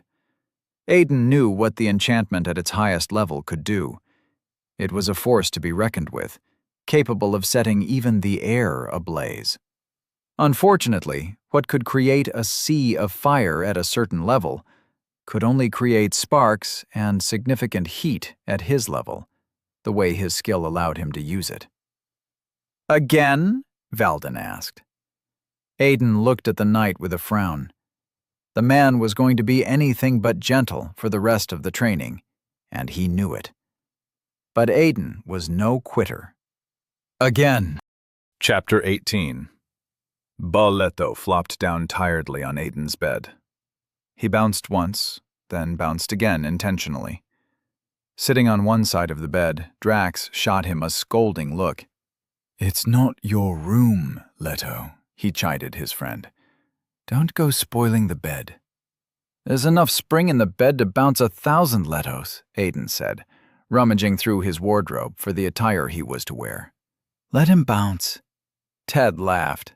Look at you being all nice to Leto. Who would have thought that not so long ago you were avoiding him?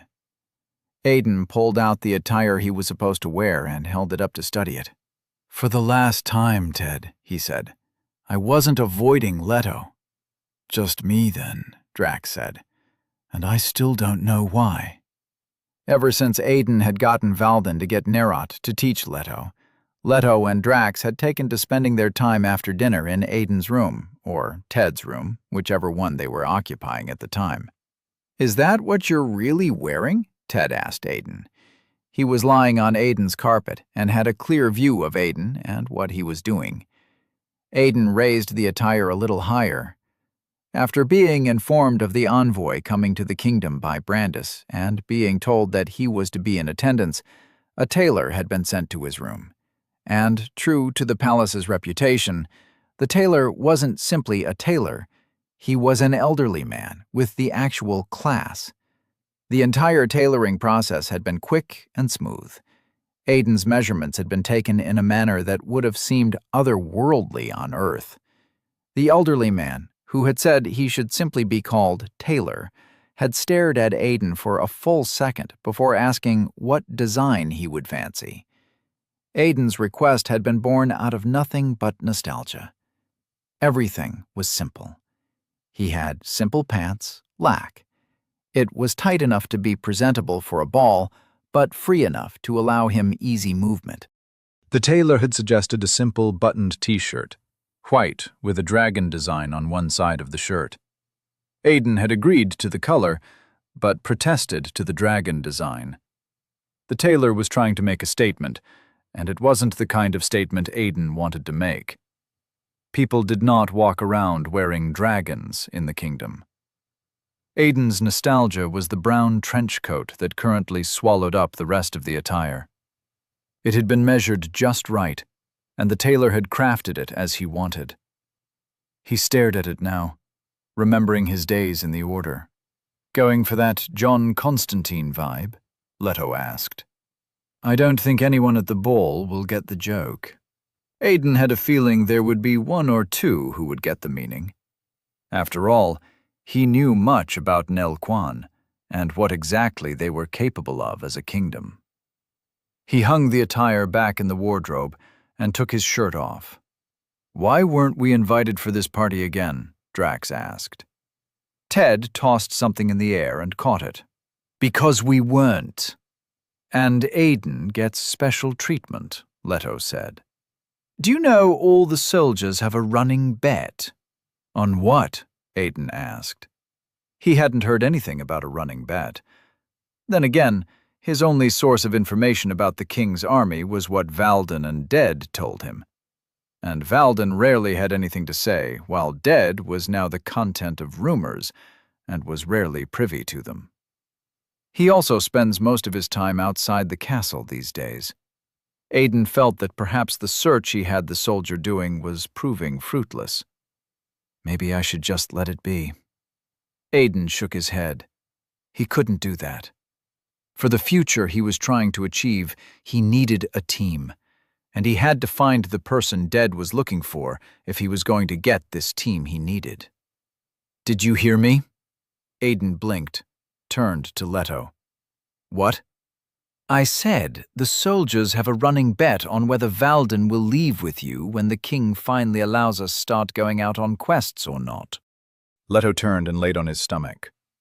"Personally, I'm more interested in this mock battle I keep hearing rumors about." Drax frowned. "Yeah, I heard of it too. The king is trying to match us against Derek and his people." Aiden almost laughed. Derek and his people. If only they knew that Derek wasn't the leader of that clique. But it didn't matter. He put on the shirt and changed his pants. By the time he'd slipped into his boots and was staring at the trench coat, the others had continued onto a different conversation. With a sigh, Aiden put the coat on. It was a party, but he just didn't feel right going in without any weapons. "Just out of curiosity," Leto said, "will there be girls at this party?" "It's a party," Drax said. "What kind of party doesn't have girls?" "It's a ball," Aiden corrected, not even knowing why. "Ball, party," Leto shrugged. "Same thing." Ted chuckled. "It's really not. The kinds of girls you run into at balls are liable to get you hanged for some dumb reason. Got challenged to a duel once and almost lost my pecker." Aiden froze. "What did you say, Ted?" Ted stopped tossing what he was tossing, and Aiden saw it was a very small ball of yarn. "Got challenged to a duel once and almost lost my pecker." "Where?" Drax asked, confused. "East side of the Devil's Gulf," Ted answered, unbothered. "They had the best moonshine and the—" "I call BS," Leto laughed. "I already asked around, and nobody in the entire palace knows what moonshine is, or any alcoholic spirits. The closest thing they've got is some sharp drink called a Talilop. Slaps like a motherfucker.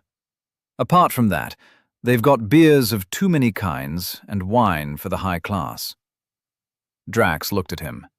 "And why would you have this information?"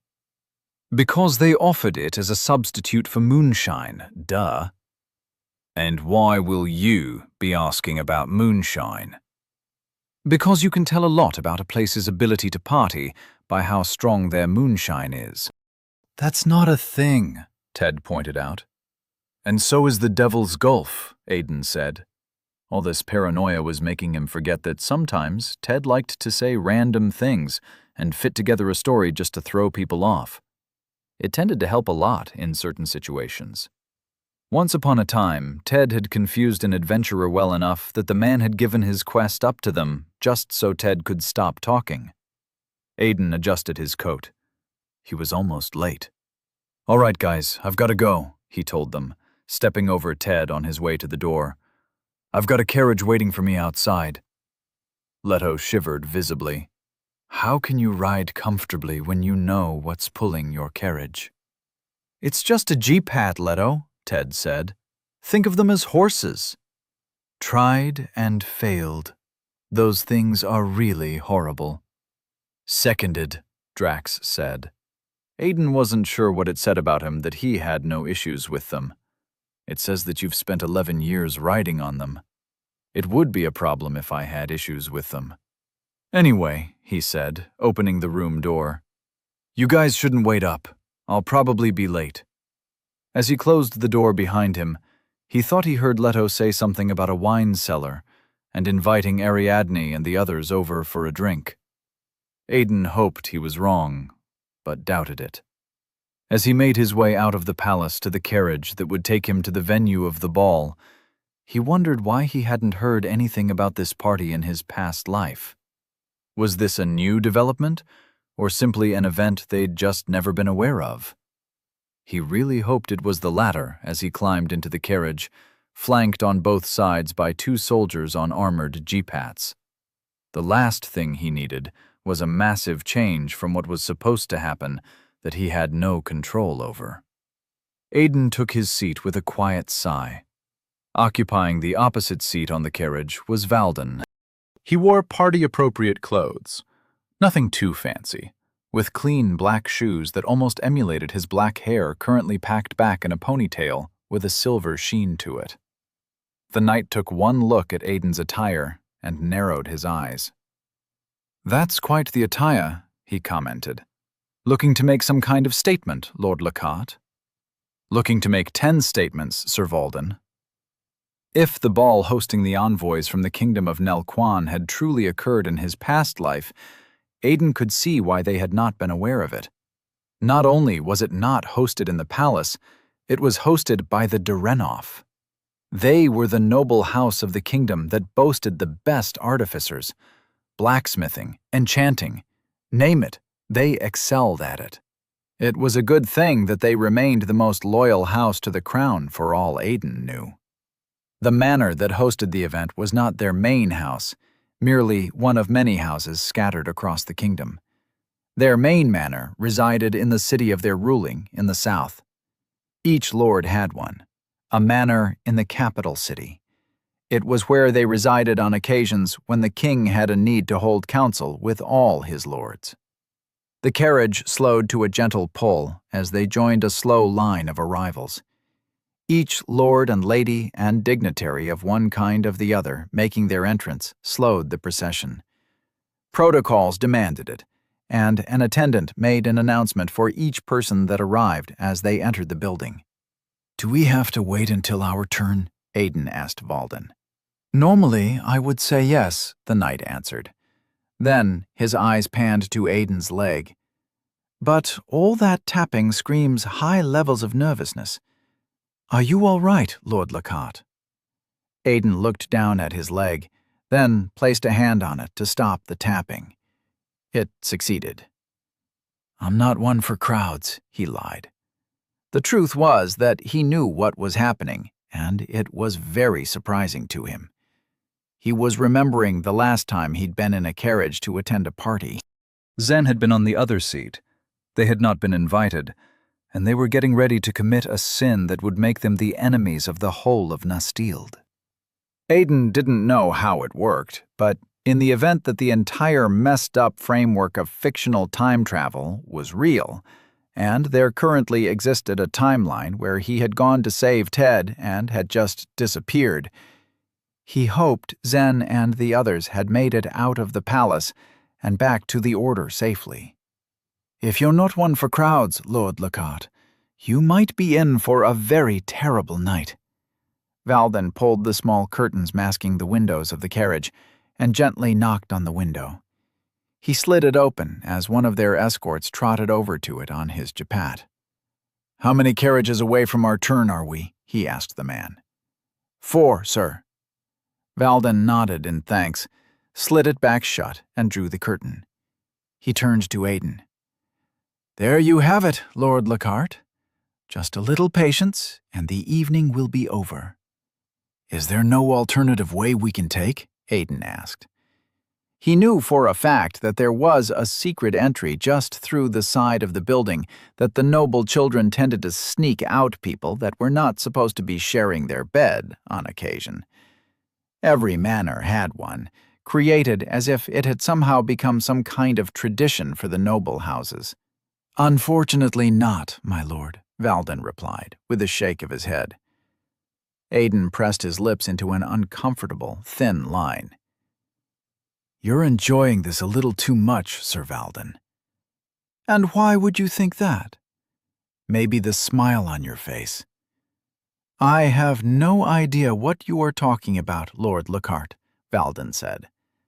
Then he chuckled. In the end, no alternatives were presented, and none was taken. They waited their turn until their carriage came to a stop. Valden and Aiden stepped out quietly and made the short stroll to the entrance. While Valden walked with the penultimate decorum, as was to be expected of a knight, Aiden walked with a casual gait, hands tucked in the outside pockets of his trench coat. Valden shot him a look once or twice before they even got to the entrance, where the knight gave the man present a folded piece of paper. Behind the man, the doors to the manor were closed. The man opened it, gave it a quick glance, then slipped it over to another attendant, who slipped behind the door. The attendant gave Valden a smooth smile and spoke in the common tongue of Nastild. You may enter, Sir Valden.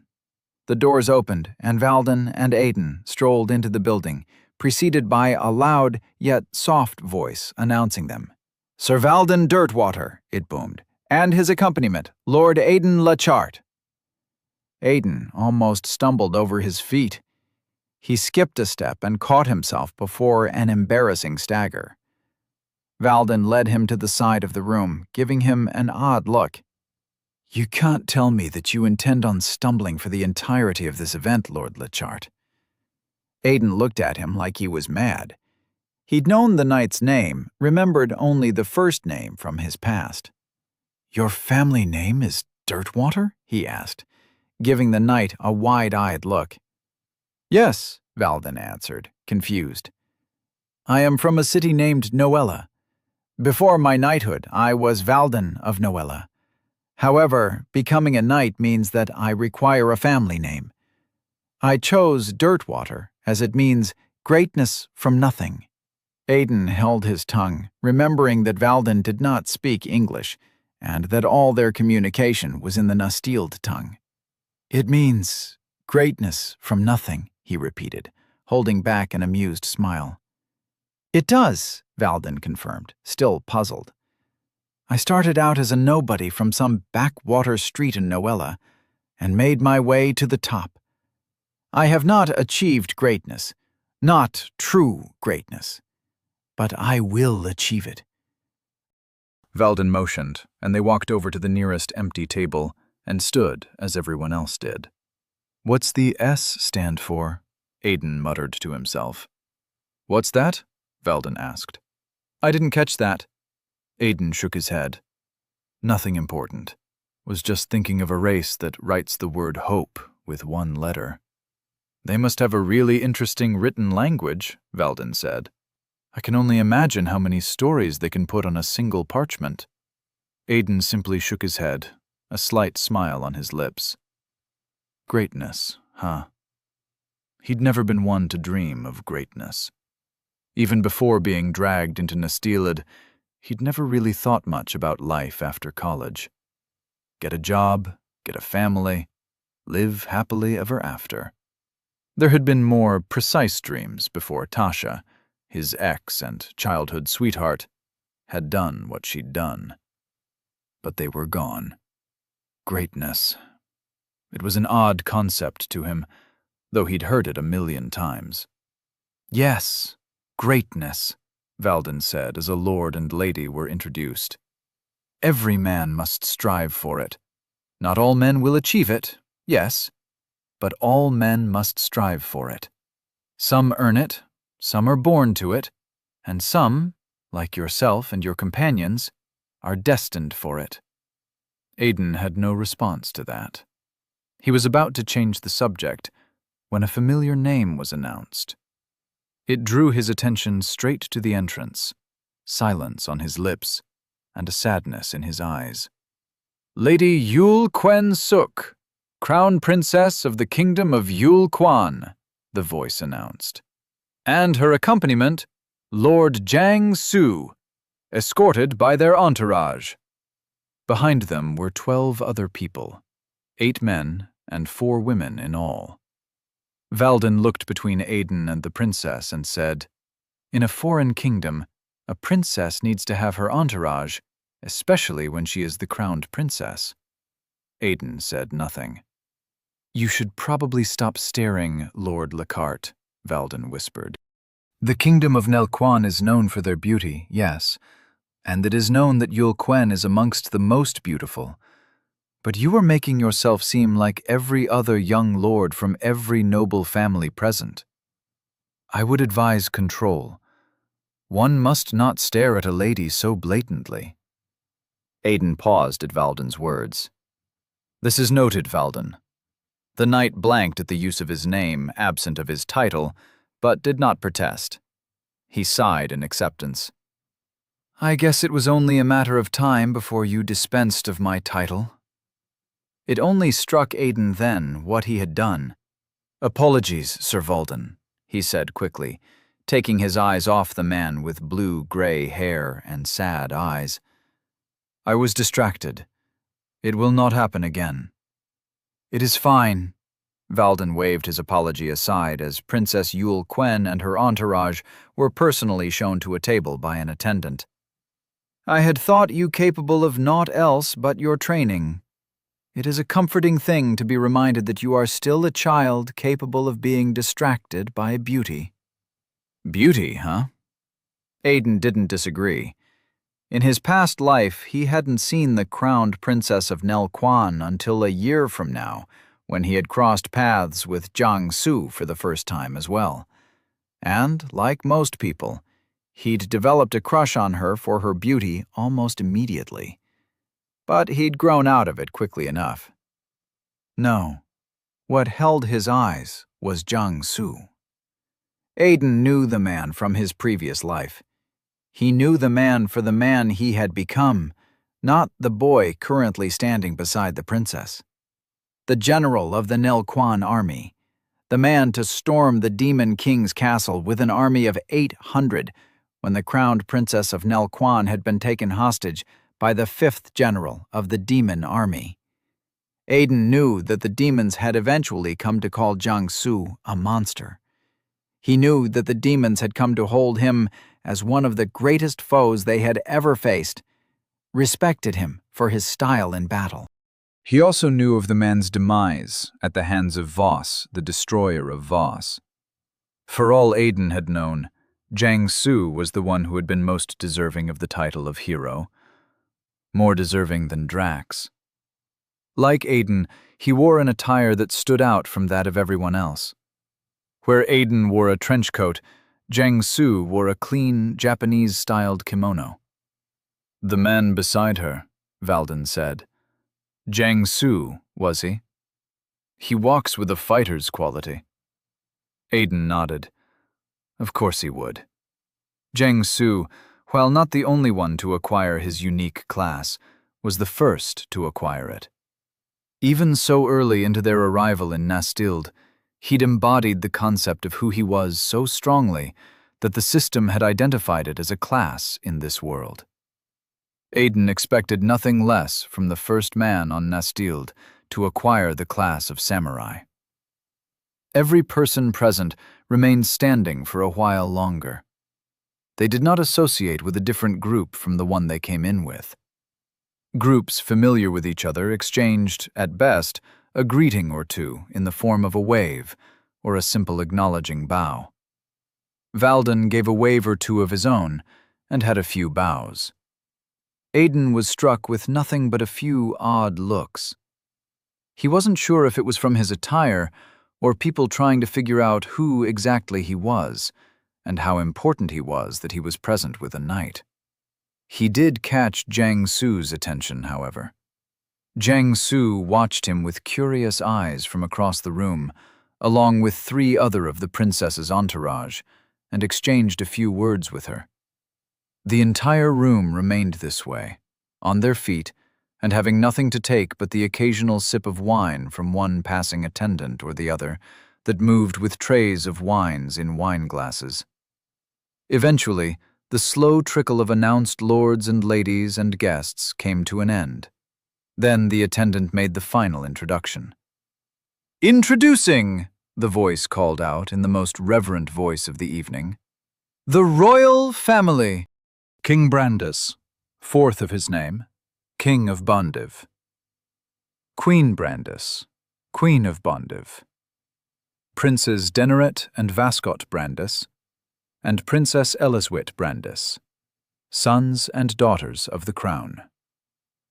Brandis walked in with an unquestioned authority in his steps. Unlike the rest of his family, there was nothing extravagant about his clothing. His shirt was simple and his pants black. He wore the shoes of someone expecting to do battle. If not for how clean he looked, his golden blonde hair and amber eyes, he could have been mistaken for anyone. No, Aiden thought, correcting himself. Not anyone. Even without the glamour, King Brandis carried himself like a man above men. He walked with a controlled stride, fitting for a king.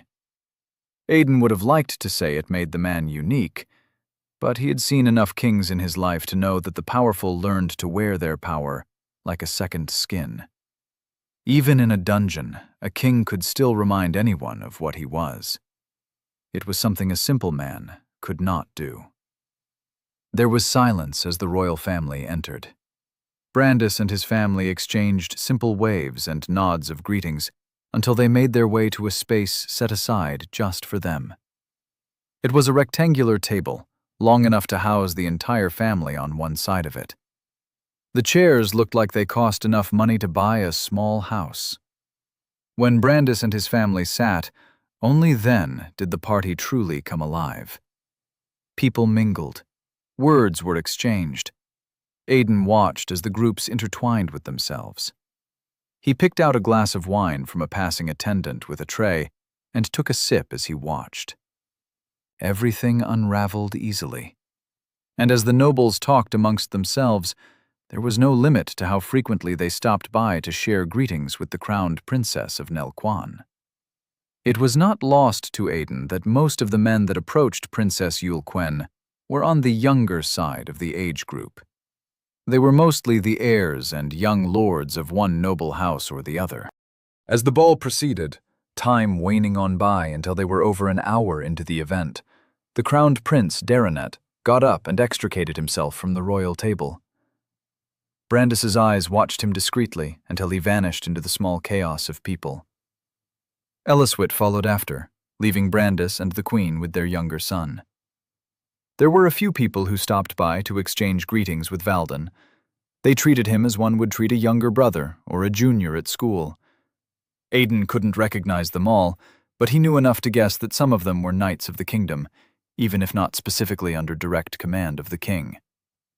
"Sir Tenet was my teacher before I became an official knight," Valden told Aiden when they were alone, free from the constant hassle of exchanging greetings. "He taught me the proper ways of court." "As long as he didn't teach you how to fight," Aiden joked. "If not, I'll have to ask why the palace assigned you to me, when I could have the best thing." "The palace assigned me to you, Lord Lackhart, because—" Valden's words trailed off at the smile on Aiden's face. "Ha ha, very funny. Though I must admit to be very surprised at how well you've carried yourself thus far." The ball had been going on for slightly over an hour, and while he wanted to, Aiden was yet to take a seat even once. There were chairs at every table, clearly, but in a place like this, surrounded by people with significant levels, even the ladies were more than willing to be competitive in every way. Aiden knew most people were always looking out for who would seat first. It was an odd culture. The higher levels would not sit first because it would be displayed as some level of physical tiredness. Those with magical-oriented classes would also not want to sit first because it would be viewed as some form of weakness to the classes with martial orientation. Aiden had always thought it was a stupid thing. Some events could go on from the beginning until its end, with no one taking a seat save the king, if one was present, or the host. Even the envoys from Nelquan remained standing. Aiden must have stared at them a little too long because Valden had to draw his attention to a couple that was coming their way. Lord Derenoff and his daughter, Lady Nella, he whispered quickly. Aidan turned in their direction with a warm smile on his lips and lowered the hand holding his glass of wine. Lord Lockhart, Lord Derenoff greeted. Aidan raised his glass slightly in greeting. Lord Derenoff. The Lord stopped in surprise, then collected himself. Ah, I almost forgot you have Sir Valden at your side. So you are the Aidan Lockhart. Aidan wasn't sure he wanted the title of the. You are in no trouble, I assure you. The lady, Nella, leaned over to touch Aidan gently on the forearm. My father was just curious to meet the man my older brother had so stupidly almost killed. An alarmed look crossed Valden's face, but the knight schooled it immediately. As for Aidan, he didn't have to think to know who they were talking about. Former knight Derendorf was from the Derenoff family. Not really a hard guess, Aidan thought. In fact, judging by the similarities of their names, he should have figured it out the moment he'd heard Derenoff's name. He also looks like the father. Anyway, Nella continued, we just thought we'd stop by and apologize for my brother's stupidity. It is not the first time he's doing something uncalled for, and we're very sure that it will not be the last. I remain grateful to the king, Lord Derenoff said. When he was informing me of my son's insanity, he spoke of a justified need to grant you the unfortunate honor of witnessing a sight-bound punishment. Valden bristled beside Aidan. I am so glad he did not, Nella said. I know my brother, and that punishment will not send him into hiding. Instead, he would rage and hold a grudge. It is more likely to send him into a life of either excessive hunting or a life of crime. Lord Derenoff patted his daughter's hand that rested in the crook of his elbow. A life of hunting will probably do him no good. Your brother would pick the life of crime. He could just leave the kingdom, Valden blurted. Judging from the look on his face after the words had left his mouth, it was clear that he had not intended to speak. Nella laughed as if he had said something funny. Oh, Sir Valden, my brother would rather die than exile himself. Aidan understood why they suggested a life of hunting or a life of crime. An honorable man would have chosen a life of hunting, since it was almost impossible to suffer the fate of sight-bound if there was no one in the kingdom that was stronger than you. Unfortunately, the life of crime was another option because killing a fellow human provided more gains than killing a monster. There were scribes and polymaths in kingdoms all over Nestild that continued to theorize on why that was. Some felt it had something to do with the similarities of the mana, while others refused the theory because monsters killing monsters did not grow their levels so quickly. Aidan could just imagine a former knight wreaking havoc on the kingdom's streets. Regardless, Derenoff said, pulling Aidan from his thoughts, we just wanted to stop by and offer you our apologies for his sake. Nella nodded. The gods know he won't. They turned to move on to their next point of interest, when Derenoff stopped to ask a question. Just out of curiosity, do you know why my son tried to end your life? If it's not too much to ask. Aidan's expression turned thoughtful. After a while, he shook his head. It's not too much to ask, he answered. However, while I remember for a fact that it had something to do with something the king said in reference to myself, I cannot for the life of me remember what it was. Derenoff watched Aidan a little longer before nodding and walking off. I hope you enjoy the ball, Lord Lockhart, he said over his shoulder. Aidan tipped his glass in response. Once they were gone and out of earshot, Valden grabbed Aidan by the arm. Sir Derendorf tried to kill you? He asked in a sharp whisper. Former knight Derendorf, Aidan corrected. He is no longer a knight. The king declared him stripped in my presence. But yes, he did. Why? Something about the scriptures in regards to me and a few of my companions developing a unique skill. Valden paused. Hold on, I thought you just said you had no idea. Aiden cocked a brow at him. I thought you asked because you knew I was lying. I didn't. I just asked because it's something you do to show worry. You ask questions, even though it's been answered before. Huh, Aiden grunted as Valden went on to doing other things, yet never leaving his side. Aiden hadn't really thought about it before. Zen used to do it a lot, asking what most people called pointless questions. One of the reasons he and Aiden had gotten along was because Aiden never berated him for it. Sometimes it got annoying, but he never held it against Zen. The worst he'd ever done was not answer. And you didn't answer a lot of questions. Aiden wondered if Zen in this timeline was better off left to join the Order. It wouldn't be until a few years, though.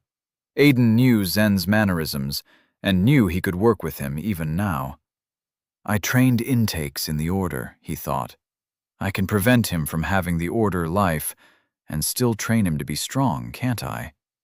It would also dissolve Zen's greatest sacrifice of not being able to be there for his sister. It would be a significant change to the flow of events.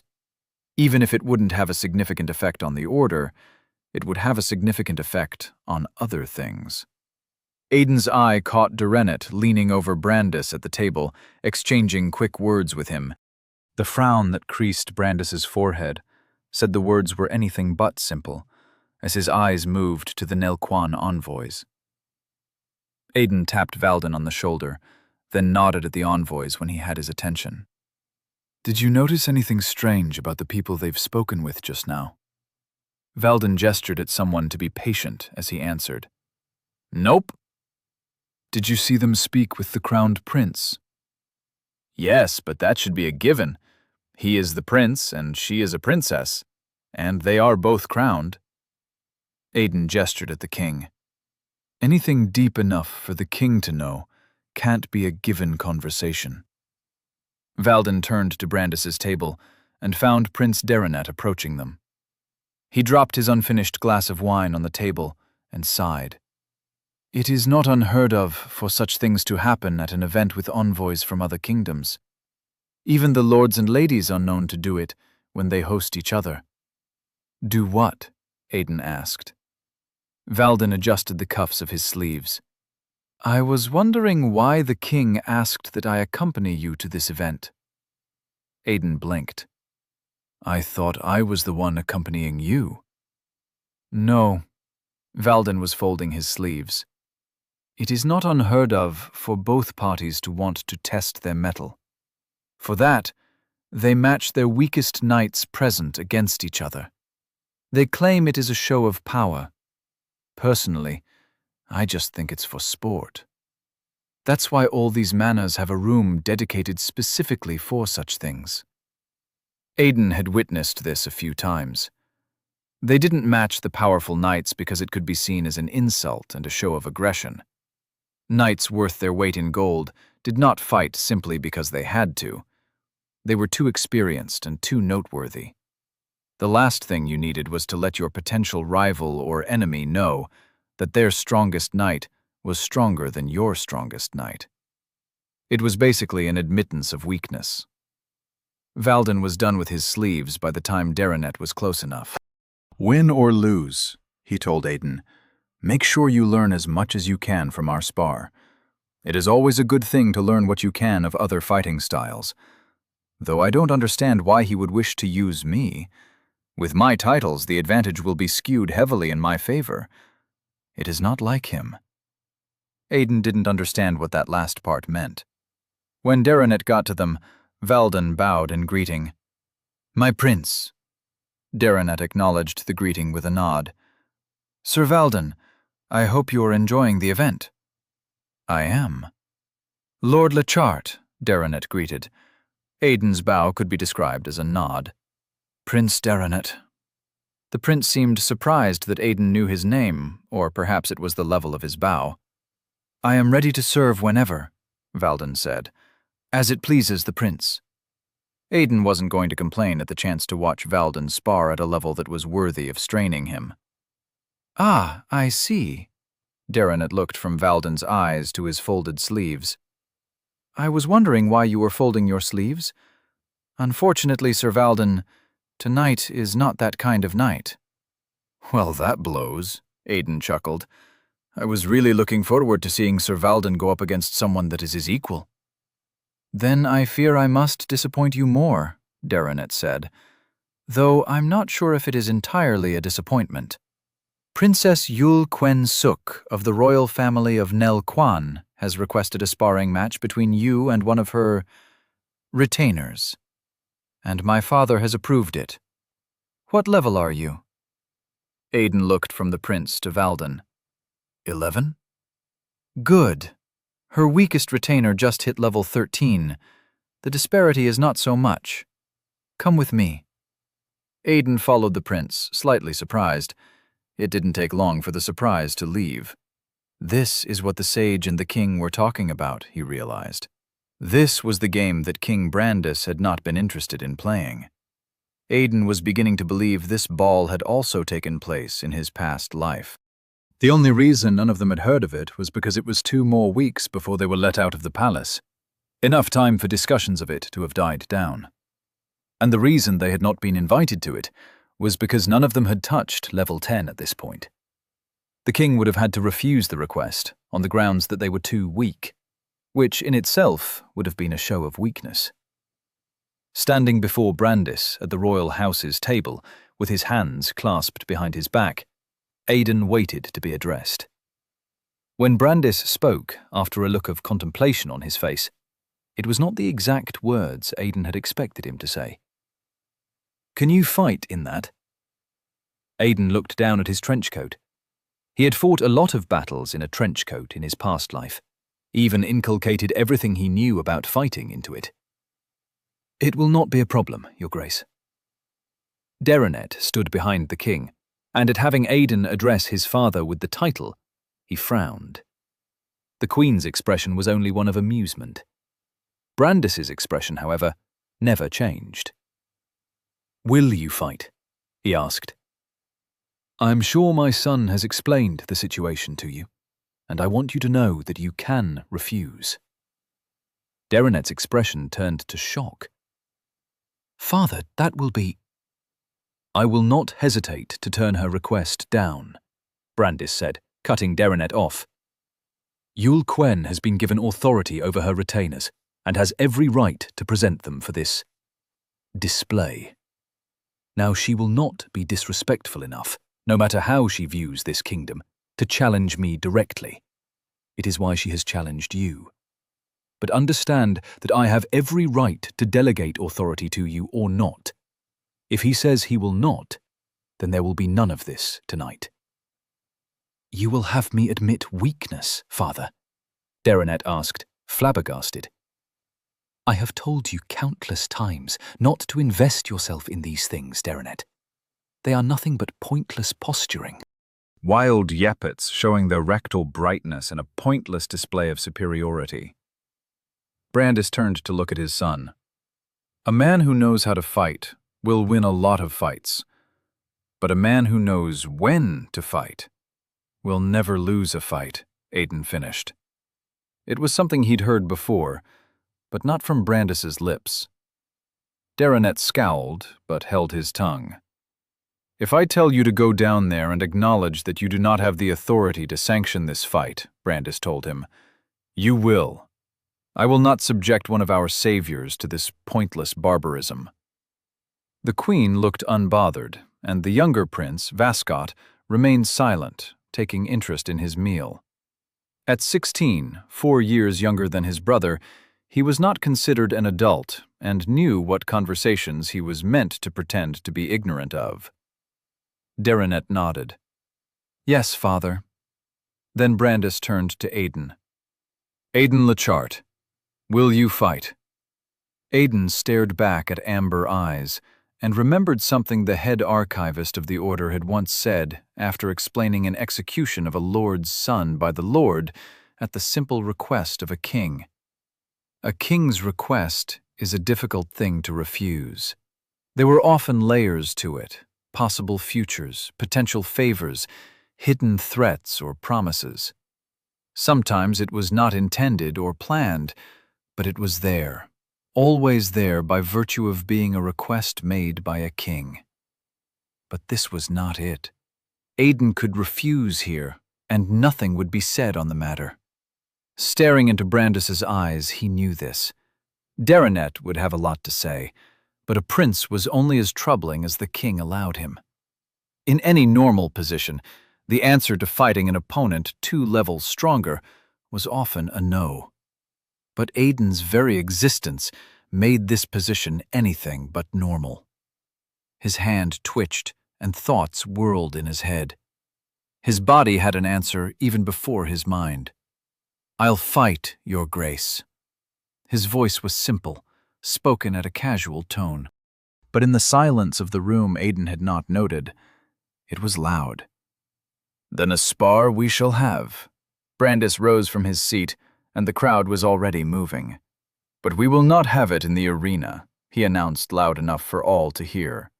"There will be rules to be kept. This is a friendly display, not an aggression amongst animals. We will clear a space for them, and they will merely show us what they are capable of. Now clear a space." The flow of the crowd changed, and in a matter of moments there was a large clearance at the center of the banquet hall. Yul Quen and her entourage stood at the edge of the circle, and one of them leaned in for her to whisper into his ear. Once she was done, he stepped into the clearing. "They will fight unarmed," Brandis announced as Aiden stepped into the clearing. "And they will fight without skills. This is to be a show of skill, not mindless aggression." Yul Quen curtsied. "As Your Grace wishes." Aiden and his opponent stood facing each other. "A pleasure to meet you," the retainer said in the common tongue. "I am Haruto Takanashi," Aiden finished, to his opponent's surprise. "And I am Aiden Lechart." If his math was correct, Haruto was probably 20 years old right now, maybe 22 years. The man had also gained the Spearmaster class. "You have the class of Spearmaster," Aiden continued, when the man opened his mouth to speak. "As a show of good faith, I will also inform you of my class. I achieved the Weaver class." Haruto's eyes narrowed at him. He doesn't believe me, Aiden thought. I wouldn't either. Regardless, Haruto took a combat stance, and Aiden knew his opponent was not going to take him lightly. Good. Aiden took a simple stance of his own. I wouldn't want him to. Brandis stood tall at his table, arm raised high. "Is the representative of Nel Quan ready?" He looked at Yul Quen, and she nodded. Her expression was calm. Brandis turned to Aiden. "Is the representative of Bandiv ready?" Aiden met Jiangsu's gaze, not the king or the princess, then nodded. Brandis brought his hand down. "Begin!" Haruto wasn't large. He had an inch or two on Aiden, and they were likely in the same weight class, but he moved quickly. He crossed the distance in a single forward dash, readying an attack. It was an open hand, thrust forward like the blade of a spear. Aiden stepped into it, slapped the attack aside, deflecting it from its path, and slammed his fist into Haruto's throat. The room fell silent. Haruto dropped to his knees and doubled over. He clutched at his throat, gasping in pain, while his body twitched. Aiden turned, looked at everyone around. He saw shock on a lot of faces. Brandis was doing his best to conceal a smirk. Valden had no such compunction. He smiled like a man whose team had just won against the odds.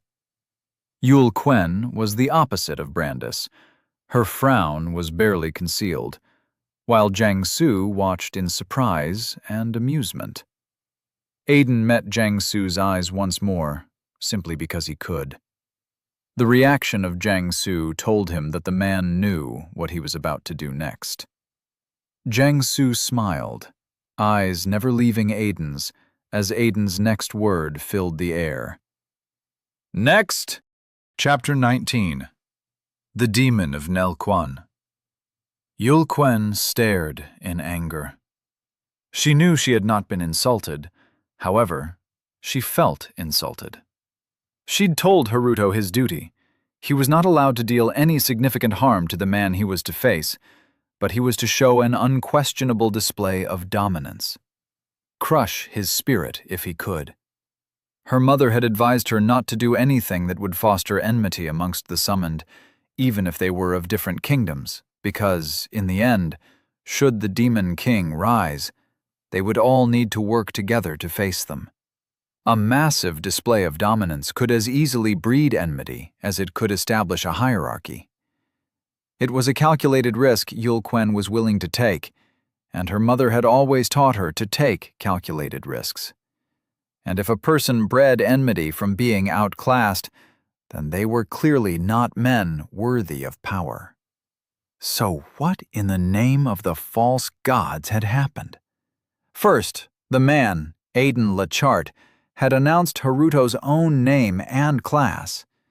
This was something she would have to inform her mother of.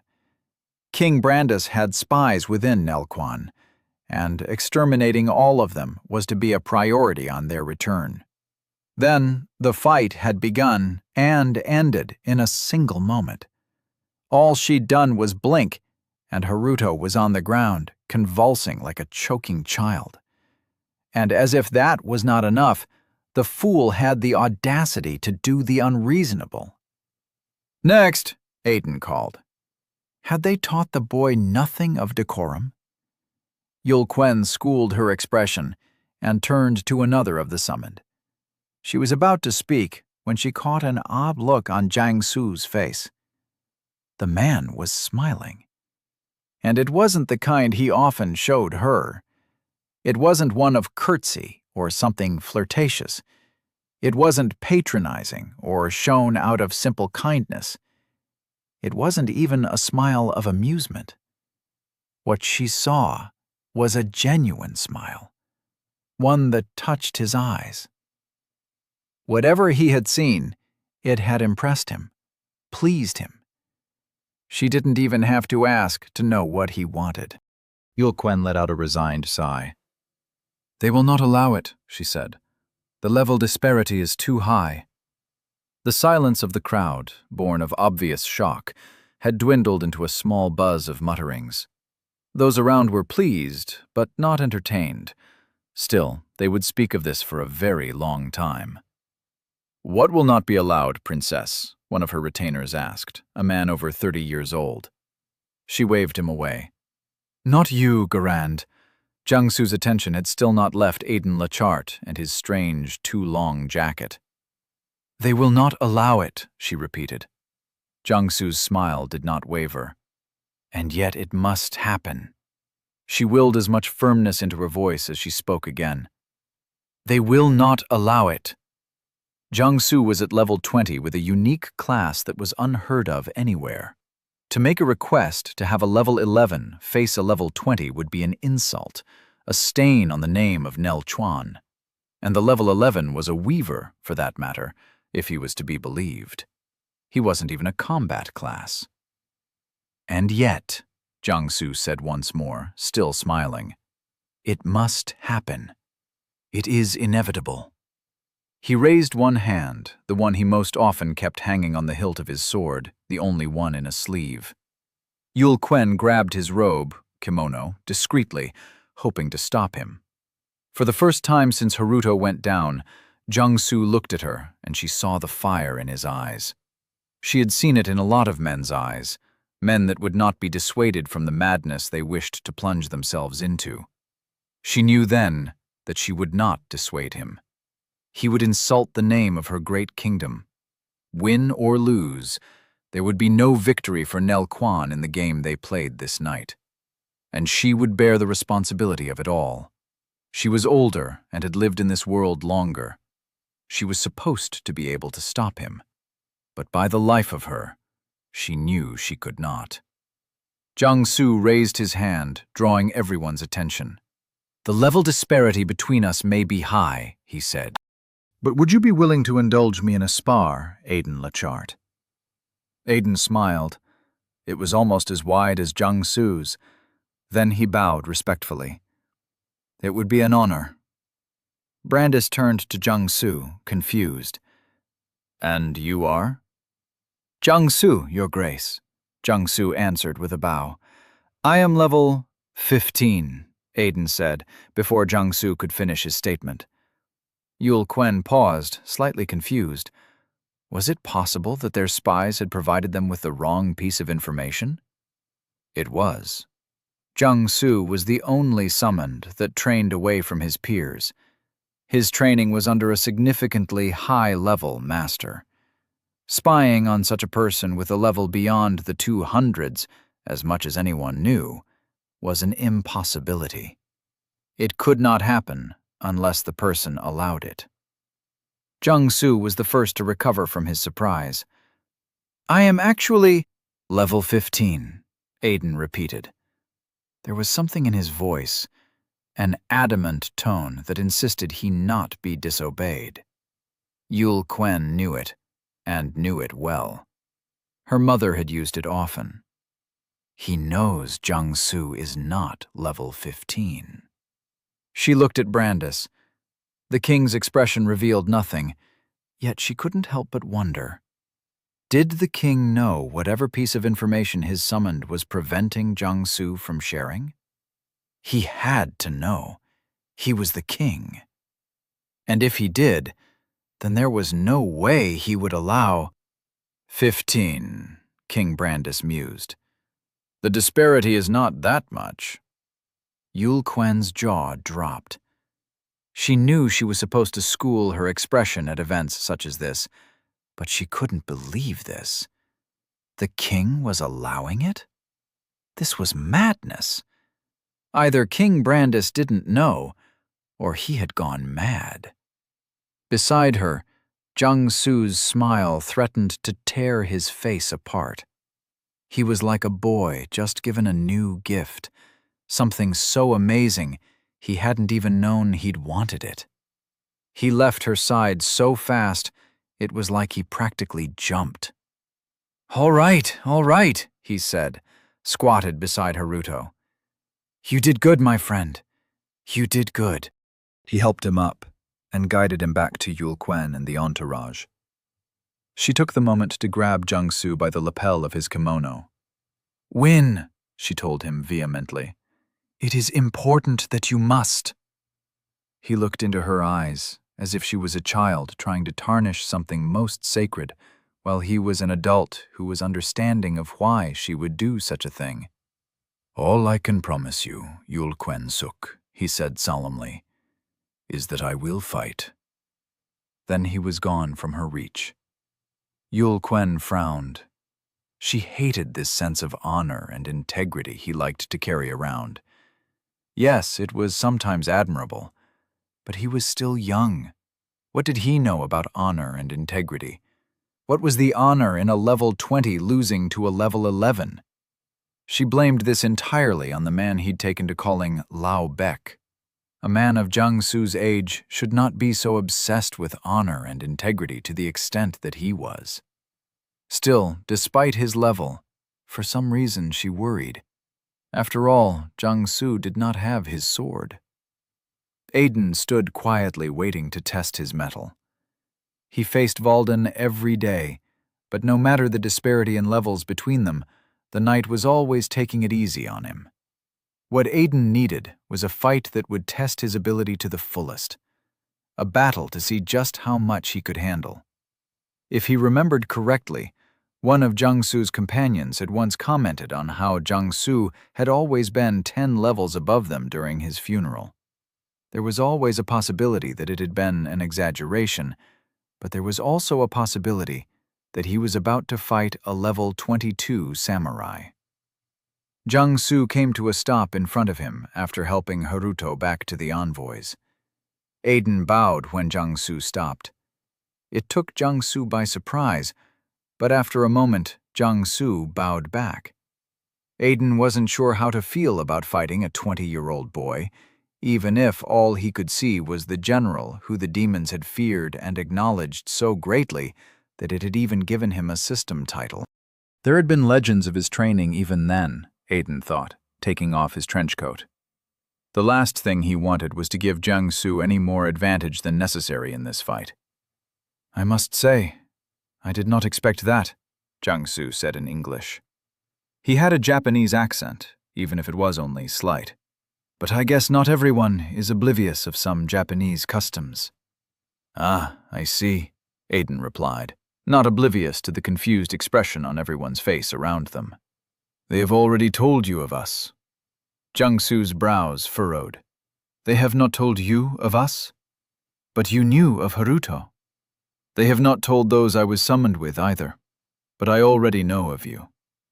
"They should have told you all," Jiangsu frowned. "You should have told the others." Aiden shook his head. "Not mine to tell. Not yet." "Then how do you know?" This was a problem Aiden had seen the moment he'd opened his mouth and revealed Haruto's information. Mainly, he'd done it to disorient the man and show off a little, but it had brought the problem of how he knew what he knew. What Brandis didn't know. Now he had to rectify the problem. "I have my ways," he answered. Jiangsu looked at Brandis, then back. "It is wrong that they have not told you." Aiden almost smiled. So the honor Jiangsu had chased until the day he died was one he'd carried since the beginning. 11 years of unshaken sense of honor. It was commendable. "Would you like a sword?" Aiden asked. "Though I doubt there's a katana around here anywhere. I haven't seen one since I arrived here." "How did you—" Jiangsu stopped himself, looking down at his kimono. "My attire." Aiden nodded. "I've been wondering something since you arrived, though. If you would indulge me. Why do you wear your kimono that way?" Jiangsu looked down at his left hand, hanging out of the front lapel of the kimono, so that the left sleeve was left empty. All Aiden's memories of Jiangsu were either of him wearing his kimono properly or waging war in a samurai armor. "It is an old samurai custom," Jiangsu answered. "A samurai wears their kimono this way when they are without a master. A ronin does the same. Or so I heard back home. Before coming to Nestild, I mean." Aiden nodded. It meant he must have gotten a master, as at the time they'd met, in his past life. "As for a weapon, I believe I am fine without one," Jiangsu added. He reached for his empty sleeve, adjusted the kimono, and started tying it into a knot around his waist so that his left side was left uncovered, revealing only the black shirt he wore inside. Aiden folded up his trench coat and placed it on the ground. "I guess that would make sense." Aiden rubbed his jaw in thought. "Your class should also account for unarmed combat." Jiangsu's brows furrowed. "Yes," Aiden answered his unasked questions as impatient murmurs began to rise amongst the spectators. "I am very much aware of your class. Still, I do not mind facing the demon of Nel Quan without his sword." Jiangsu blinked. "What did you call me?" "Nothing important." The murmurs were rising now, impatience growing ever louder. "We have kept our spectators waiting for too long," Aiden said. "Shall we begin, General?" "How about we make this entertaining?" Jiangsu said, taking a combat stance. It looked like he held a sword in front of him with both hands, but there was no sword, and his hands were not fists. "If you win, I will grant you one request to the best of my ability. And if I win, you will explain why you have called me two things I know nothing about." "Deal." Aiden looked at Brandis, and the king shook his head in dissatisfaction before raising his hand. "Is the representative of Nel Quan ready?" "Yes, Your Grace," Jiangsu answered. "Is the representative of Bandiv ready?" Aiden nodded. Brandis brought his hand down. "Begin!" Jiangsu closed the distance immediately. His speed surpassed Haruto's, and Aiden took a moment to adapt. Jiangsu already had him before he was even ready, hands grabbing him by the lapels of his shirt. Aiden knew the technique immediately. He stepped in, slipped his feet between Jiangsu's legs to prevent himself from being thrown. Before he could affirm his defense, Jiangsu was already throwing him. Aiden locked his hands around Jiangsu's arm as he braced for the fall. When he hit the ground, he grit his teeth against the impact. His hands held firmly onto Jiangsu, and he threw his leg around the man's arms. Allowing the momentum of his throw give him leverage, Aiden brought Jiangsu down with him. Jiangsu hit the ground, but twisted away from Aiden's hold before Aiden could switch his technique into a submission arm lock. They were back on their feet almost immediately, and commendable murmurs moved through the crowd. It wasn't voiced by many, but it was voiced by enough. Jiangsu's smile never left his lips, and Aiden rushed him. Aiden struck with open hands that he switched into closed fists. He didn't go just for the face. He ducked and weaved and added as much flair into every combination. Jiangsu met him, deflecting and evading. They moved, spiraling the large center that was their sparring ground. For a moment, Aiden had Jiangsu on the back foot. It was taking a lot out of him just to keep up with the man. Even with all the technique he knew, matching Jiangsu's speed and strength was taking all the stamina out of him. It was taking far too much stamina out of him. His flow and rhythm was waning. Then Jiangsu took advantage of a break in Aiden's combo and separated from him with a massive backstep, only to close the distance immediately. Aiden's last strike was a grab that caught the air before Jiangsu was on him once more. Jiangsu came at him from below, body bent at an odd angle so that he struck at him with an upward thrust. Aiden leaned back, allowed the blow scrape past him. Then Jiangsu brought the blow down. Aiden acted quickly. His feet carried him back, away from the blow that would take him in the chest. The blow came down, hit the ground, and Jiangsu vaulted forward with a kick, leveraging on it. Aiden deflected the kick with both hands, sending it aside. It did little to disorient Jiangsu, and the moment the man faced him, they went into a flurry of blows. They stood deep within each other's space, striking and blocking. Standing so close, there was no space for evasion. Each strike had to be blocked or deflected before it crossed a certain point and landed. They encircled each other as if executing a dangerous waltz, their footing doing as much work to control the fight as their blows. The sound of fists meeting open palms and thrown elbows being stopped filled the silent air. Aiden struck with his leg, never going above waist level, and Jiangsu stopped it with a raised knee. The moment their legs met, Jiangsu maneuvered his, stepped on Aiden's foot, and brought the strike down. Aiden winced at the pain of being stepped on by someone whose strength stat was clearly superior to his own, but was quick to slip his foot free immediately. The distraction was instant, and he barely stopped the elbow strike thrown at his nose with an open palm. The flurry lulled back into its odd pattern of attacks and defense, until a notification flashed in front of Aiden. Stamina 58%. Aiden frowned as he avoided a leg strike from Jiangsu, pushing his speed to keep up with his opponents. He couldn't allow the fight draw out longer than it already was. He was already using all the skills in his arsenal to fight on par with someone with superior stats than his.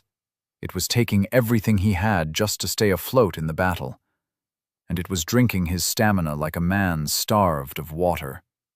Yet, he would be lying if he said he was not enjoying himself. Aiden executed a quick and complicated flurry of blows. By design, the switch-up confused Jiangsu. The man's strikes faltered, and Aiden caught his hands and pinned them down. Jiangsu's smile deepened as their faces met. "I would not advise a battle of strength," he said in English. "As you probably know, I'm level 20. "Thank you for confirming that," Aiden said. Then he switched his grip and pushed forward, forced Jiangsu back. Jiangsu brought his pushback to a stop after 2 steps, then tried to break Aiden's hold. Their hands bobbed once before coming back down to the level Aiden had kept them. Jiangsu stared at their hands in confusion, then at Aiden. When he tried again, it was more of a display of skill than strength. Aiden strengthened his hold, kept their hands in place. "There are ways to pin any man down," Aiden said, groaning under the strain of keeping Jiangsu's arms locked down. "It'll take far greater technique to release yourself than you think." Stamina, 44%. "Nope," Jiangsu disagreed. "It's really not that complicated." Then he headbutted Aiden. The crowd erupted in cheers as Aiden's head reeled back from the blow. His vision blurred, and he fought to secure his hold on Jiangsu's hands. Jiangsu was already moving. He shook his arms one way, then another. Aiden's hold did not budge, but it took a lot out of him to ensure it. Stamina, 38%. Jiangsu threw another headbutt as Aiden's head came back, but Aiden was ready for it. He angled his head just right, tucked his chin into his neck, and braced for impact. When their heads met, Jiangsu was the one reeling back from a cut lip. But Aiden was not unaffected. His head thrummed, and his vision worsened. Stamina, 36%. His hold on Jiangsu waned, his strength failing. Jiangsu's hands went into another frenzy, turned one way, then another. Aiden knew he could not keep his hold, so he switched it from a hold to a grip, then spun himself into Jiangsu and flipped them. Aiden used a full-body throw, tossing himself as well. It sent Jiangsu soaring through the air. Jiangsu hit the ground and rushed quickly to his feet, as if he felt no pain, arm flailing defensively in the air to keep Aiden and any follow-up attack away from him. Aiden dived at him, tackled him with a wrestler's spear. He felt the strength in Jiangsu's core give under the force of his shoulder as he knocked the wind out of him and brought the both of them back down. They hit the ground hard, and Aiden's interface flashed in front of him once more. Stamina, 31%. "Oh, shut up," he groaned as he slipped his arms under Jiangsu's left arm, locked his hands over the right side of his neck, and squeezed. Jiangsu struggled against his hold. He went for strength, trying to break Aiden's lock. Aiden bent himself into the technique, squeezed with all his muscles. Stamina, 28%. "Come on, then." Tap. Stamina, 26%. Jiangsu's strength was waning. Aiden could feel it in the lack of resistance against his lock. The air was silent, the crowd mute in anticipation. Then pain flared in Aiden's side, and he buckled under the force of it. Somehow, Jiangsu had reached across with almost no space for any significant momentum and punched him in the side with enough force to shake him. Health, 97%. Aiden's hold cracked under the impact of the blow, and Jiangsu pulled himself from it. To Aiden's surprise, Jiangsu didn't disengage. Instead, he grabbed Aiden and moved to somehow throw him even from their position. Aiden braced himself as Jiangsu rolled over him, using the momentum of the roll to force Aiden to go with him. Before Aiden knew it, Jiangsu had risen to his knees and was throwing him over his shoulder. "No, you don't." Aiden moved his center of gravity, transitioned from being thrown over the shoulder to an upper arm grapple that sent Jiangsu moving with him. Jiangsu followed him down, and his head hit the ground at an odd angle before he forced them apart with a strong kick to Aiden's chest. Each of them slid along the ground, but not so far apart. They were back to their feet as quickly as was possible, staring at each other, shoulders heaving as they panted heavily. Aiden's eyes locked on his stamina. Stamina 19%. Fighting someone stronger that knew what they were doing with everything he had was far too taxing for him right now. If Jiangsu kept going, Aiden was going to lose due to insufficient stamina. There was nobody present who wouldn't have noticed it at this point in the fight. Not an entirely bad way to go, he thought, smiling. At least he'd left Jung-Soo panting almost as much as himself. Jung-Soo's eyes ducked to something non-existent in the air, and Aiden almost chuckled. "How many % do you have left?" he asked in English. "Stamina's 38, Jung-Soo panted. "You?" 19. Jung-Soo laughed. "Call it?" Aiden nodded. "Sure. This one's yours." Jung-Soo dropped and sat down carelessly on the ground, exhausted. Aiden laughed and did the same, doing his best to control his breathing. The moment they both hit the ground, the crowd erupted in cheers. They didn't even wait for Brandis to call it. In all fairness, they hadn't waited for Brandis to call Haruto's loss either. Brandis stood in place for a minute, gave the crowd some time to get their cheers out of their system before raising a hand to silence them. "The winner," he looked from Aiden to Jung-Soo. Aiden nodded towards Jung-Soo when his eyes met with Brandis's. He knew the verdict and wasn't going to argue it. Even if Jung-Soo had sat down first, Brandis knew the truth. Brandis sighed.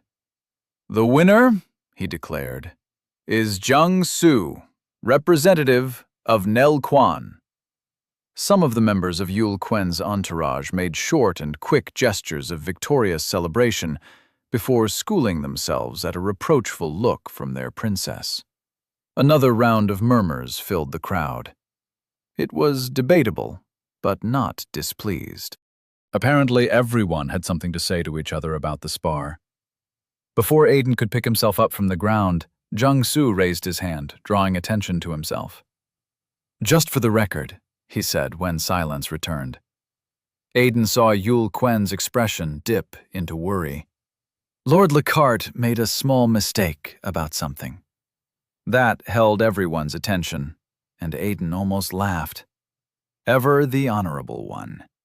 He had no idea what could have happened to make a man of 20 so obsessed with honor, so much so that he held it to his heart for years, up until his death.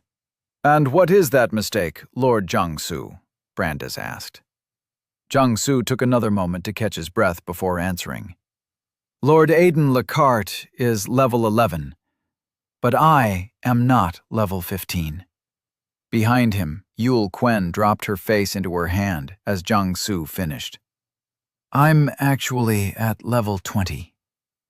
The crowd erupted in a new type of cheer. Jung-Soo gave Aiden a smirk, and Aiden laughed as the chaos grew around them. At his table, Brandis shot Aiden a quizzical look. When Aiden saw it, he remembered that some of his posturing tonight would cause him some issues. He would have to answer questions he wasn't supposed to know anything about. When he looked away from Brandis, Jung-Soo was standing in front of him, holding a hand out to him. Aiden took it and allowed Jung-Soo pull him up. "And he calls me the demon of Nelquan," Jung-Soo said when he was standing. "What level 11 spars a level 20 to a standstill? One that used every technique in his arsenal. And we can't really call it a standstill, can we?" Jung-Soo chuckled in amusement. "I never expected to run into another student of a sage," he said. "I didn't even know you guys had a sage. You've got to tell me how you convinced him to teach you his style of fighting, though. Mine keeps on refusing." "Student of a sage?" Aiden blinked, the glory of their spar forgotten immediately. "Wait, what?" Chapter 20. Worries.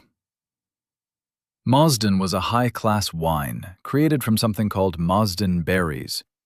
One of the things Aiden knew about Mazden berries was that alchemists used it in a few of their concoctions. They increased the efficiency of poisons, drawing them out to their strongest capacity. With the addition of another alchemical solution he could not remember, a certain level of perfect harmony could be achieved. Specifically, it was designed to give almost all levels a good enough buzz. Jung-Soo held up his glass of wine, stared at its contents.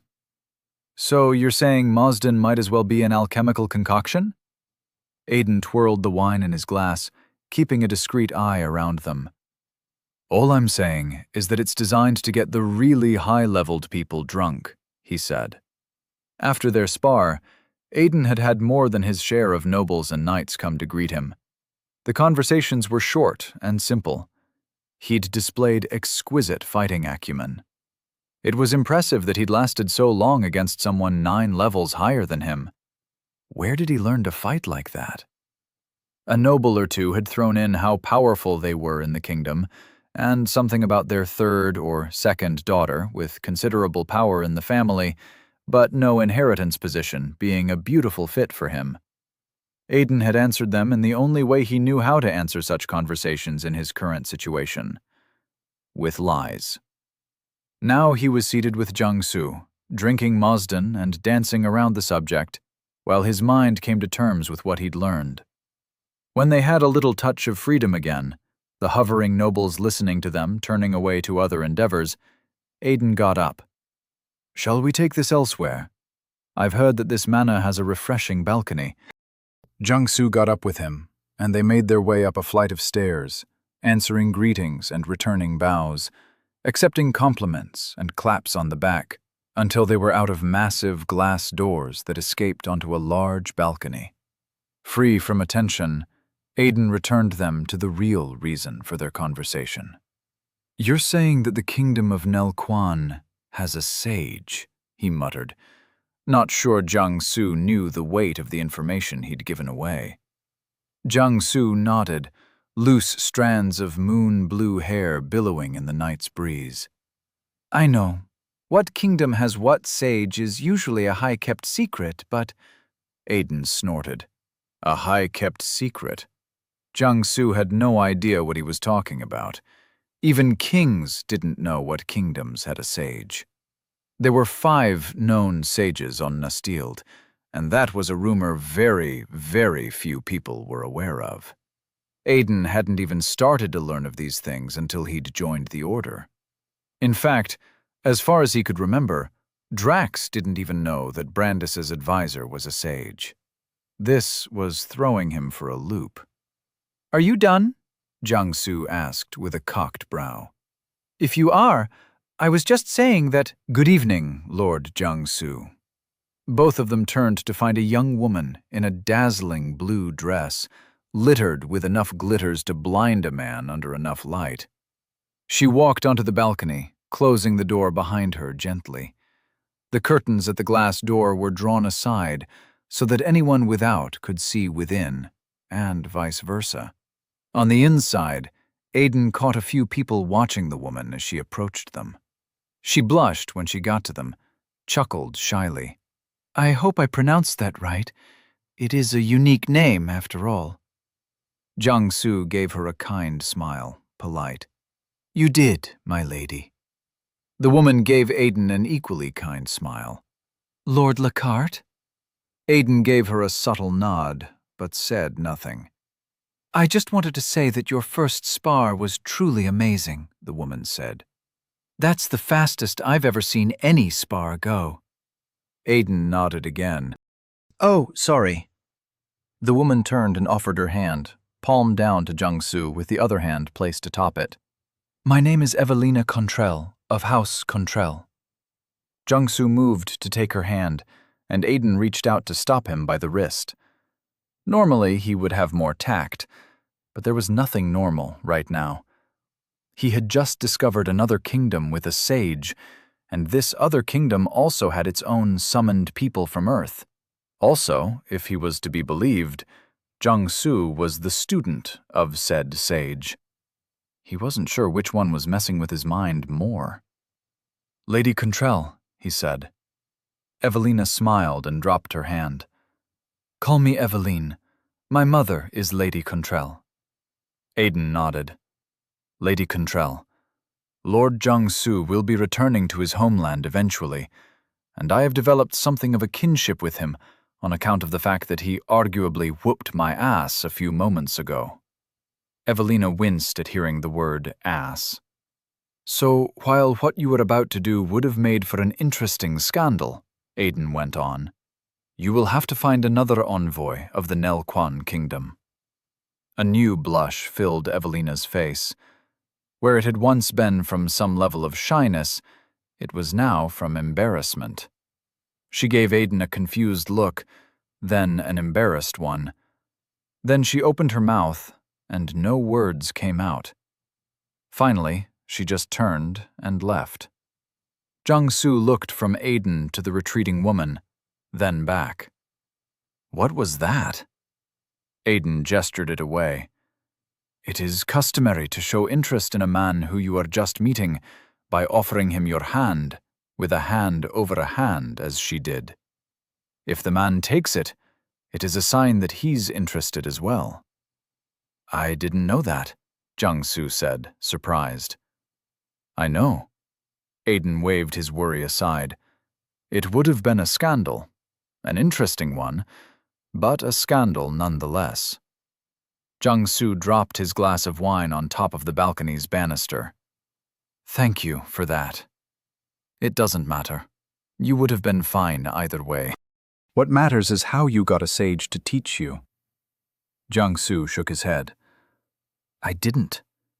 He just saw me on the day of our summoning and told me that I'll be training with him.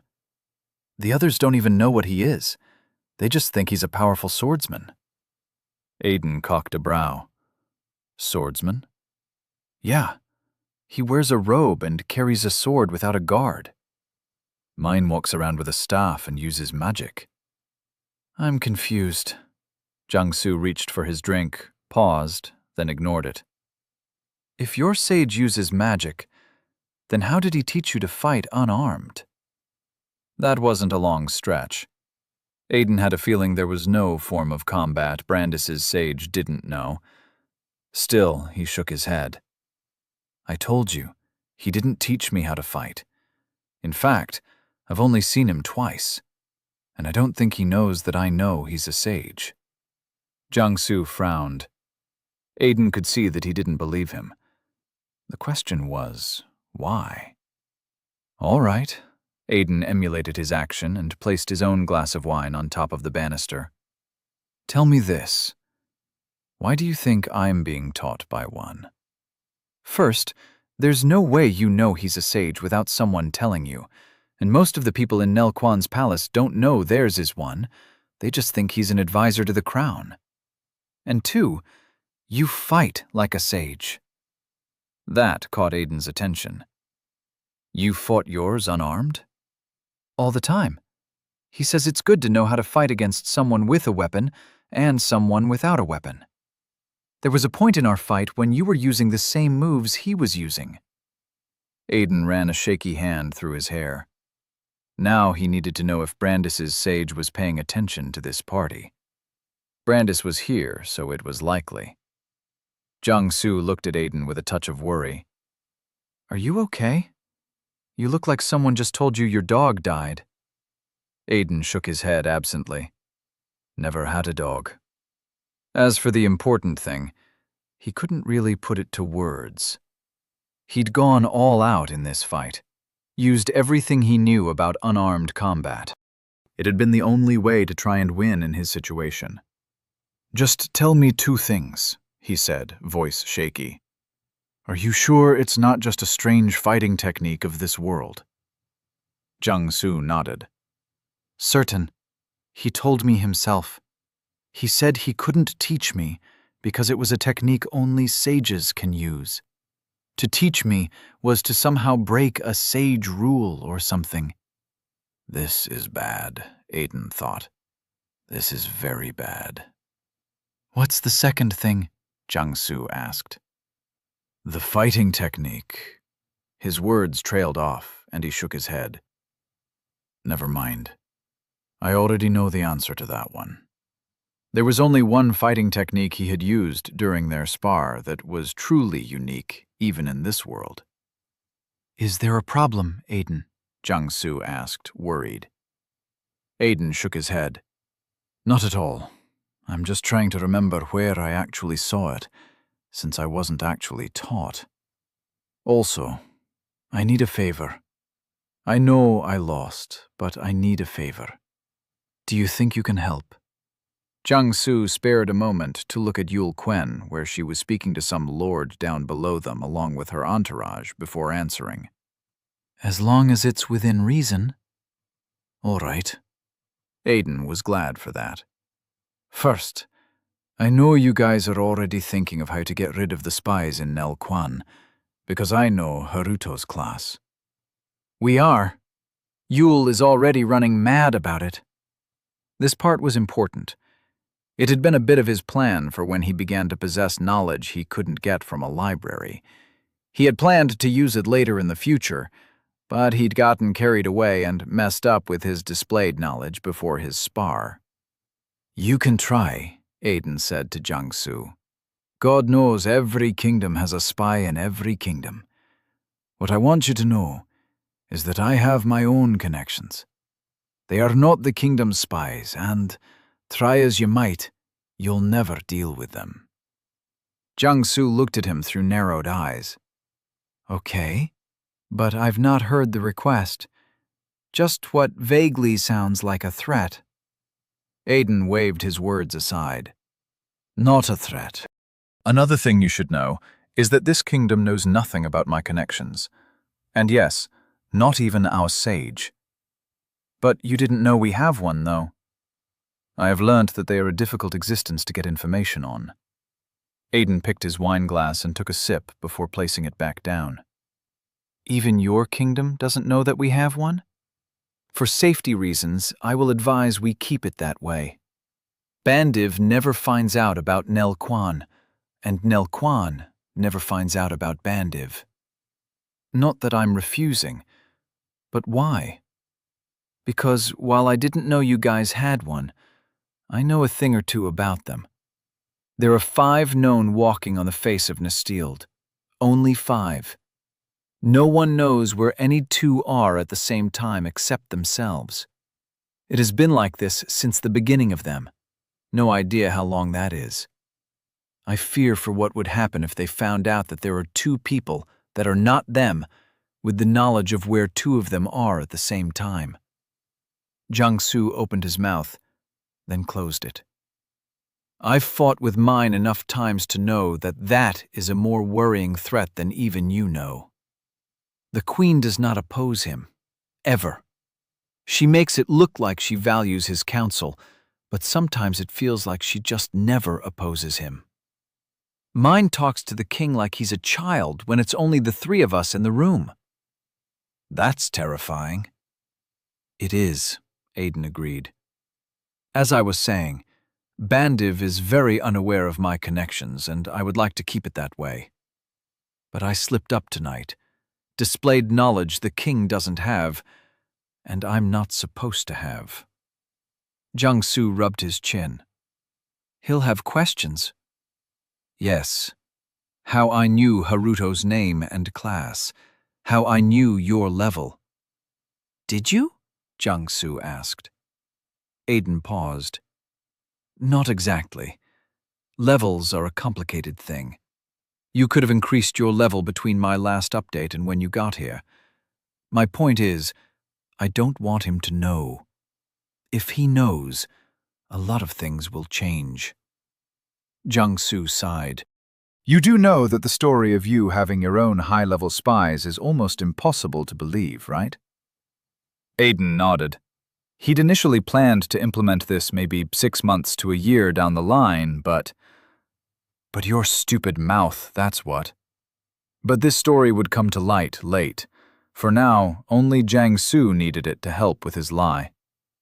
I know, Aiden agreed. I see. Jiangsu didn't look like he saw. So what do you need me to do? When he asks me how I know what I know, I'm going to lie, Aiden said. I'll tell him that I overheard it during a conversation you were having with your companions. There is a chance he will believe me. We are kids in his eyes, new to this world. He would believe such a slip-up. The problem is if he finds a way to try and confirm it. I see what you mean. Jiangsu stared into the starry night sky. You want me to admit to having such a conversation? I'll handle it on my end. Now, your turn. You lost. Aiden smiled.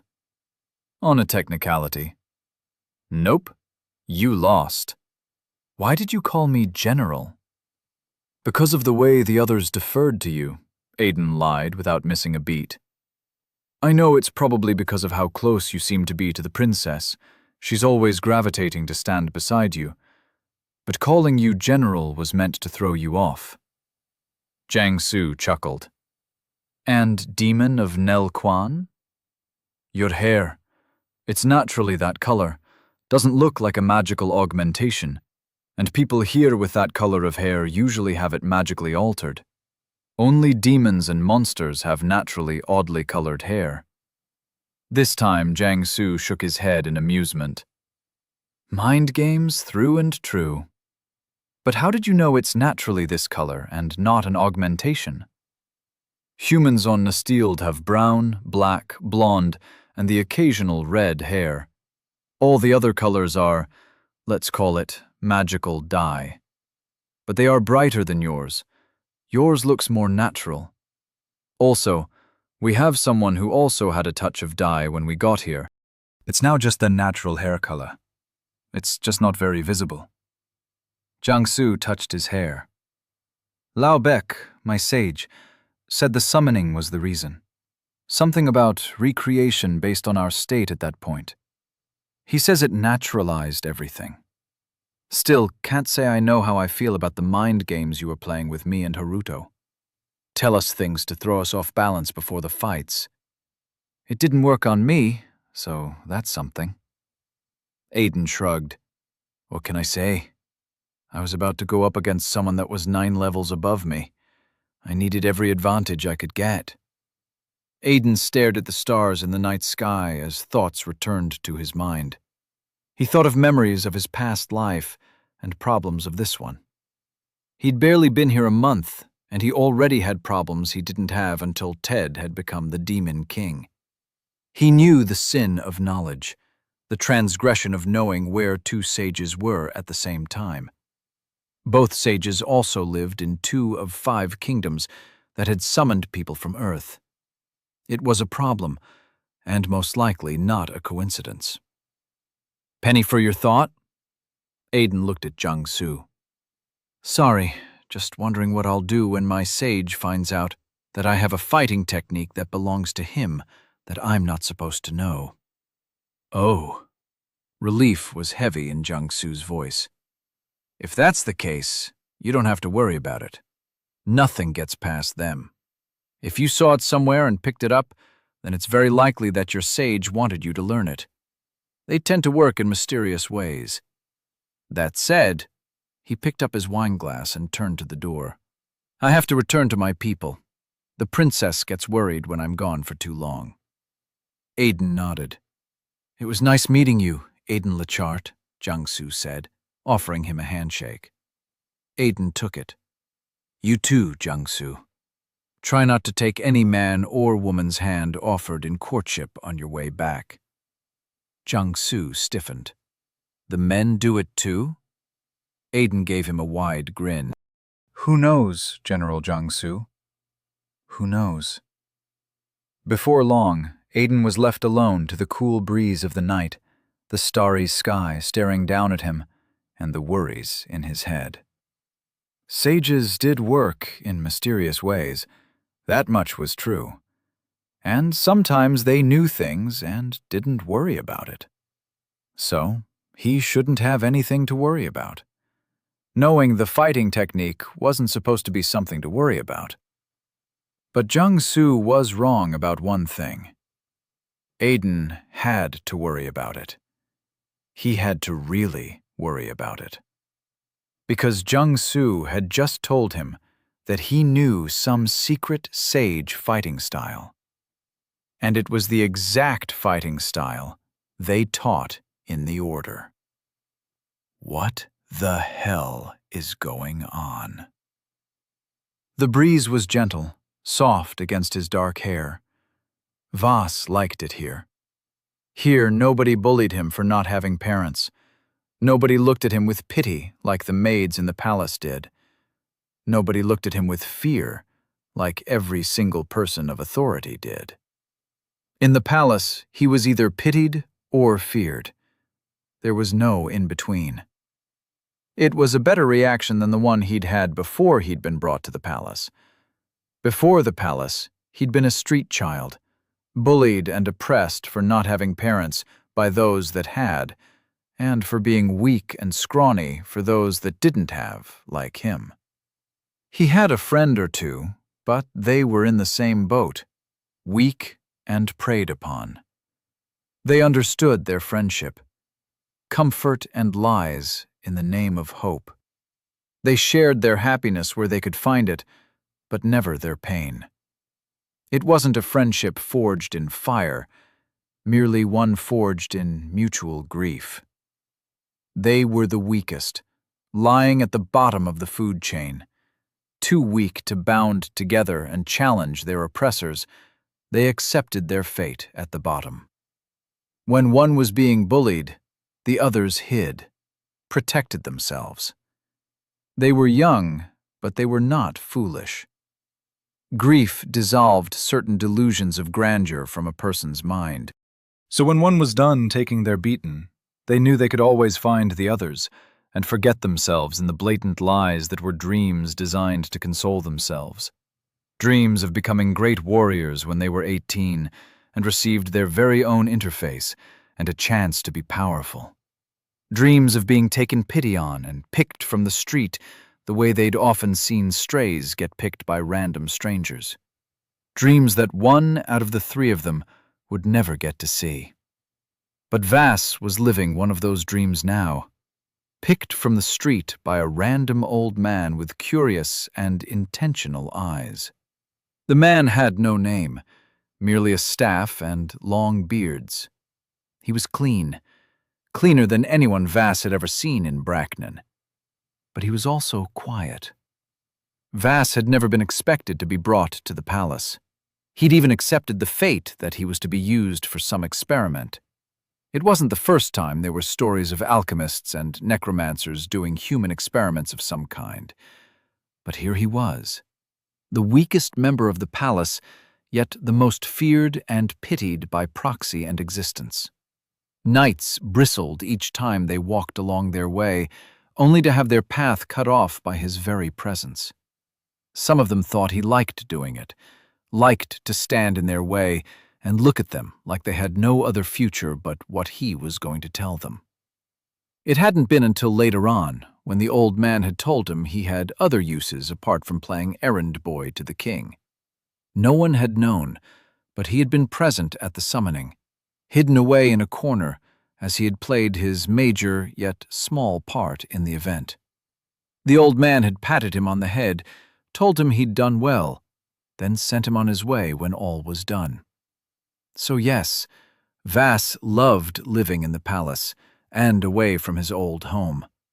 But he hated how those who lived in the palace looked at him. He was very sure that Deronet, the crowned prince, hated him.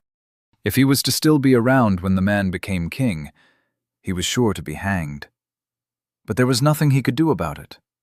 He would be hanged, and another young child would take his place. Vass let out a tired sigh and looked up at the starry night sky. He liked it here, out in the forest. The stars didn't care here or there about him. He was as equal to them as any other man and woman that looked up at them. And the trees didn't judge him. Old and tall and large as they were, they kept the rain at bay and the sunshine waiting patiently away. And the breeze. If he lied to himself hard enough, he could believe that it loved him in a way his mother never had. The sound of something snapping dragged Vass from his thoughts. He loved this place because no one ever came here. So panic filled him, and he turned quickly, feral like a threatened feline. The person he saw had a familiar face. "Hungry?" they asked, holding out a bowl of something that smelled sweet. Vass said nothing, stared in worry as the person came forward. He saw the Lord and struggled to remember his name. "It's all right," the young lord said, drawing closer.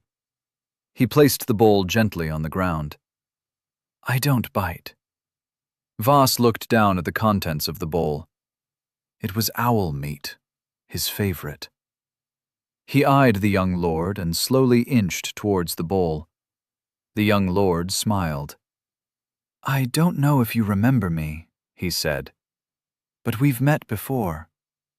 Voss remembered it now. He was the jovial one that kept giving him kind glances. Voss knew his family name, but not his own name. But the name echoed in his mind as the Lord said it. I am Lord Lockhart, the Lord said with an easy smile. But you can call me Ted. Chapter 21. Rue Brandis. Back! Aiden spun, hands weaving a quick sign. His interface flashed quickly. You have used enchantment of lesser speed. Then he darted away, blitzed through the distance so that the swords came down on nothing. When he came to a stop, it was amidst a small cloud of dust. He gave Valden an incredulous look. What was I supposed to do with back? They were coming at me from all sides. Valden shrugged. I called out the most fatal attack. That was a distraction, and you know it.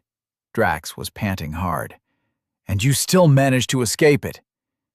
Beside him, Leto dropped to sit down on the ground. They'd been sparring for an hour straight, and Aiden was impressed with their growth. Anita dropped her short sword and joined Leto on the ground. Can't believe the clone didn't work, she muttered. Aiden held his hands in front of him. The effect of the enchantment was still flowing through him.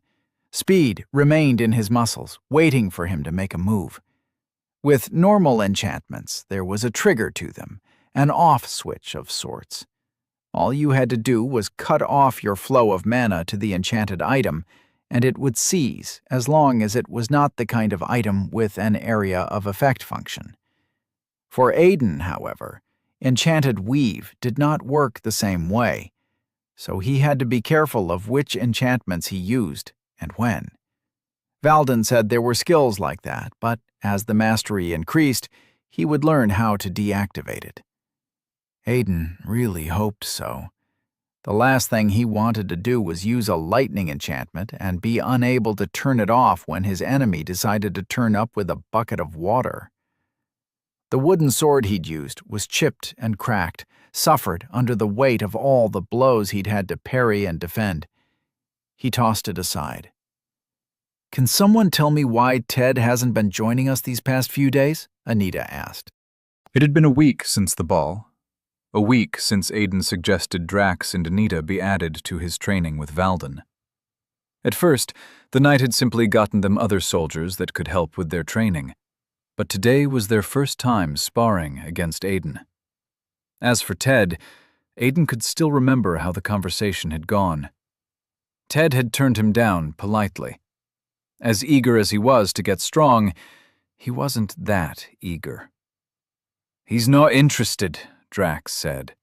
He was nice about it, though. And Sam? She asked. Aiden didn't remember inviting Sam. I don't remember inviting Sam, he said. Leto gave Aiden an awkward look. I did, but he refused. I think he really doesn't like you. I don't like him, too. Ever figured that there might be a... Aiden cut himself off with a deep breath as the speed slowly ebbed from his body. He felt it the moment it was all gone. As for inviting Sam, Leto hadn't done anything wrong. Not entirely. Yes, it was not his place to extend the invitation without Aiden's permission, but Leto was often everybody's friend. He always wanted to be. But that wasn't Aiden. And try as he could, he wasn't willing to help Sam get as much power as he wanted. It didn't matter how much of the future he changed. Drax would be an enemy of Ted if Ted became the Demon King, but he was still a good person. What Sam became was a far cry from a good person. Call him biased, but Aiden couldn't shake it. And I'd kill him again if he tries to walk that path. Aiden ran a tired hand through his hair and checked his stats. Health 100%, stamina 42%, mana 15%. He still had a long way to go with his enchantments. The mana requirement for each enchantment when he used it was almost double the mana requirements for activating an enchanted item, which meant he had to work with lesser enchantments when using the class skill and support it with enchanted items. How exactly does that clone skill work? Leto was asking Anita as Aiden checked his stats. It's an effect of the doppelganger class, she answered. Aiden turned away from the group as Drax's attention went to Anita's explanation. Taking a stroll in Valden's direction, he pulled up his interface. Name, Aiden Lachart. Species, human. Age, 19. Class, Weaver, level 14. Class skill, Enchanted Weave, Mastery, 12.20%. Walking Canvas, Mastery, 08.00%. Locked, Mastery, 0.00%, U. Affiliation, Kingdom of Bandiv. Title, Goblin Slayer, Defier. Skill, Tongue of the Visitor, Mastery, 100%.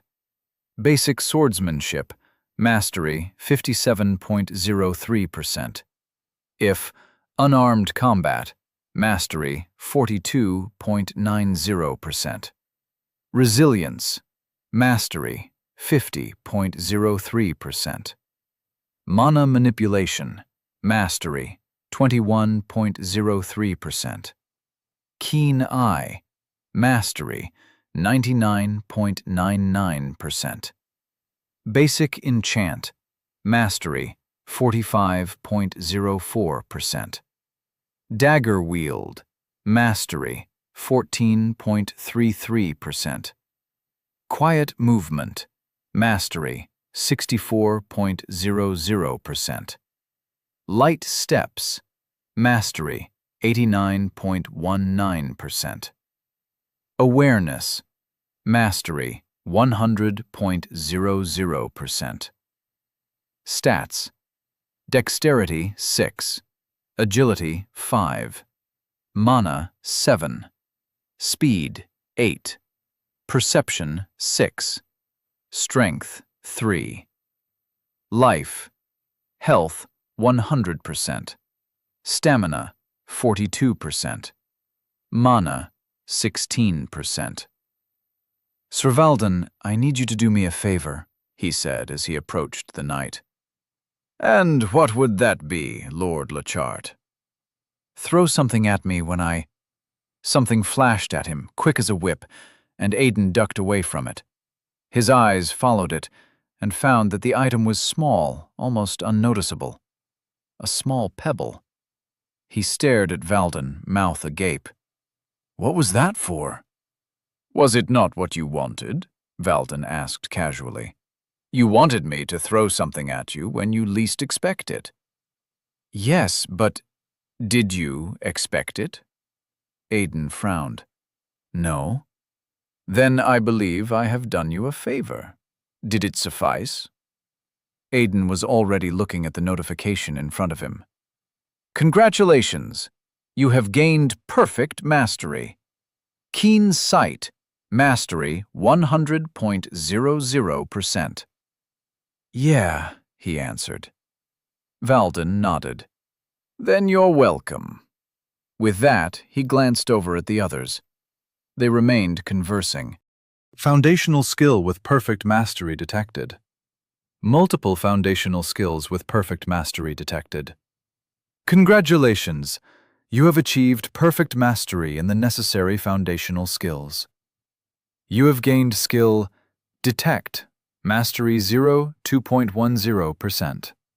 He pulled up his skills once more. Skill, Tongue of the Visitor, Mastery 100%. Basic Swordsmanship, Mastery 57.03%. Unarmed Combat, Mastery 42.90%. Resilience, Mastery 50.03%. Monomanipulation, mastery 21.03%. Detect, mastery 02.10%. Basic enchant, mastery 45.04%. Dagger wield, mastery 14.33%. Quiet movement, mastery 64.00%. Light steps, mastery 89.19%. Now that he had the basic detection skill, he was one step closer to leaving the palace. Keen sight and awareness were now simply a part of him, passive benefits of the detect skill. Once he got quiet movement and light steps to perfect mastery, he would get the stealth skill. Then, whether Brandis likes it or not, I'm out of here. He spared one glance at Drax, Leto, and Anita. They may or may not be fine in the end, but that was not his problem right now. They had 2 to 3 years before the chaos kicked in. After all, there would be stray demons lurking around before the Demon King.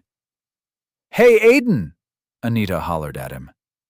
He folded his arms, still standing beside Valden. "What's up?"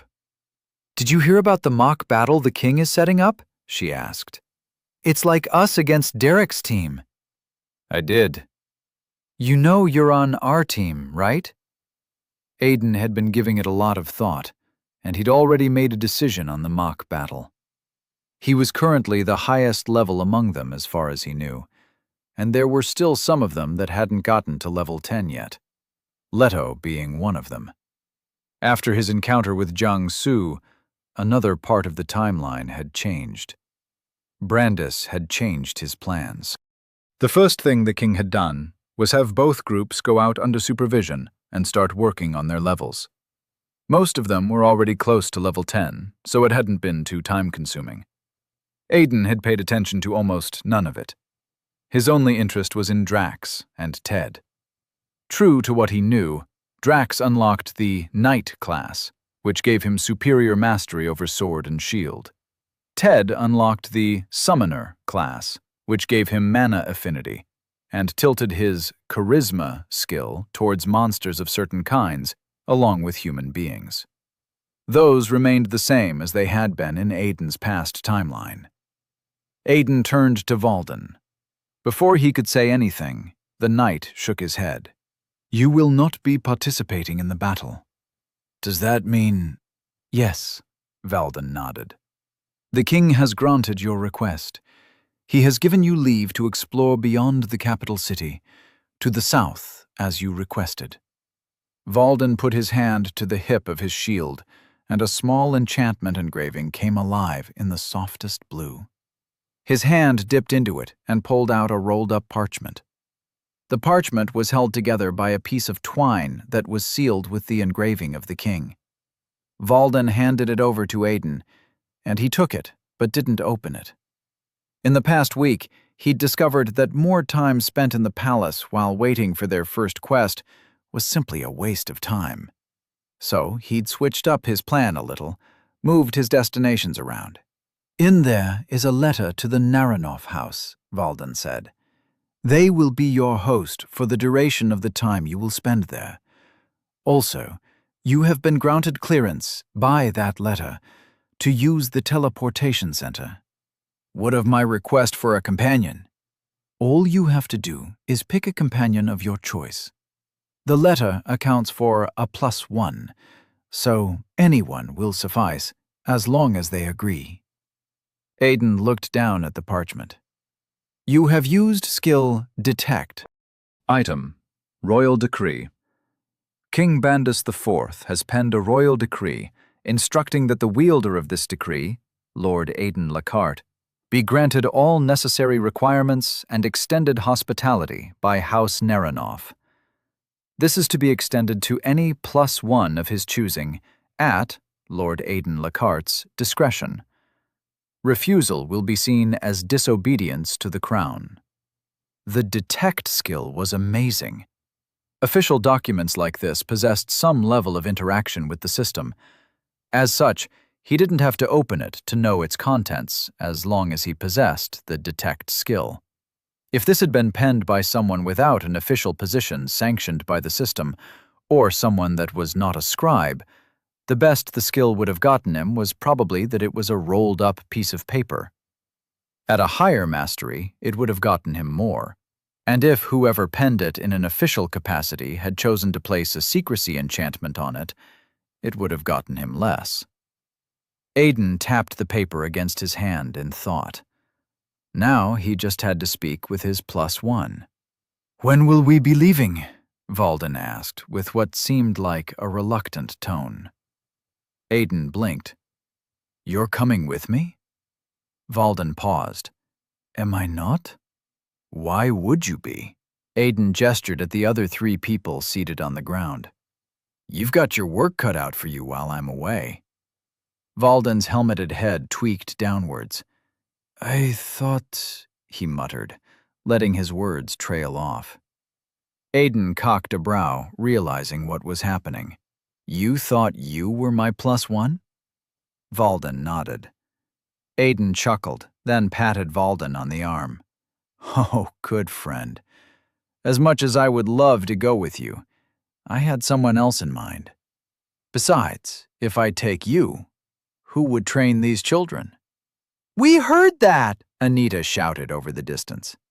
Valden looked from her to Aiden. "Isn't she older than you?" Aiden shrugged. "They're all older than me. I think I'm the youngest of all the summoned." Valden disagreed. "You're 19. I'm sure there is one of you that's 18. Aiden had no idea who that was. The youngest Aiden remembered was Leto, and the boy was older than him by a few months. "Anyway," Aiden said, "someone has to teach them. They can be returned to their respective teachers." Valden folded his arms. There was something petulant about the stance.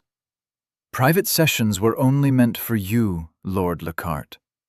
Aiden stroked his jaw. "I see.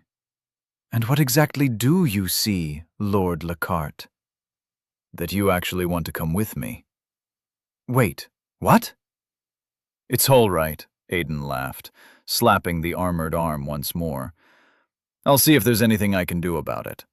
I just thought you wouldn't be interested in leaving the capital. That's why I didn't plan for it.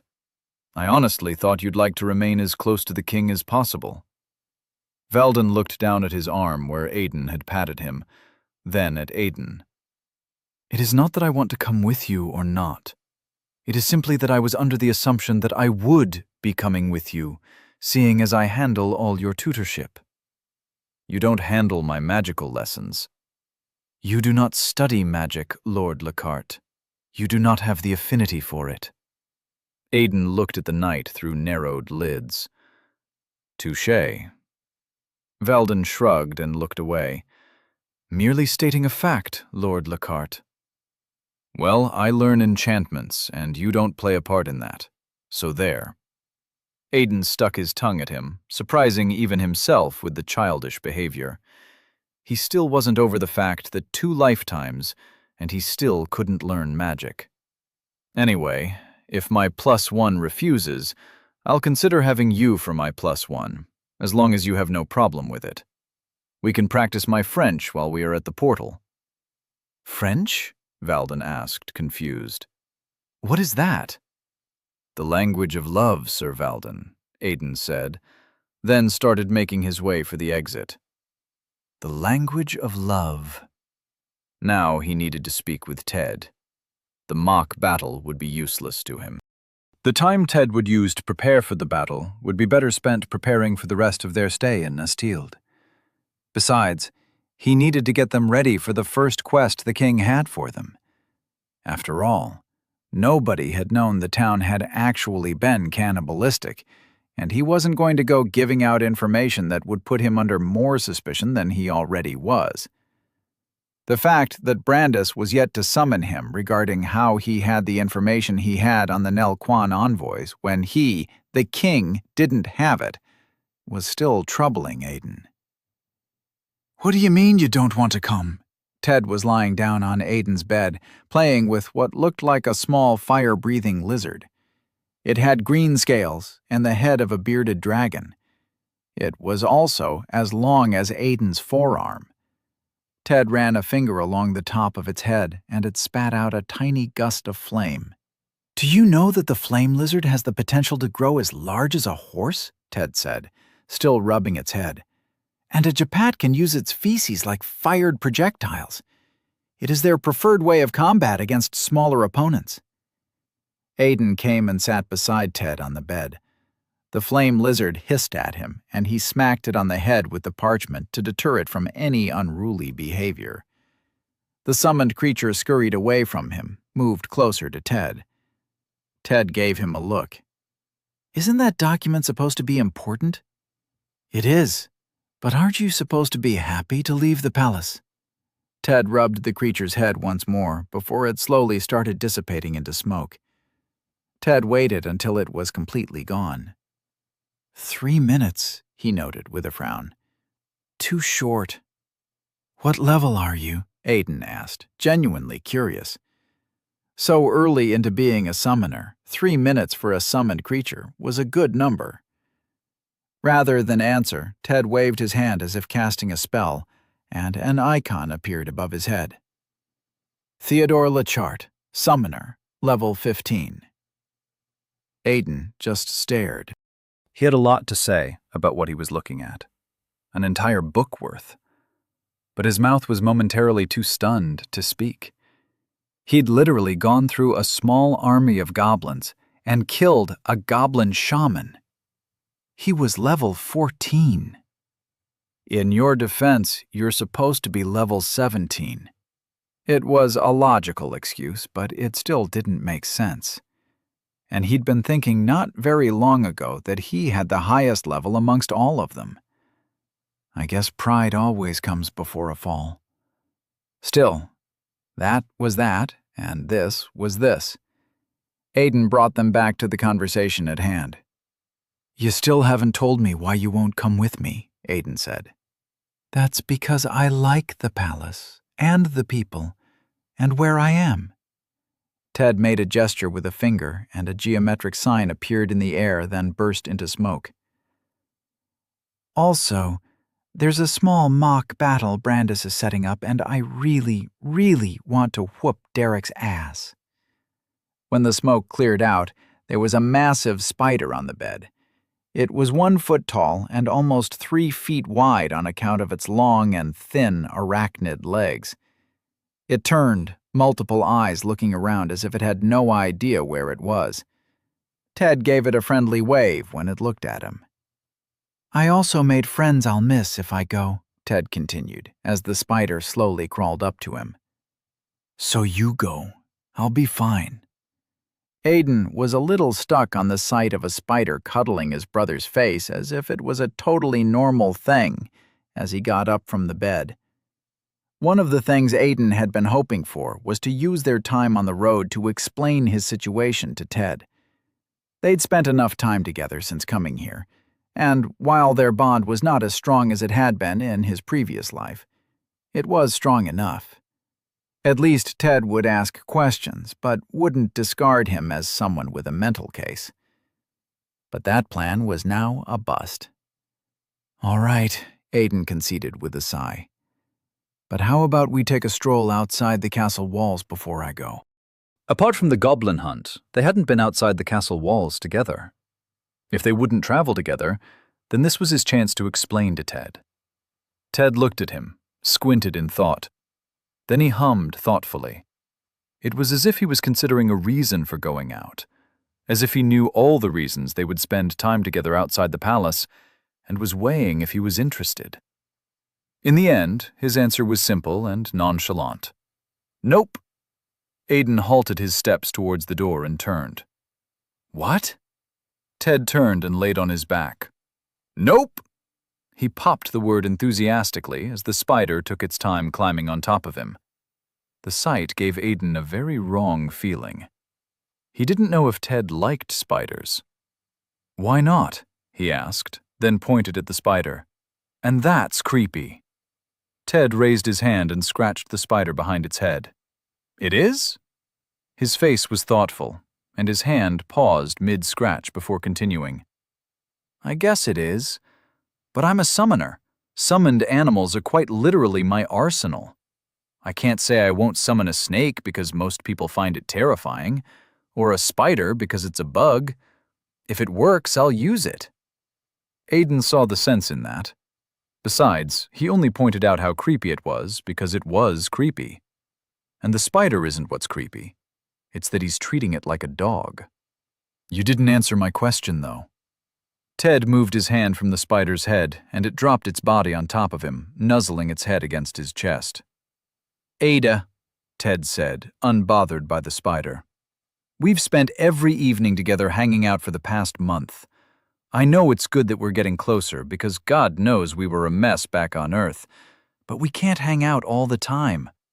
Apart from the ball and when you went for that contract you told me about, when last did we spend an evening apart? Never. Every evening they ate their dinner and Aiden and Ted just hung out in their room. Most of the time, they didn't even do a lot of talking. They were just present. Judging by the look on your face, you have the answer to that question.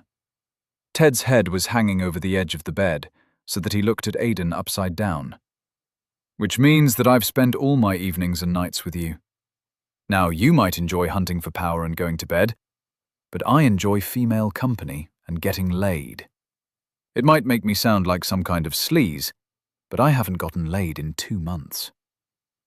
Aiden raised a finger while wanting to say something, then dropped it. What was he going to say? Do you need the evening to yourself? He asked in the end. I can always spend the night in your room, if you think my room would be better. Ted cocked a brow.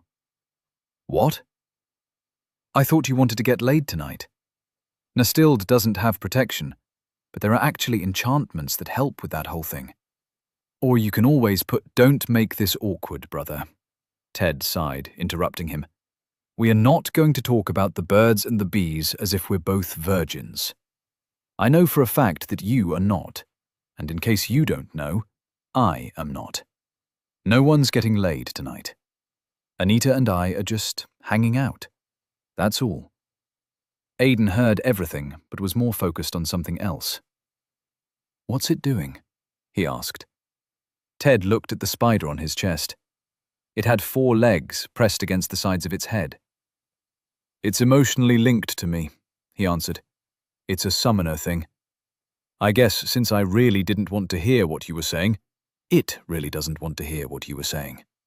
Since I was going to cover my ears, it covered the side of its head, where there would be ears if it was my head.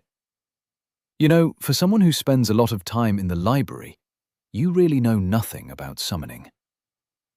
Aiden knew a few things about summoning, and that level of connection didn't show up until around level 50, when a manifesting class skill was gained. Maybe that's why he grew so fast, Aiden thought. His class was already a powerful version of itself from the beginning. Aiden conceded with a sigh, then opened the door. Where are you going? Ted asked. Out, he answered. I need a breath of fresh air that's not palace air. He also needed to talk to Valden about being a +1, since Ted wasn't going. Since the trip was in 2 days, they'd need some time to get set. Maybe not Valden, but Aiden definitely needed some time to pack. Queen Rue Brandis sat quietly in her chamber, sewing. The space was large and simple. Blue walls served as a backdrop to a room with a simple desk and a simple chair. There was a massive rug with the design of a nettleck, with its 6 cute and furry limbs and big round eyes and its fluffy body. Rue Brandis wasn't one for the dragon designs the palace knew and loved all the time. The light in her room was dim, the bulbs that littered the walls to grant illumination turned off. Her only source of light was from a candle that sat atop what was supposed to be her reading table. But she wasn't a reader like her husband, so she guessed it could just be called a table. Come in, she called. The door to the room opened. Her guest peeped inside the room as if expecting to see someone else before entering and closing the door behind her. "I've told you to stop doing that, Mother," her daughter, Elliswit, chided her softly. "It scares the maids. Even if your class allows you feel every living thing around you, wait for the person to knock." Queen Rue paused her activity and looked up at her daughter with a fond smile. Everyone said Elliswit looked a lot like her, and she agreed.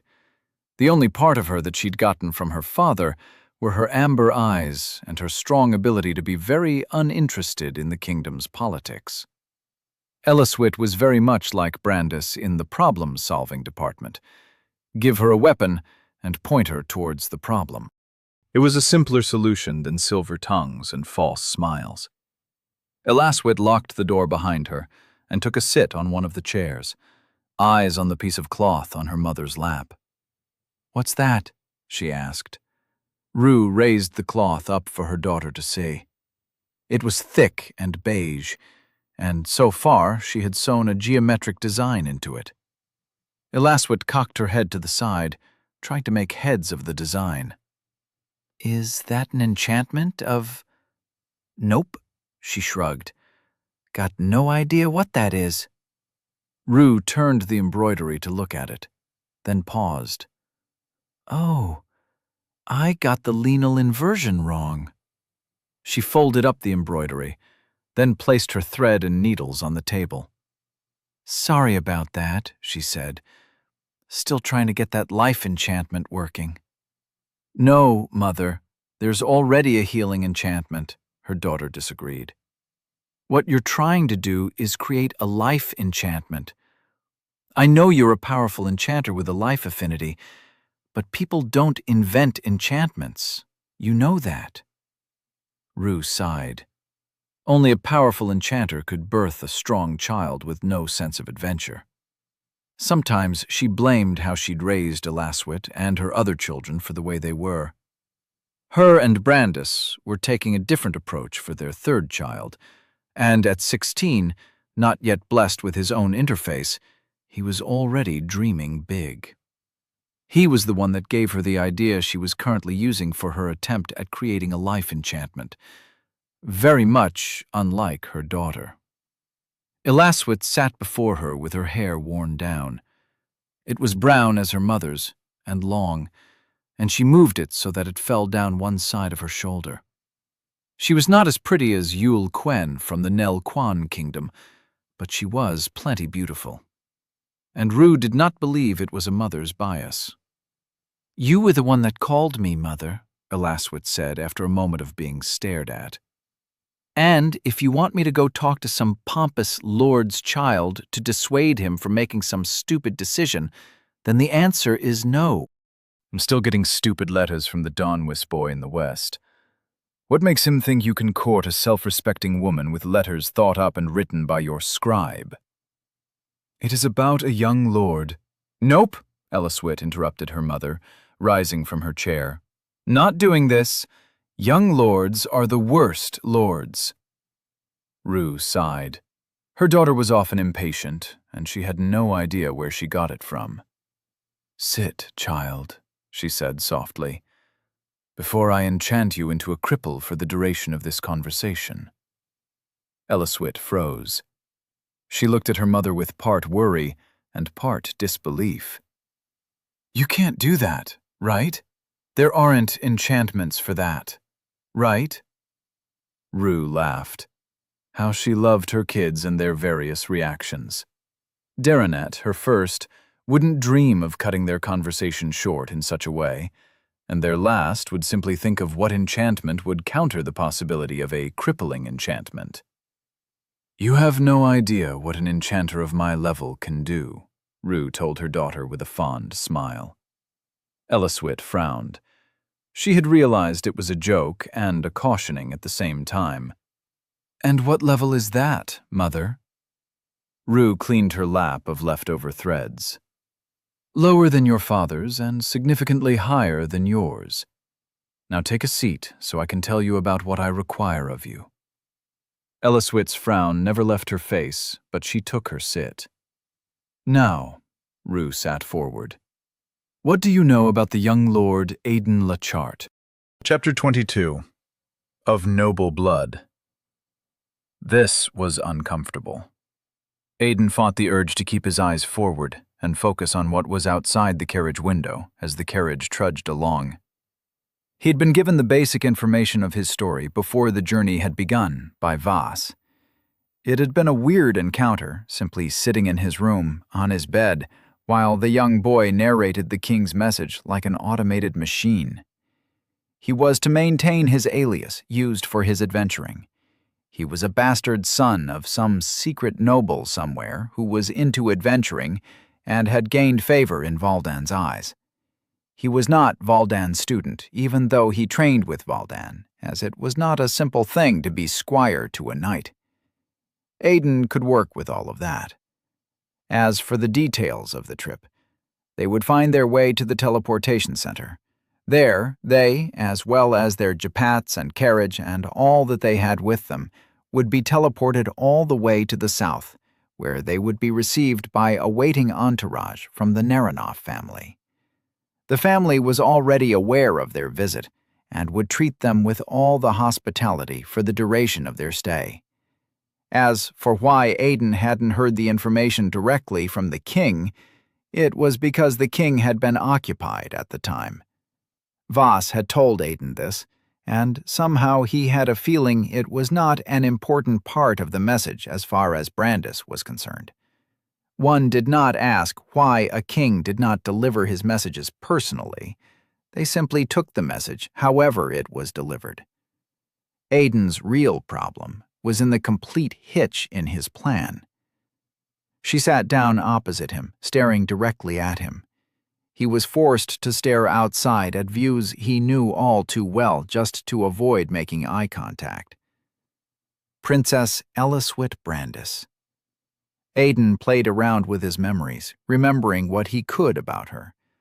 Unfortunately, he hadn't been close with any member of the royal family in his past life. All he knew of them were rumors and open secrets. A strong one he knew about Eliswit was that while she had her mother's ability to be cultured and feminine, she was more inclined to her father's way of things. There would be no politicking with her. If she had questions, she would ask. If she felt that a challenge was necessary, she would challenge. She had the butcher class, which gave her a very powerful advantage in a situation where she had to fight multiple opponents, and she used the class to its extremes in battles from what Aiden knew. Why is she here? He had asked Valdan the very same question when he had arrived at the carriage this morning, to find her already seated within, waiting for them. Valdan's response had been simple and very lacking of information. She has business in the south. Aiden would have liked to go into his old knowledge to claim that she in fact had never had business in the south, but he could not. That was the thing with his past life. He only knew what he knew. And in his earlier days, there had been a lot of things he hadn't know. At this rate, he could not count on his knowledge of the minuscule things. All his actions had already set the minuscule things askew. He had clashed with Jiang Su in unarmed combat, killed a goblin shaman that may or may not have gone on to do other things, and gained the direct attention of king and sage. Don't forget you've also helped ensure the first person to know the location of 2 sages outside of yourself. Does Lord Lockhart intend to stare out of the carriage for the duration of our trip, Sir Valdan? Eliswit asked. Is this how he is when he travels? Valdan wasn't dressed as a knight currently, merely a simple man on a trip, with his hair tied back in a blue ribbon. Unfortunately, Princess, he said in a respectful tone. This is to be my first trip with the young lord, one I almost did not attend. So you do not have the answer. I do not. However, we did take a carriage to the ball hosted for the envoys from Nelquan, and there wasn't so much outside the carriage staring. Aiden held back a scowl as they passed the Adventure Society hall. Lord Lockhart, Eliswit said, addressing him directly. Princess? He did not take his eyes off the road outside. You may call me Eliswit in the presence of Sir Valdan, or when we are alone, she corrected. Aiden fought the urge to raise a questioning brow. when they were alone? You did not suggest etiquettes to be addressed when alone unless you either expected that events would lead you to be alone with the person, or you planned on being alone with the person. I will remember that, Princess, he answered. You're 30 years old and you do not know how to have a conversation with a woman, he chided himself. It was a worrying thought. Well, technically, I'm 19 and she's 22. Also, I talked with Talonor just fine. It's a princess I'm having an issue with. May I take this to mean that I am intentionally being ignored, Lord Lockhart? Aiden drew his attention from the boring road outside to look at amber eyes that watched him with a piercing purpose. Now all he had to do was figure out what that purpose was. He gave her a polite smile. Not at all, Elliswit. The princess's expression went flat in an instant. Empty. No, empty didn't even come close to defining it. It was void-like, lacking of even emptiness itself. Well, that's an interesting expression. Beside Aiden, Valden covered his mouth with a hand and failed to successfully suppress a laugh. Aiden shot him a glare. Not the time, Sir Valden. Says the man who called the princess by her name, Valden chuckled. Aiden couldn't believe the usually stoic knight was currently lacking in decorum. It was as if he became a different person when he was out of his armor. If I'm not mistaken, she asked me to... Aiden let his words trail off as he returned his attention to the princess. By the gods, he just realized what he'd done. It was not unheard of for the elite to make such a request in the name of being polite. It was like inviting a friend to join you in a meal out of politeness. The polite response was to refuse the meal with equal politeness. Nobles did it all the time. You may call me Adelvit. To which the response would be, oh no, Lord Anded, or something like that. I wouldn't dare. And he had just dared. My apologies, Prin. Ellisfit cut him off with a raised hand. You have nothing to apologize for, Lord Lockhart. I was the one who asked that you call me by my name in the presence of Sir Valden alone. I just didn't think you would be so quick about it. The last part she muttered to herself. Aiden nodded. Unsure of what to do next, he took his renewed interest in the roads outside. He was unlikely to refer to her by name anytime soon. The trip to the teleportation center was longer than Aiden knew it was meant to be. The carriage followed a roundabout route. Whether it was for safety due to carrying the princess or something else was anyone's guess. Conversation within the carriage was scant. Words exchanged were few and in between. Valden spoke with Ellisfit on the activities of the Palace Knights, and she spoke to him on what she knew about the actions of the Adventure Society. Aiden learned that the guild had put in a request for Dead, though the princess had referred to him as a random soldier by the name of Dead. Valden had pondered on it and given Aiden a few looks here and there. Aiden met none of them. If the Adventure Society was looking for Dead, then that was between the Society and Dead for now. Granted, Aiden was going to ask the soldier what the inquiry was about when he got back. It was good to know that they'd been able to get in touch with Dead in between his trips for Aiden. Remembering the task Dead was accomplishing for him made Aiden frown. He hadn't gotten to see the soldier before this trip, which meant he would spend his time in Naronoff territory with no idea of an update. When they got to the teleportation center, their carriage slowed down. The place was a wide clearing close to the center of the capital city. It was a massive stone circle as wide as 2 houses, with countless enchantments carved into the stone and smoothed over. Aiden had used it a few times in his life. Not necessarily this one, but ones in different kingdoms. Once, when they had gone to help the kingdom of Nelquan defeat a powerful demon that had been terrorizing its outskirts. Another had been on one of the quests Brandis had sent them on beyond the kingdom, to a ruined city where they had reclaimed an artifact. A massive battle axe Derek had ended up using, since it fit his fighting style best. The elevated platform of round stone with its countless enchantments was not the teleportation device, however. The teleportation device was the two massive, tusk-like erections that flanked it on both sides. They were as high as a duplex and as wide as an elephant. Actual words were inscribed into them. From what the history of Nastild told, the words were as old as time, inscribed by people who lived so long ago in a civilization so ancient that the meaning of the words had since been lost to the annals of history. There were priests who claimed that they were words written by the gods in the language of the gods once upon a time when they walked Nastild. Their carriage came to a final stop at the center of the circle.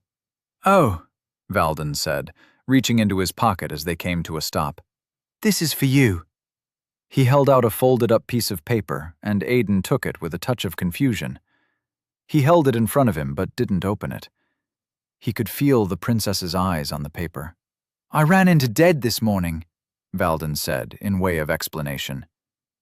Aiden froze, paper still held in his hands. His grip tightened a little. "Did you read it?" he asked. Valden was hesitant. "Yes, you did," Aiden concluded. He couldn't entirely blame the knight. He was sure that Valden had taken his time to persuade Dead to hand it over to him so he could pass it on, since they were traveling together. He probably thought it was important, and simply being folded up, it would take a very high level of willpower not to have a look at what it was. "You know the soldier called Dead?" Elliswit asked suddenly. Aiden nodded, not looking up from the paper. "And you share correspondence?" she continued. "What would a low-ranking soldier need with someone of your position? And I ask from genuine curiosity. I have been told that I am often bland enough to come across as rude and pompous, so I feel it is important to point that out." Valden looked at her, and she shot him a glare.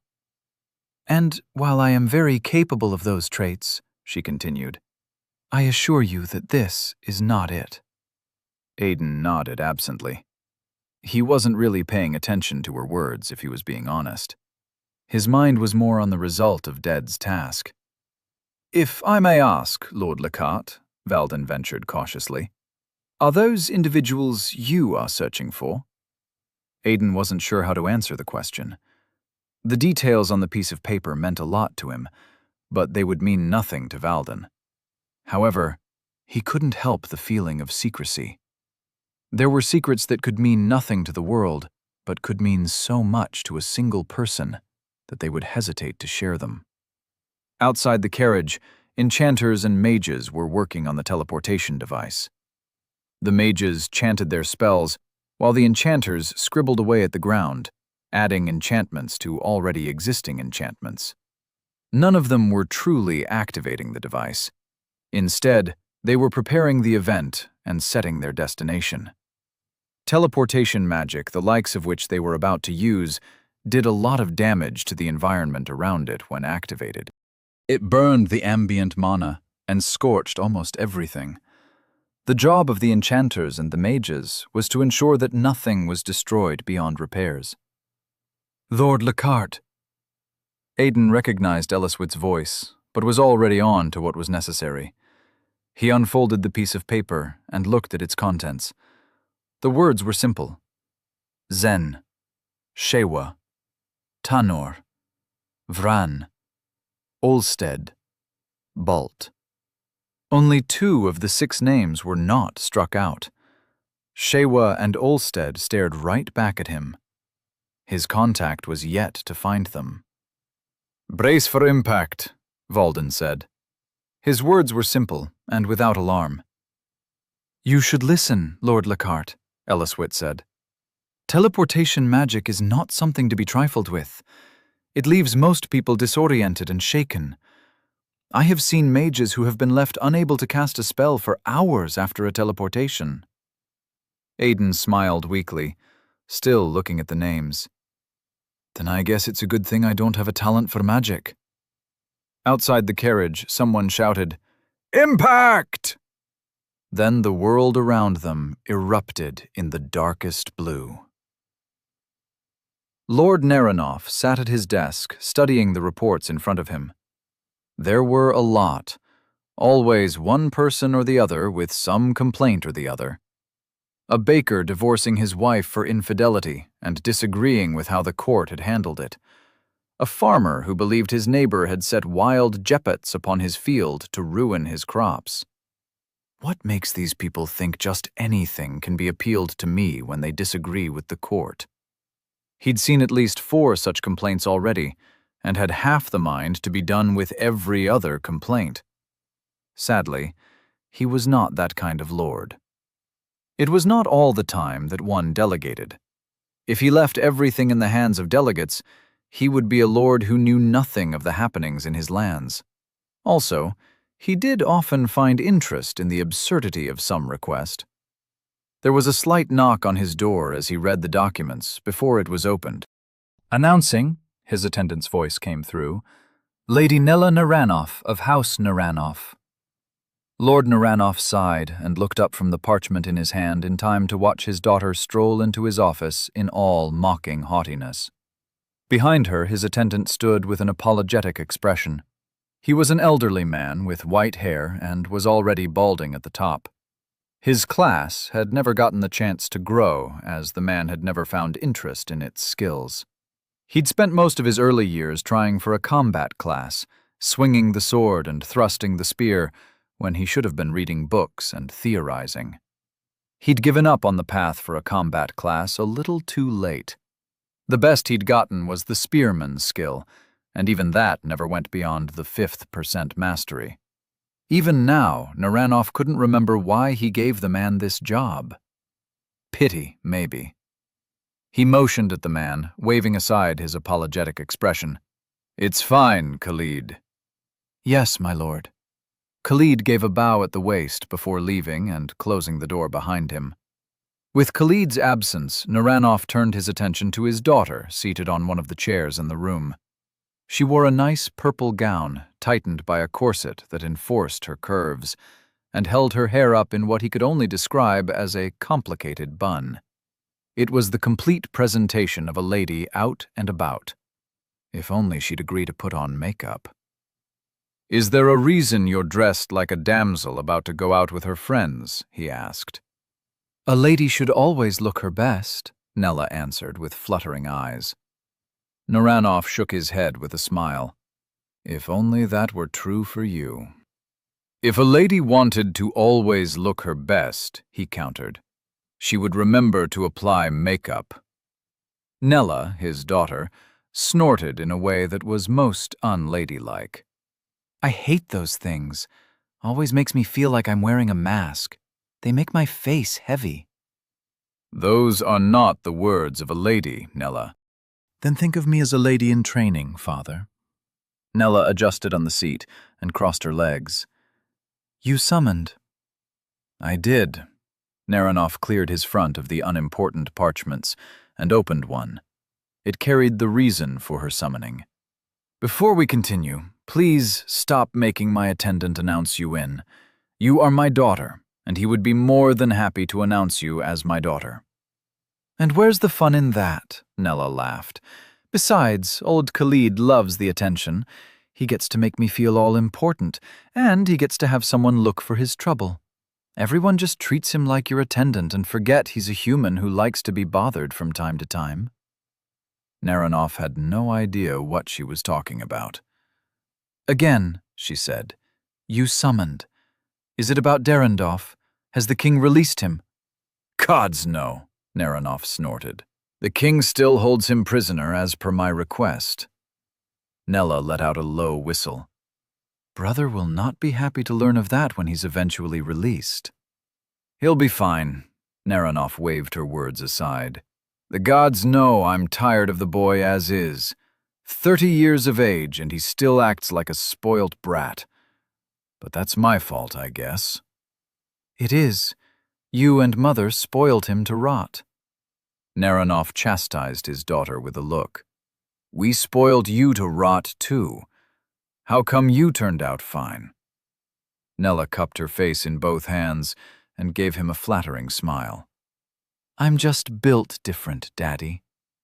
Naranoff shook his head, smiling. "Or maybe you're just young and will become stupid at 30. How old are you again? 27? 28? Nella's flattering smile turned into a scowl, and she threw one of the seat cushions close to her at him. Naranov ducked on his chair, and it flew over his head. "I'll have you know that I'm 22, she said. "Still, I challenge you to say that when I have a bow and arrow. And I challenge you to have a bow and arrow." Both of them kept each other's gaze for a while. Then they started laughing. "I don't think most lords are this rude to their daughters," Nella said. "I know a few of the ladies that would go bawling their eyes out if you told them this." "Well, like you said," Naranov made a vague gesture with his hand, a simple twirl. "You're built different." Nella adjusted on the seat, smiling fondly. It was a while before she schooled her expression. "Why have I been summoned, father?" Naranov nodded, expression going as serious as his daughter's. "It's about the cave in the south." "I thought we've already controlled the spread of the demonic mana." "We did, but it's growing again. It's causing a problem for the adventurers." "That's stupid," Nella said flatly. "We've already instructed them through the society to stay clear of it." "We have," Naranov agreed in a tired voice. "But you know how they are. They keep venturing within in search of a unique skill. You know those things aren't easy to gain, especially when you already have a class." "And they are willing to risk death for it?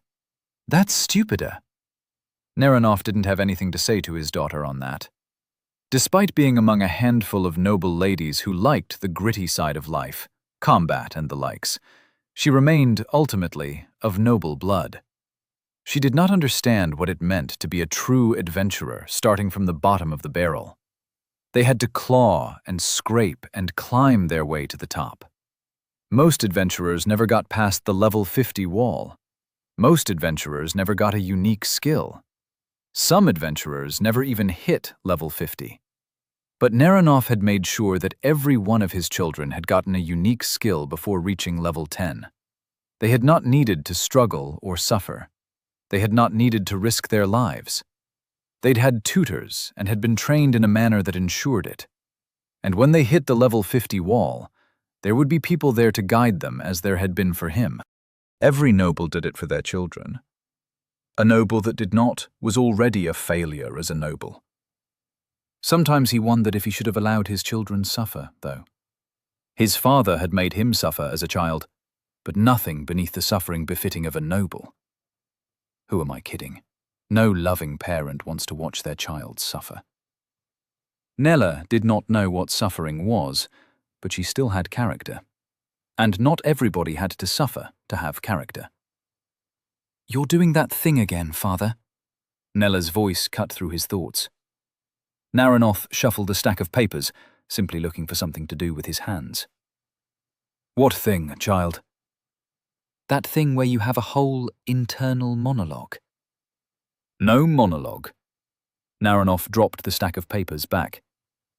"As I was saying, the adventurers continue to be, in your words, stupid in search of a unique skill.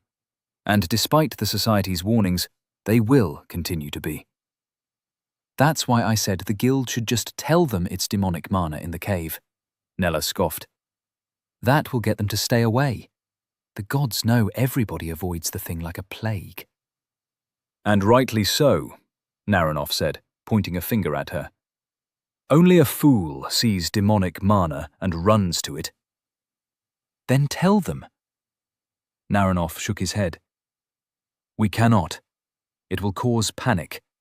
In moments, the whole town will hear of it, and the resulting panic will stifle the town's economy. The reason you're here is because we intend on resolving this issue once and for all." Nella's brows furrowed. "How?" "You." Naranov folded a piece of paper very neatly. "You, my dearest daughter, will be going to investigate the cave."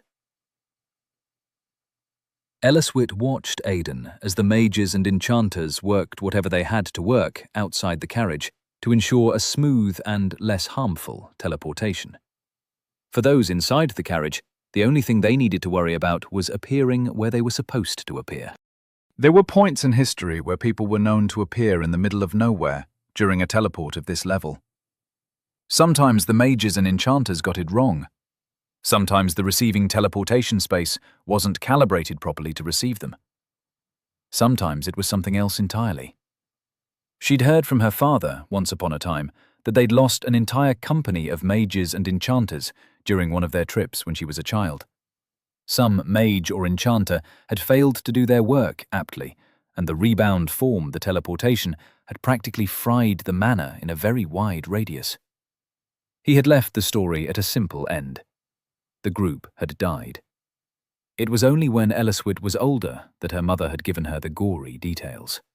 The grotesque forms, the moulded and melted flesh. There had also been something about the walking dead, but her mother had been quick to point out that the last part was just a joke. In front of her, Aidan Lachart was staring down at a piece of paper, as if it held the secrets to his world in it. His eyes were serious, yet scared. She could see a mix of satisfaction and worry in them as he contemplated whatever it made him contemplate. It piqued her curiosity to know what news could possibly shake a boy who had only been in this world for a month so greatly. A simple piece of paper had never been more enigmatic in her life. "Brace for impact," Valden said to Aidan. His words were simple and without alarm. Aidan didn't even flinch. From the little Ellsworth had learned of the young lord so far, he wasn't one for politics. He was simple and straight to the point, much like her father. It was no wonder he favoured the young lord. There had also been the thing with him calling her by name. She still wasn't sure if it was an ignorance towards decorum, or his way of telling her that he was not from her world, and was not interested in any games the people of her status liked to play. Aidan's continued uninterrupted attention to his piece of paper was becoming worrying. If the boy did not pay attention to himself and prepare for the effects that would come, they could well have him vomiting all over the carriage when they arrive at their destination. Ellsworth had seen stronger men than him puke all over the place on their first teleportation. "You should listen, Lord Lachart," she told him. "Teleportation magic is not something to be trifled with. It leaves most people disoriented and shaken. I have seen mages who have been left unable to cast a spell for hours after a teleportation." None of her words were a lie. Aidan smiled weakly, still looking at the piece of paper. "Then I guess it's a good thing I don't have a talent for magic." Outside the carriage, someone shouted, "Impact!" Ellsworth took a deep, calming breath. Aidan continued to look at his piece of paper. Maybe I should have added the vomiting part. Then the world around them erupted in the darkest blue. Ellsworth's senses vanished, taken from her by whatever powerful magic ran through the stones that ensured such a massive, long-distance teleportation. Ellsworth grew blind, deaf, and mute. Her world was nothing. It was a disorienting feeling. Up was down, and down was up. She thought with her stomach, and her brain rumbled from a lack of food. The soles of her feet felt clammy, and she balled them into fists and released them. Through it all, she focused on her breathing. In through the eyes, out through the navel. How she hated teleportation. Then she crashed back into her seat. Her body jerked as if under the recoil of blasting a powerful spell, and it took her a few seconds to reorient herself. Did I ask myself to breathe through my eyes and out my navel? She groaned, remembering her own words to herself. If there was one thing she hated about teleportation, it was how stupid it made her feel once it was over. The few seconds she took to reorient herself were already time spent. She couldn't afford to waste any more time. Reaching under her seat with her foot, she pulled out a pan and kicked it in front of Aidan, prepared for this very moment. She knew the pride of men that led them to stupid acts of bravado. Aidan Lachart probably thought he could withstand the effects of the teleportation, or simply wanted to test his mettle against it. The outcome was obvious. "I'll be happy if you can..." Ellsworth's words died on her lips at the sight in front of her.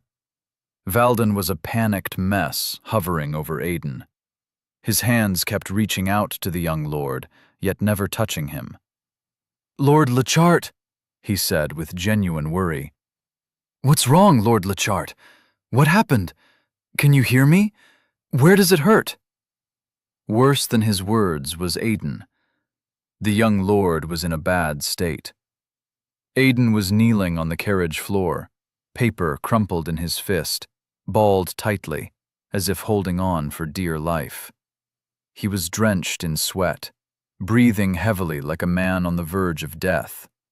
Blood dripped from his nostrils, mouth, and ear as he fought to gather himself. More blood stained his clothes. His mana and stamina levels had to be at rock bottom from what she was seeing. In everything Elliswit knew about teleportation magic, this was not a registered sign or symptom. The only physical effect was nausea and vomit. The magical effect was skills not working properly for brief periods of time. This is not it.